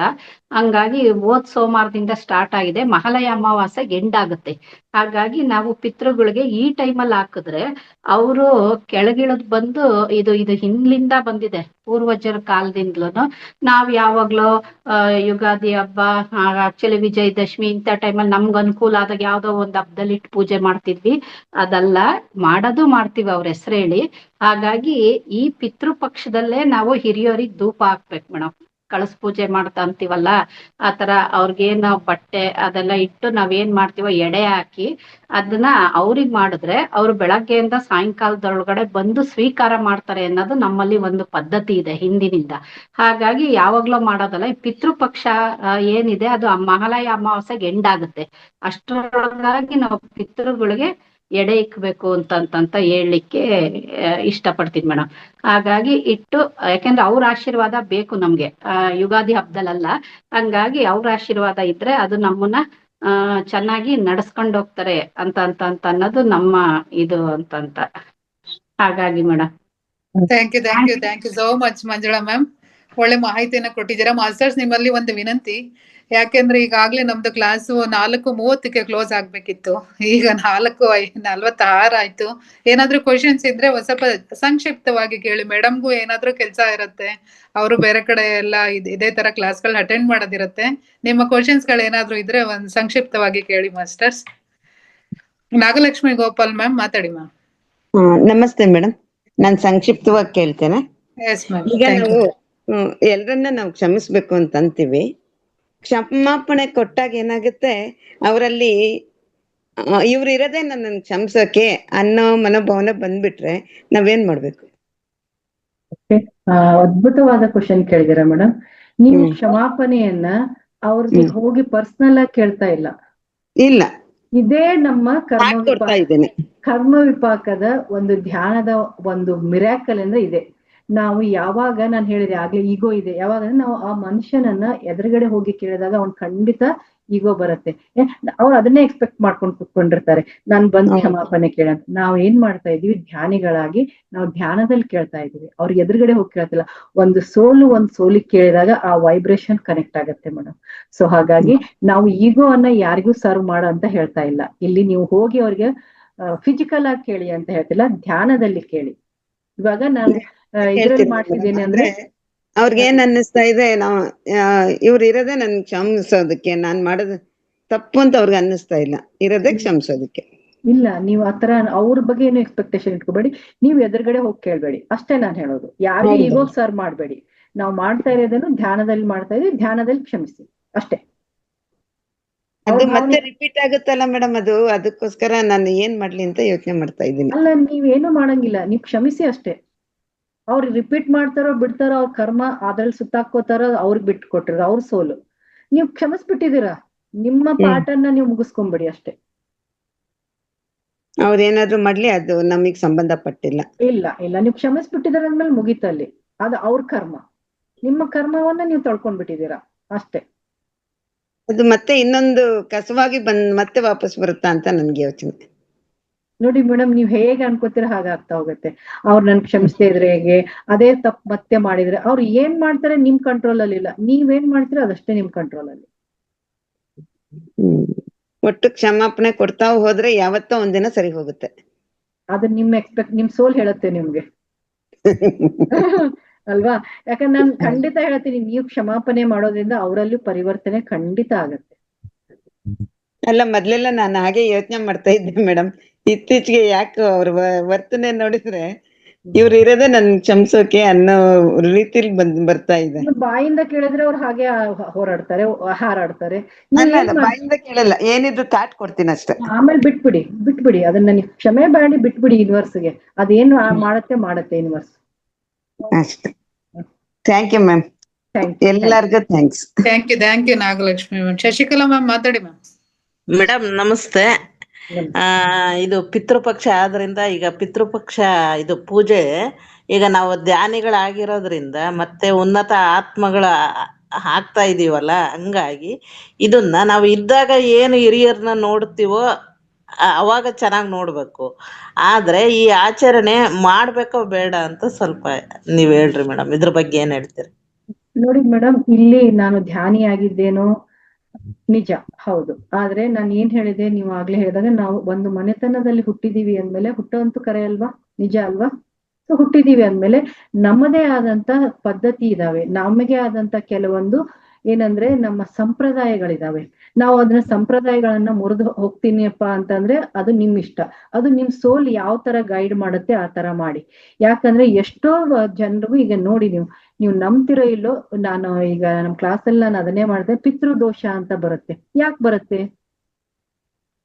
ಈ ಸಂಪ್ರದಾಯವನ್ನ ಎಲ್ಲೋ ಮುರಿದಿದ್ದೀವಿ, ನಾವೆಲ್ಲರೂ ತುಂಬಾ ಮಾಡರ್ನ್ ಆಗಕ್ ಹೋಗ್ತಾ ಇದೀವಿ.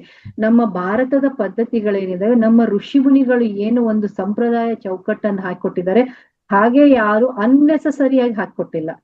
ಕೆಲವೊಂದು ಇದಾವೆ, ದೊಡ್ಡ ಸಂಪ್ರದಾಯ ಇದಾವೆ, ಆದ್ರೆ ನಮ್ಮದೇ ಆದಂತ ಪಾರಂಪರಿಕವಾದಂತ ಸನಾತನ ಧರ್ಮವನ್ನ ಸಾರುವಂತ ಕೆಲವೊಂದು ಏನಂದ್ರೆ ಪದ್ಧತಿಗಳನ್ನ ನಮಗ್ ಹಾಕೊಟ್ಟು ಹೋಗಿ ಬಂದಿದ್ದಾರೆ. ನೋಡಿ, ಈಗ ನಾನ್ ಹೇಳ್ತೀನಿ ಅಂದ್ರೆ ನನ್ನ ಪೂರ್ವಜರು ಇದ್ದಾರೆ ಅಂತ ಅಲ್ವಾ? ನಾನ್ ಹಾಗೆ ಹುಟ್ಟಿದ್ದೀನ, ಮೇಲಿಂದ ಬಂದ್ಬಿಟ್ನ, ನಾನೇನಾದ್ರು ಅವತಾರ ಪುರುಷನ ಅಲ್ವಲ್ಲ? ನಾನು ಹುಟ್ಟಿದೀನಿ ಅಂದ್ರೆ ನನ್ನ ಅಪ್ಪ ಅಮ್ಮನಿಗೆ ಅವ್ರ ಅಪ್ಪ ಅಮ್ಮ ಅವರಪ್ಪ ಇದೆ ಅಲ್ವಾ? ನಮ್ದು ಒಂದು ಬ್ಲಡ್ ಲೈನ್ ಇದೆ ಅಲ್ವಾ? ಸೊ ಹಾಗಾಗಿ ನಿಮಗೆ ಹೇಗೆ ನಿಮ್ ಸೋಲ್ ಗೈಡ್ ಮಾಡತ್ತೆ ಆ ತರ ಮಾಡಿ. ಇಲ್ಲಿ ನಾವು ಯಾರಿಗೂ ಮಾಡುವಂತೂ ಹೇಳುವಂತದ್ದು ಬರೋದಿಲ್ಲ, ಹೇಳ್ಬಾರ್ದು ಅಂತ ಬರಲ್ಲ. ಆದ್ರೆ ನಮ್ಮ ಭಾರತದ ದಿವ್ಯ ಶಕ್ತಿ ಎಲ್ಲಿದೆ ಅಂದ್ರೆ ನಮ್ಮ ಏನ್ ಹೇಳ್ತೀವಿ ನಾವು, ನಮ್ಮ ಸನಾತನ ಧರ್ಮ ಅಂತ ಹೇಳ್ತೀವಿ. ನಮ್ಮ ಆಧ್ಯಾತ್ಮಿಕ ಶಕ್ತಿನೇ ನಮ್ಮ ಭಾರತೀಯ ಧರ್ಮ, ಭಾರತದ ಶಕ್ತಿ. ಸೊ ಹಾಗಾಗಿ ನಮ್ಮ ಋಷಿ ಮುನಿಗಳು ಏನು ಹೇಳಿ ಸಂಪ್ರದಾಯವನ್ನ ಹಾಕಿ, ಗೊಡ್ಡು ಸಂಪ್ರದಾಯಕ್ಕೆ ಹೇಳ್ತಾ ಇಲ್ಲ ನಾನು, ಅವರು ಕೆಲವೊಂದು ಸಂಪ್ರದಾಯನ ನಮ್ಗೆ ಕಟ್ಟಿಕೊಟ್ಟು ಹೋಗಿದ್ದಾರೆ. ಯಾಕಂದ್ರೆ ಕೆಲವೊಂದು ಮಾಡುವುದರಿಂದ ಏನೂ ತಪ್ಪಿಲ್ಲ. ಇದ್ರಲ್ಲಿ ನಾವ್ ಏನ್ ಮಾಡ್ತಾ ಇದೀವಿ, ಲಕ್ಷ ಗಂಟೆ ದುಡ್ಡು ಖರ್ಚು ಮಾಡ್ತೇವೆ, ಏನಿಲ್ಲ. ನಿಮಗ್ ಆಗ್ಲಿಲ್ಲನ ಪೂಜೆ ಮಾಡಕ್ಕೆ ಅಟ್ಲೀಸ್ಟ್ ಈ ತರ ಧ್ಯಾನ ಮಾಡಿ ಅಲ್ವಾ? ನೀವು ಧ್ಯಾನಿ ಆಗಿದ್ರೆ ನಾನ್ ಧ್ಯಾನನೇ ಮಾಡ್ಬೇಕು, ಈ ತರ ಧ್ಯಾನ ಮಾಡಿ. ಇಲ್ಲಪ್ಪ ನನ್ ನೋಡಿ ಆಗ್ಲೇ ಮೇಡಮ್ ಅಳ್ತಾ ಇದ್ರು, ನಾನ್ ಮಾಡ್ಬೇಕು ಅಂತ, ಆತರ ಪೂಜೆ ಮಾಡಿ. ನಿಮ್ ಸೋಲ್ ಯಾವ ತರ ಗೈಡ್ ಮಾಡುತ್ತೆ ಆಗ ಮಾಡಿ. ಯಾರಿಗೂ ಮಾಡುವಂತ ಹೇಳುವಂತ ಹಕ್ಕು ಇಲ್ಲ, ಬೇಡ ಅಂತ ಹಕ್ಕು ನಮಗಿಲ್ಲ. ಹೌದು ಮೇಡಮ್, ನಾವು ಧ್ಯಾನಿಗಳಾಗಿ ಮಾಡ್ಬಾರ್ದು ಅಂದ್ಕೊಂತೀವಿ, ಆದ್ರೆ ಮನೆಯಲ್ಲಿ ಕೇಳ್ಬೇಕಲ್ಲ. ಈಗ ಅತ್ತೆ ಮಾವ ಹಿರಿಯರು ಇರ್ತಾರೆ, ಅವರೆಲ್ಲ ಮಾಡ್ಲೇಬೇಕಾಗುತ್ತೆ. ನೋಡಿ ಮೇಡಮ್, ಅದು ನಿಮ್ಮ ಮನಸ್ಥಿತಿ, ನಿಮ್ಮ ಮನೆಯ ಪರಿಸ್ಥಿತಿ.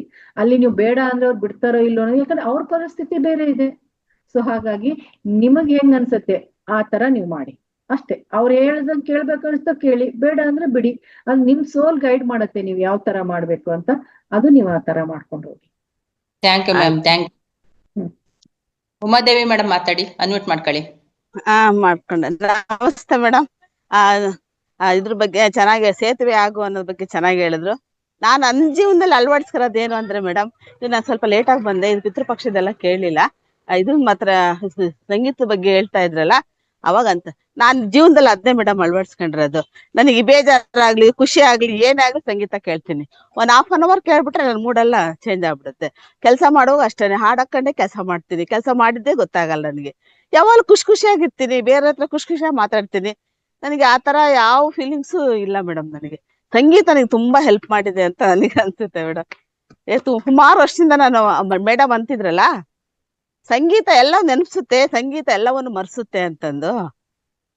ಹಲೋ, ಮಾತಾಡಿ ಮ್ಯಾಮ್, ಕೇಳಿಸ್ತಾ ಇದೆ. ಸಂಗೀತ ಎಲ್ಲವನ್ನು ನೆನಪಿಸುತ್ತೆ, ಎಲ್ಲವನ್ನು ಮರೆಸುತ್ತೆ ಅಂತ ನಾನ್ ಜೀವನದಲ್ಲಿ ಒಂದೇ ಮೇಡಮ್ ಅಳವಡಿಸ್ಕೊಂಡ್ರದ್ದು. ಏನ್ ಖುಷಿ ಆದ್ರೂ ಸಂಗೀತ ಕೇಳ್ತೀನಿ, ಬೇಜಾರಾದ್ರೂ ಸಂಗೀತ ಕೇಳ್ತೀನಿ, ಕೆಲಸ ಮಾಡ್ಬೇಕಾದ್ರೂ ಸಂಗೀತ ಕೇಳ್ತೀನಿ. ಅದು ನನ್ನ ಮನ್ಸಿಗೆ ತುಂಬಾ, ನನ್ನ ಸೋಲಿಗೆ ತುಂಬಾ ಖುಷಿ ಕೊಟ್ಟಿದೆ ಮೇಡಮ್. ನನ್ನ ಅಕ್ಕಪಕ್ಕ ಇರೋರೆಲ್ಲ ಖುಷಿಯಾಗಿರ್ತಾರೆ. ನಂಗೆ ಯಾವಾಗ ಅಂತಾರೆ, ಯಾವಾಗ ಖುಷಿಯಾಗಿರ್ತೀಯಲ್ಲ ನೀನು, ಏನು ಹೇಳ್ಕೊಳೋದಿಲ್ಲ, ಏನಿದೆ ಹೇಳ್ಕೊಳಕ್ಕೆ ಲೈಫಲ್ಲಿ, ಎಲ್ಲ ಚಾಲೆಂಜ್ ತಗೊಂಡ್ ಹೋಗೋದು ಅಂತೀನಿ. ಜೊತೆ ಇద్దರು ನಗಿಸ್ತೀನಿ, ನಾನು ನಗ್ತಾ ಇರ್ತೀನಿ. ಅಶ್ವಿನಿ ಮೇಡಮ್ ಅಂತಾರೆ, ಯಾವಾಗ ನಗ್ತಾ ಇರ್ತೀರ ನೀವು ಅಂತ. ಹಂಗೆ ಮೇಡಮ್ ನನ್ನ ಲೈಫ್ ಹಂಗೆ ಲೀಡ್ ಮಾಡ್ತಾ ಇರೋದು. ಯಾವಾಗ ಸಂಗೀತ ನನ್ಗೆ ಆಧಾರ ಮೇಡಮ್. ನೀವ್ ಹೇಳಿದ ಇದಾಯ್ತು, ನಾನು ತುಂಬಾ ವರ್ಷದಿಂದ ಅದೇ ಫಾಲೋ ಮಾಡ್ತಿರೋದು. ನೋಡಿ, ಒಳ್ಳೆ ಚೆನ್ನಾಗಿರೋ ಸಾಂಗ್ಸ್ ಕೇಳ್ತೀನಿ. ಏನ್ ಮೇಡಮ್? ನಮ್ಗೆ ನಾವ್ ಹೇಳಿದ ಕ್ಲಾಸ್ ಮಾಡಿದಕ್ಕೆ ಒಂದು ಉದಾಹರಣೆನೂ ಸಿಕ್ಬಿಡ್ತು ಇಲ್ಲೇನೆ ಅಂತ ಹೇಳಿದೆ. ಅಲ್ಲ ಅದೇ ಉದಾಹರಣೆನು ಮೇಡಮ್ ಸಿಕ್ತು. ನಿಜವಾಗ್ಲೂ ಈಗ ಎಲ್ಲರೂ ಕ್ವಶನ್ಸ್ ಕೇಳಿದ್ರಲ್ಲ ಮೇಡಮ್, ಇವ್ರಿಗೆಲ್ಲ ಇವ್ರ ಕಡೆಯಿಂದ ಆನ್ಸರು ಸಿಕ್ತು ಅಂತ ಅನ್ಕೋತೀನಿ. ಆನ್ಸರ್ Yes, ಸಿಕ್ತು. ಅದೇ answer. ಮೇಡಮ್ ನಾನ್ ಹೇಳ್ತೀನಿ ಎಲ್ಲರೂ ಸಂಗೀತವನ್ನು ಅಳವಡಿಸ್ಕೊಳ್ರಿ ಜೀವನದಲ್ಲಿ. ನನ್ನ ಎಕ್ಸ್ಪೀರಿಯನ್ಸ್ ನೀವು ಪಡಿತೀರಾ ಅಂತ ಹೇಳ್ತೀನಿ. ಖಂಡಿತ ಮೇಡಮ್. ಮೇಡಮ್ ಸೇಮ್ ಒಳ್ಳೆ ಅನುಭವ ಮೇಡಮ್ ನಿಮ್ದು. ನಿಮ್ಮನ್ನ ಎಲ್ಲ ನಿಮ್ ತರ ಎಲ್ಲಾರು ಫಾಲೋ ಮಾಡಿದ್ರೆ ಎಲ್ಲಾರು ನಿಮ್ ತರಾನೇ ಖುಷಿಯಾಗಿರ್ಬೋದು, ನಗ್ತಾ ನಗ್ತಾ ಅಂತ ಹೇಳ್ಬೋದು. ನನ್ ಅಕ್ಕಪಕ್ಕ ಎಲ್ಲರೂ ಖುಷಿಯಾಗಿರ್ತಾರೆ ಮೇಡಮ್. ಯಾರು ಹಿಂಗೆಲ್ಲ ಗೋಳಾಡದೇ ಇಲ್ಲ ನಾನು ಯಾವತ್ತೂ ಲೈಫಲ್ಲಿ. ಇದನ್ನೇ ಕಂಟಿನ್ಯೂ ಮಾಡಿ ಮೇಡಮ್, ಇನ್ನು ನೀವು ಸಹ. ಥ್ಯಾಂಕ್ ಯು ಮೇಡಮ್, ಟೈಮ್ ಆಗಿದೆ. Thank you. ಟೈಮ್ ಆಗಿದೆ ಮ್ಯಾಮ್ಗೂ ಇನ್ನು ಎಲ್ಲಾದ್ರೂ ಹೋಗೋದ್ ಇರತ್ತಲ್ವಾ. ನಮ್ದು ಒಂದೇ ವೇದಿಕೆ ಅಲ್ಲ, ತುಂಬಾ ವೇದಿಕೆ ಇದೆ, ಅವ್ರದ್ದೇ ಆಗಿರ್ತಕ್ಕಂತ ವೇದಿಕೆನೂ ಇದೆ. ನಾವೀಗಾಗ್ಲೇ ತುಂಬಾ ಟೈಮ್ ಅನ್ನ ತಗೊಂಡಿದೀವಿ ಮೇಡಮ್. ಕ್ಷಮೆ ಇರ್ಲಿ ಥ್ಯಾಂಕ್ ಯು. ಮೇಡಮ್. ಇಲ್ಲ ಮೇಡಮ್, ಬೇಡ ಕ್ಷಮೆ ಬೇಡ, ನಮಗೂ ಅರ್ಥ ಆಗುತ್ತೆ, ಕ್ಷಮೆ ಏನ್ ಬೇಡ. ಅಲ್ಲ ಜಯಶ್ರೀ ಮೇಡಮ್ಗೆ ಕೇಳ್ತಾ ಇದ್ದೀನಿ. ತುಂಬಾ ಟೈಮ್ ತಗೊಂಡಿದೀವಿ ನಾವು ನಮ್ ಕಡೆ. ಕ್ಷಮೆ ಏನ್ ಬೇಡ, ಯಾಕಂದ್ರೆ ಇಲ್ಲಿ ಬಂದಂತವ್ರದ್ದು ಒಂದು ಏನಂದ್ರೆ ಅವ್ರದ್ದು ಕ್ವಶನ್ಗೆ ಆನ್ಸರ್ ಗಳಿಗೆ ಸರಿಯಾಗಿ ಕೊಟ್ಟಾಗ ಅವ್ರಿಗೂ ಎಲ್ಲೋ ಒಂದು ಅವ್ರ ಮನಸ್ಸಿನ ಆಳದಲ್ಲಿ ಅವ್ರಿಗೂ ಹಗರವಾಯ್ತು. ಅದೊಂದು ಸೇವೆಯನ್ನು ನನ್ ಕೊಟ್ಟಿದ್ದಾರೆ. ಹೇಳಿದ್ನಲ್ಲ, ಇವತ್ತಿದು ಪ್ಲಾನ್ಡ್ ಇದೆ, ಇದು ಪ್ಲಾನ್ಡ್ ಇದೆ. ಸೊ ಹಾಗೆ ನನ್ಗೆ ಹೆಚ್ಚು ಸಮಯನೂ ಅನ್ಕೋದ್ ಬೇಡ, ಜಾಸ್ತಿ ಹೊತ್ತಾಯ್ತು ಅನ್ಬೇಡ. ಏನಾಗಿದೆ ಎಲ್ಲ ಒಳ್ಳೇದಾಗಿದೆ. ಎಲ್ಲರ ಮನಸ್ಸನ್ನು ನಾವು ಏನಂದ್ರೆ ಮೃದುಗೊಳಿಸಿದೀವಿ, ಹದಗೊಳಿಸಿದ್ವಿ. ಸೊ ಹಾಗಾಗಿ ಇದು ಕ್ಲಾಸ್ ಮುಗಿದ್ಮೇಲೆ ಎಲ್ಲರೂ ನಿಮ್ ಪ್ಲೇ ಲಿಸ್ಟ್ ಅನ್ನ ಯಾವ್ದಿದೆ ಅದ್ ಹಾಕೊಂಡು ಸಂಗೀತ ಕೇಳಿ ಅಂತ ಒಂದೇ ಹೇಳ್ತೀನಿ. ನಾನ್ ಮಾಡೋದು ಅದೇ, ಅಷ್ಟೇ ನೀವು ಮಾಡಿ ಅಂತ ಹೇಳ್ತೀನಿ. Thank you so much madam. ಒಳ್ಳೆ ಅದ್ಭುತವಾದಂತಹ ಧ್ಯಾನನೂ ಮಾಡಿಸಿದ್ವಿ, ಹಾಗೇನೆ ಒಳ್ಳೆ ಅದ್ಭುತವಾದಂತಹ ಜ್ಞಾನವನ್ನು ಹಂಚಿಕೆ ಮಾಡಿದೀರಾ ಮೇಡಮ್. ನಿಮ್ಗೆ ತುಂಬು ಹೃದಯದ ಧನ್ಯವಾದಗಳು ಮೇಡಮ್. ಇದೇ ತರ ನಮ್ಗೆ ನಿಮ್ಮ ಕ್ಲಾಸಸ್ ಇನ್ನೂ ಹೆಚ್ಚು ಹೆಚ್ಚು ಬರ್ಲಿ ಅಂತ ಕೇಳ್ಕೊಡ್ತಾ ನಿಮ್ಗೆ ತುಂಬು ಹೃದಯದ ಧನ್ಯವಾದಗಳನ್ನ ಅರ್ಪಿಸ್ತಾ ಇದ್ದೀನಿ ಮೇಡಮ್. ಲಕ್ಷ್ಮಿ ಮ್ಯಾಮ್, ನಾನು ಮಾತಾಡ್ಬೇಕು. ಮಾತಾಡಿ ಮೇಡಮ್. ಈ ವೇದಿಕೆಯಲ್ಲಿ ಯಾಕೆ ಇಷ್ಟೊಂದು ಕಣ್ಣೀರ್ ಬಂತು ಅಂತಂದ್ರೆ, ಇಲ್ಲಿ ಶಿವನ ಪರಿವಾರ ಬಂತು. ಅದೇ ನಮ್ ಜಯಶ್ರೀ ಮೇಡಮ್. ಶಿವಶಕ್ತಿ ಅಂತಂದ್ರೇನೆ ಜಯಶ್ರೀ ಮೇಡಮ್. ಜಯಶ್ರೀ ಬಂದಾಗ ಅವರು ಅಂದ್ರೆ ಅವ್ರ ಮುಂದೆ ಯಾಕೆ ಅಷ್ಟೊಂದು ಕಣ್ಣೀರ್ ತೋಡ್ಕೊಂಡ್ರು ಅಂತಂದ್ರೆ, ಶಿವನ ಪರಿವಾರ ಬಂತಲ್ವಾ, ನೀವೆಲ್ಲಿ ಎಡವಿದೀರಾ, ಏನ್ ತಪ್ಪು ಮಾಡಿದೀರಾ ಅಂತ ಹೇಳ್ಬಿಟ್ಟು ಅವರು ಹೇಳ್ಕೊಟ್ಟಿದ್ದಾರೆ. ಈಗ ಅದನ್ನ ಫಾಲೋ ಮಾಡ್ಕೊಳ್ಳೋ ಜವಾಬ್ದಾರಿ ನಮ್ದಿರುತ್ತೆ. ಹೇಳಿದ್ರು ಧ್ಯಾನದಲ್ಲೂ ಕೂಡ ಅದೇ ಇತ್ತಲ್ವಾ, ಧ್ಯಾನನೂ ಕೂಡ ಅದೇ ರೀತಿ ಮಾಡ್ಸಿದ್ರು ಅವರು. ಅವ್ರಿಗೆ ಗೊತ್ತೇ ಇಲ್ಲ, ಹೇಳಿದ್ರು ನನಗೆ ಇದು ಗೊತ್ತೇ ಇಲ್ಲ, ನಾನು 3:30 ಬಂದು ಸ್ವಾಧ್ಯಾಯ ಕೊಡೋದಿತ್ತಷ್ಟೇ ಅಂತ ಹೇಳ್ಬಿಟ್ಟು. ಶಿವಶಕ್ತಿ ಅಲ್ಲಿ ಅಸ್ತು ಅಂತಂದಾಗ ನಾವೆಲ್ಲ ಅಂದ್ರೆ ಪುಣ್ಯರು ಮೇಡಮ್. ಅಲ್ಲಿ ಕಳ್ದೋಯ್ತು, ಈ ಪಾಪನೇ ಕಳ್ದೋಯ್ತು ಬಿಡಿ. ಕ್ಲಾಸಲ್ಲಿ ಎಷ್ಟು ಜನ ಇದೀವೋ ಅಷ್ಟು ಜನದ ಪಾಪ ಕಳ್ದೋಗಿದೆ ಅಂತ ನನ್ ಭಾವನೆ ಮೇಡಮ್. ಅವ್ರು ಹೇಳ್ತಿರ್ತಾರೆ ಯಾವಾಗ್ಲೂ ಸಂಗೀತ ಕೇಳಿ ಅಂತ ಹೇಳ್ಬಿಟ್ಟು. ನಾನು ಕೂಡ ಮೇಡಮ್ ಯಾವಾಗ್ಲೂ ರೇಡಿಯೋ ಹಾಕೊಂಡಿರ್ತೀನಿ. ಟಿವಿ ನೋಡೋದ್ ಬಿಟ್ಬಿಟ್ಟಿದೀನಿ, ಟಿವಿನೇ ನೋಡೋದಿಲ್ಲ, ರೇಡಿಯೋ ಹಾಕೊಂಡಿರ್ತೀನಿ, ಒಳ್ಳೊಳ್ಳೆ ಚಿತ್ರಗೀತೆ ಕೇಳ್ತೀನಿ. ನಮ್ಮ ಮೇಡಮ್ ಹೇಳ್ತಿರ್ತಾರೆ ಯಾವಾಗ್ಲೂ, ಯಾರೇ ಕೂಗಾಡಲಿ ಊರೇ ಹೋರಾಡಲಿ ನನ್ನ ನೆಮ್ಮದಿಗೆ ಭಂಗವಿಲ್ಲ, ಎಮ್ಮೆ ನಿನಗೆ ಸಾಟಿ ಇಲ್ಲ, ಬಿಸಿಲು ಮಳೆಗೆ ಅಂದ್ರೆ ತುಂಬಾ ಎಮ್ಮೆ ತರ ಅದು ಹೊಡಿತಾನೆ ಇರುತ್ತೆ. ಮಳೆ ಬಂದ್ರು ಜಗ್ಗಲ್ಲ, ಏಟ್ ಕೊಟ್ರು ಜಗ್ಗಲ್ಲ. ಎಮ್ಮೆ ತರ ನಾವು ಹೋದಾಗ ನಮ್ ತಲೆಗೇನು ಬರೋದಿಲ್ಲ. ಇನ್ನೊಂದ್ ಮೇಡಮ್, ಪ್ರತಿಯೊಬ್ಬರಲ್ಲೂ ಆತ್ಮ ಇದೆ ಅಂತ ನಾವು ಭಾವನೆ ಮಾಡಿದಾಗ ಯಾರನ್ನು ದ್ವೇಷ ಮಾಡೋ ಅಂತ ಪರಿಸ್ಥಿತಿ ಬರೋದಿಲ್ಲ ಮೇಡಮ್. ಆಕಾರ ಅಷ್ಟೇನೆ, ಮನ್ಸು ಮತ್ತೆ ಅವ್ರ ದೇಹದ ಆಕಾರ ಬೇರೆ ಆಗಿರುತ್ತೆ, ಆತ್ಮ ಒಂದಾಗಿರುತ್ತೆ. ನಾವು ಆತ್ಮ ನೋಡ್ಬೇಕು. ಅವ್ರು ಬೈದಿರ್ತಾರ, ಆತ್ಮ ನೋಡ್ಬೇಕು, ಸೋಲ್ ನೋಡ್ಬೇಕು. ಅದು ಅವ್ರ ಮನ್ಸಲ್ಲೂ ಆತ್ಮ ಇದೆಯಲ್ವಾ, ನನ್ ಮನ್ಸಲ್ಲಿ ಇದ್ದಂಗೆ ಅವ್ರ ಮನ್ಸಲ್ಲೂ ಆತ್ಮ ಇದೆಯಲ್ಲ. ಏನೋ ಅವ್ರ ಮನ್ಸು ಅಂದ್ರೆ ಯೋಚನೆ ಮಾಡೋ ರೀತಿ ಬೇರೆ ಆಗಿದೆ, ಹಂಗಾಗಿ ಹಿಂಗ್ ಮಾತಾಡಿರ್ತಾರೆ ಅಂತಂದು ಆ ಭಾವನೆ ನಾವ್ ಇಟ್ಕೊಂಡಾಗ ಯಾರ ಮೇಲೂ ದ್ವೇಷ ಇಟ್ಕೊಳಕ್ಕೆ ಸಾಧ್ಯನೇ ಇಲ್ಲ ಮೇಡಮ್. ಬಿಟ್ಬಿಡ್ಬೇಕು. ಈಗ ನಾವಾಗಿರ್ಬೇಕು ಅಂತಂದ್ರೆ ಬೇರೆಯವ್ರದು ನಮ್ ತಲೆಗೇನು ಕಟ್ಕೋಬಾರ್ದು. ಕಟ್ಕಂತೀವಿ ಅಂತಂದ್ರೆ ತಲೆ ತುಂಬಾ ಗೊಬ್ಬರನೇ ಇಟ್ಕೊಂಡಿರ್ತೀವಿ, ಏನು ಬೆಳೆನೇ ಬರಲ್ಲ. ಅದು ಮಣ್ಣು ಗೊಬ್ಬರ ಸೇರಿದಾಗ್ಲೇ ಬೆಳೆ ಬರಕ್ ಸಾಧ್ಯ. ಬರೀ ಗೊಬ್ಬರನೇ ಇಟ್ಕೊಂಡಿದ್ರೆ ಬೆಳೆನೂ ಬರಲ್ಲ, ಅದು ಗೊಬ್ಬರ ಏನಕ್ಕೂ ಯೂಸ್ ಆಗಲ್ಲ. ಅದಕ್ಕೆ ಸ್ವಲ್ಪ ಮಣ್ಣು ತುಂಬಬೇಕು. ಅದಕ್ಕೆ ಡೆಲೀಟ್ ಮಾಡ್ತಾ ಇರ್ಬೇಕು ಹಳೇದನ್ನೆಲ್ಲ, ಹೊಸ. ನಮ್ ಮೇಡಮ್ ಎಷ್ಟು ಚೆನ್ನಾಗಿ ಸ್ವಾಧ್ಯಾಯ ಮಾಡ್ತಿರ್ತಾರ, ಅದನ್ನೆಲ್ಲ ಕೇಳಿಸ್ಕೊಂಡಾಗ ಆದಷ್ಟು ನೀವು ಬೇರೆ ಏನೋ ನೋಡೋದ್ ಬೇಡಿ, ಸಿದ್ದೇಶ್ವರ ಅಪ್ಪಾಜಿ ಅವ್ರದ್ದು ಒಂದೊಂದು ವಿಡಿಯೋ ನೋಡಿ ಸಾಕು. ನಮ್ ಬದುಕಲ್ಲಿ ಹೆಂಗ್ ಚೇಂಜಸ್ ಬರುತ್ತೆ ಅಂತಂದ್ರೆ ಒಂದೊಂದು ವಿಡಿಯೋ ನೋಡಿ, ಅದನ್ನ ಸಾಕು. ಇನ್ನೇನು ಬೇಡ. ನಾವು ಪುಣ್ಯವಂತರು, ನಾವೇ ಈ ಭಾರತ ಮಾತೆಯಲ್ಲಿ ಹುಟ್ಟಿದೀವಲ್ಲ, ಎಷ್ಟು ಧನ್ಯರು ಅಂತ ಹೇಳ್ಬಿಟ್ಟು ಗೊತ್ತಾಗ್ಬಿಡುತ್ತೆ madam. Thank you madam. Jayashree madam, ನಿಮ್ಗಂತೂ ಬಹಳ ಆಭಾರಿಯಾಗಿರ್ತೀನಿ. ಅಂದ್ರೆ ನನ್ ಸೋಲ್ ಮೇಡಮ್ ನೀವು. Thank you madam, thank you. Love you madam, love you. Love you madam, love you. ನಿಮ್ಮೆಲ್ಲರ ಪ್ರೀತಿಯ ಹಾರೈಕೆ, ಶುಭ ಹಾರೈಕೆ ಹೀಗೆ ಇರ್ಲಿ. ಈ ಸೇವೆ ನಿರಂತರವಾಗಿ ನಾನು ಮಾಡುವಂತ ಶಕ್ತಿ ನಿಮ್ಮೆಲ್ಲರ ಹಾರೈಕೆ ಆಗಿರ್ಲಿ ಅಂತ ಕೇಳ್ತಾ ಇದ್ದೀನಿ. Thank you so much. Thank you so much. Yashoda ma'am, ನಿಮ್ಗೂ ಸಹ ಧನ್ಯವಾದಗಳು ಮೇಡಮ್. ತುಂಬಾ ಚೆನ್ನಾಗಿ ನಿಮ್ಮ ಅನುಭವನ ಹಂಚ್ಕೊಂಡಿದ್ದೀರಾ, ಹಾಗೇನೆ ಕೋಸ್ಟ್ ಅನ್ನು ಮಾಡಿದೀರಾ ಮೇಡಮ್. ನಿಮ್ಗೂ ಸಹ ತುಂಬ ಹೃದಯದ ಧನ್ಯವಾದಗಳು ಮೇಡಮ್.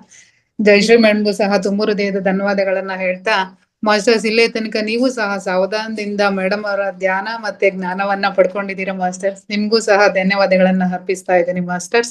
ಹಾಗೇನೆ ನಮ್ಗೆ ವೇದಿಕೆಯನ್ನ ಸಜ್ಜು ಮಾಡಿಕೊಟ್ಟಿರ್ತಕ್ಕಂತ ರಂಗನಾಥ್ ಸರ್ ಅವರಿಗೂ ಧನ್ಯವಾದಗಳನ್ನ ಅರ್ಪಿಸುತ್ತಾ, ಅವರ ಸಿಬ್ಬಂದಿ ವರ್ಗದವರಿಗೂ ಸಹ ಧನ್ಯವಾದಗಳನ್ನ ಅರ್ಪಿಸುತ್ತಾ ಮಾಸ್ಟರ್ಸ್ ಈ ಕಾರ್ಯಕ್ರಮವನ್ನ ಸಂಪನ್ನ ಮಾಡ್ತಾ ಇದೀವಿ. Thank you so much masters. Gratitude madam, thank you very much madam, thank you. Gratitude.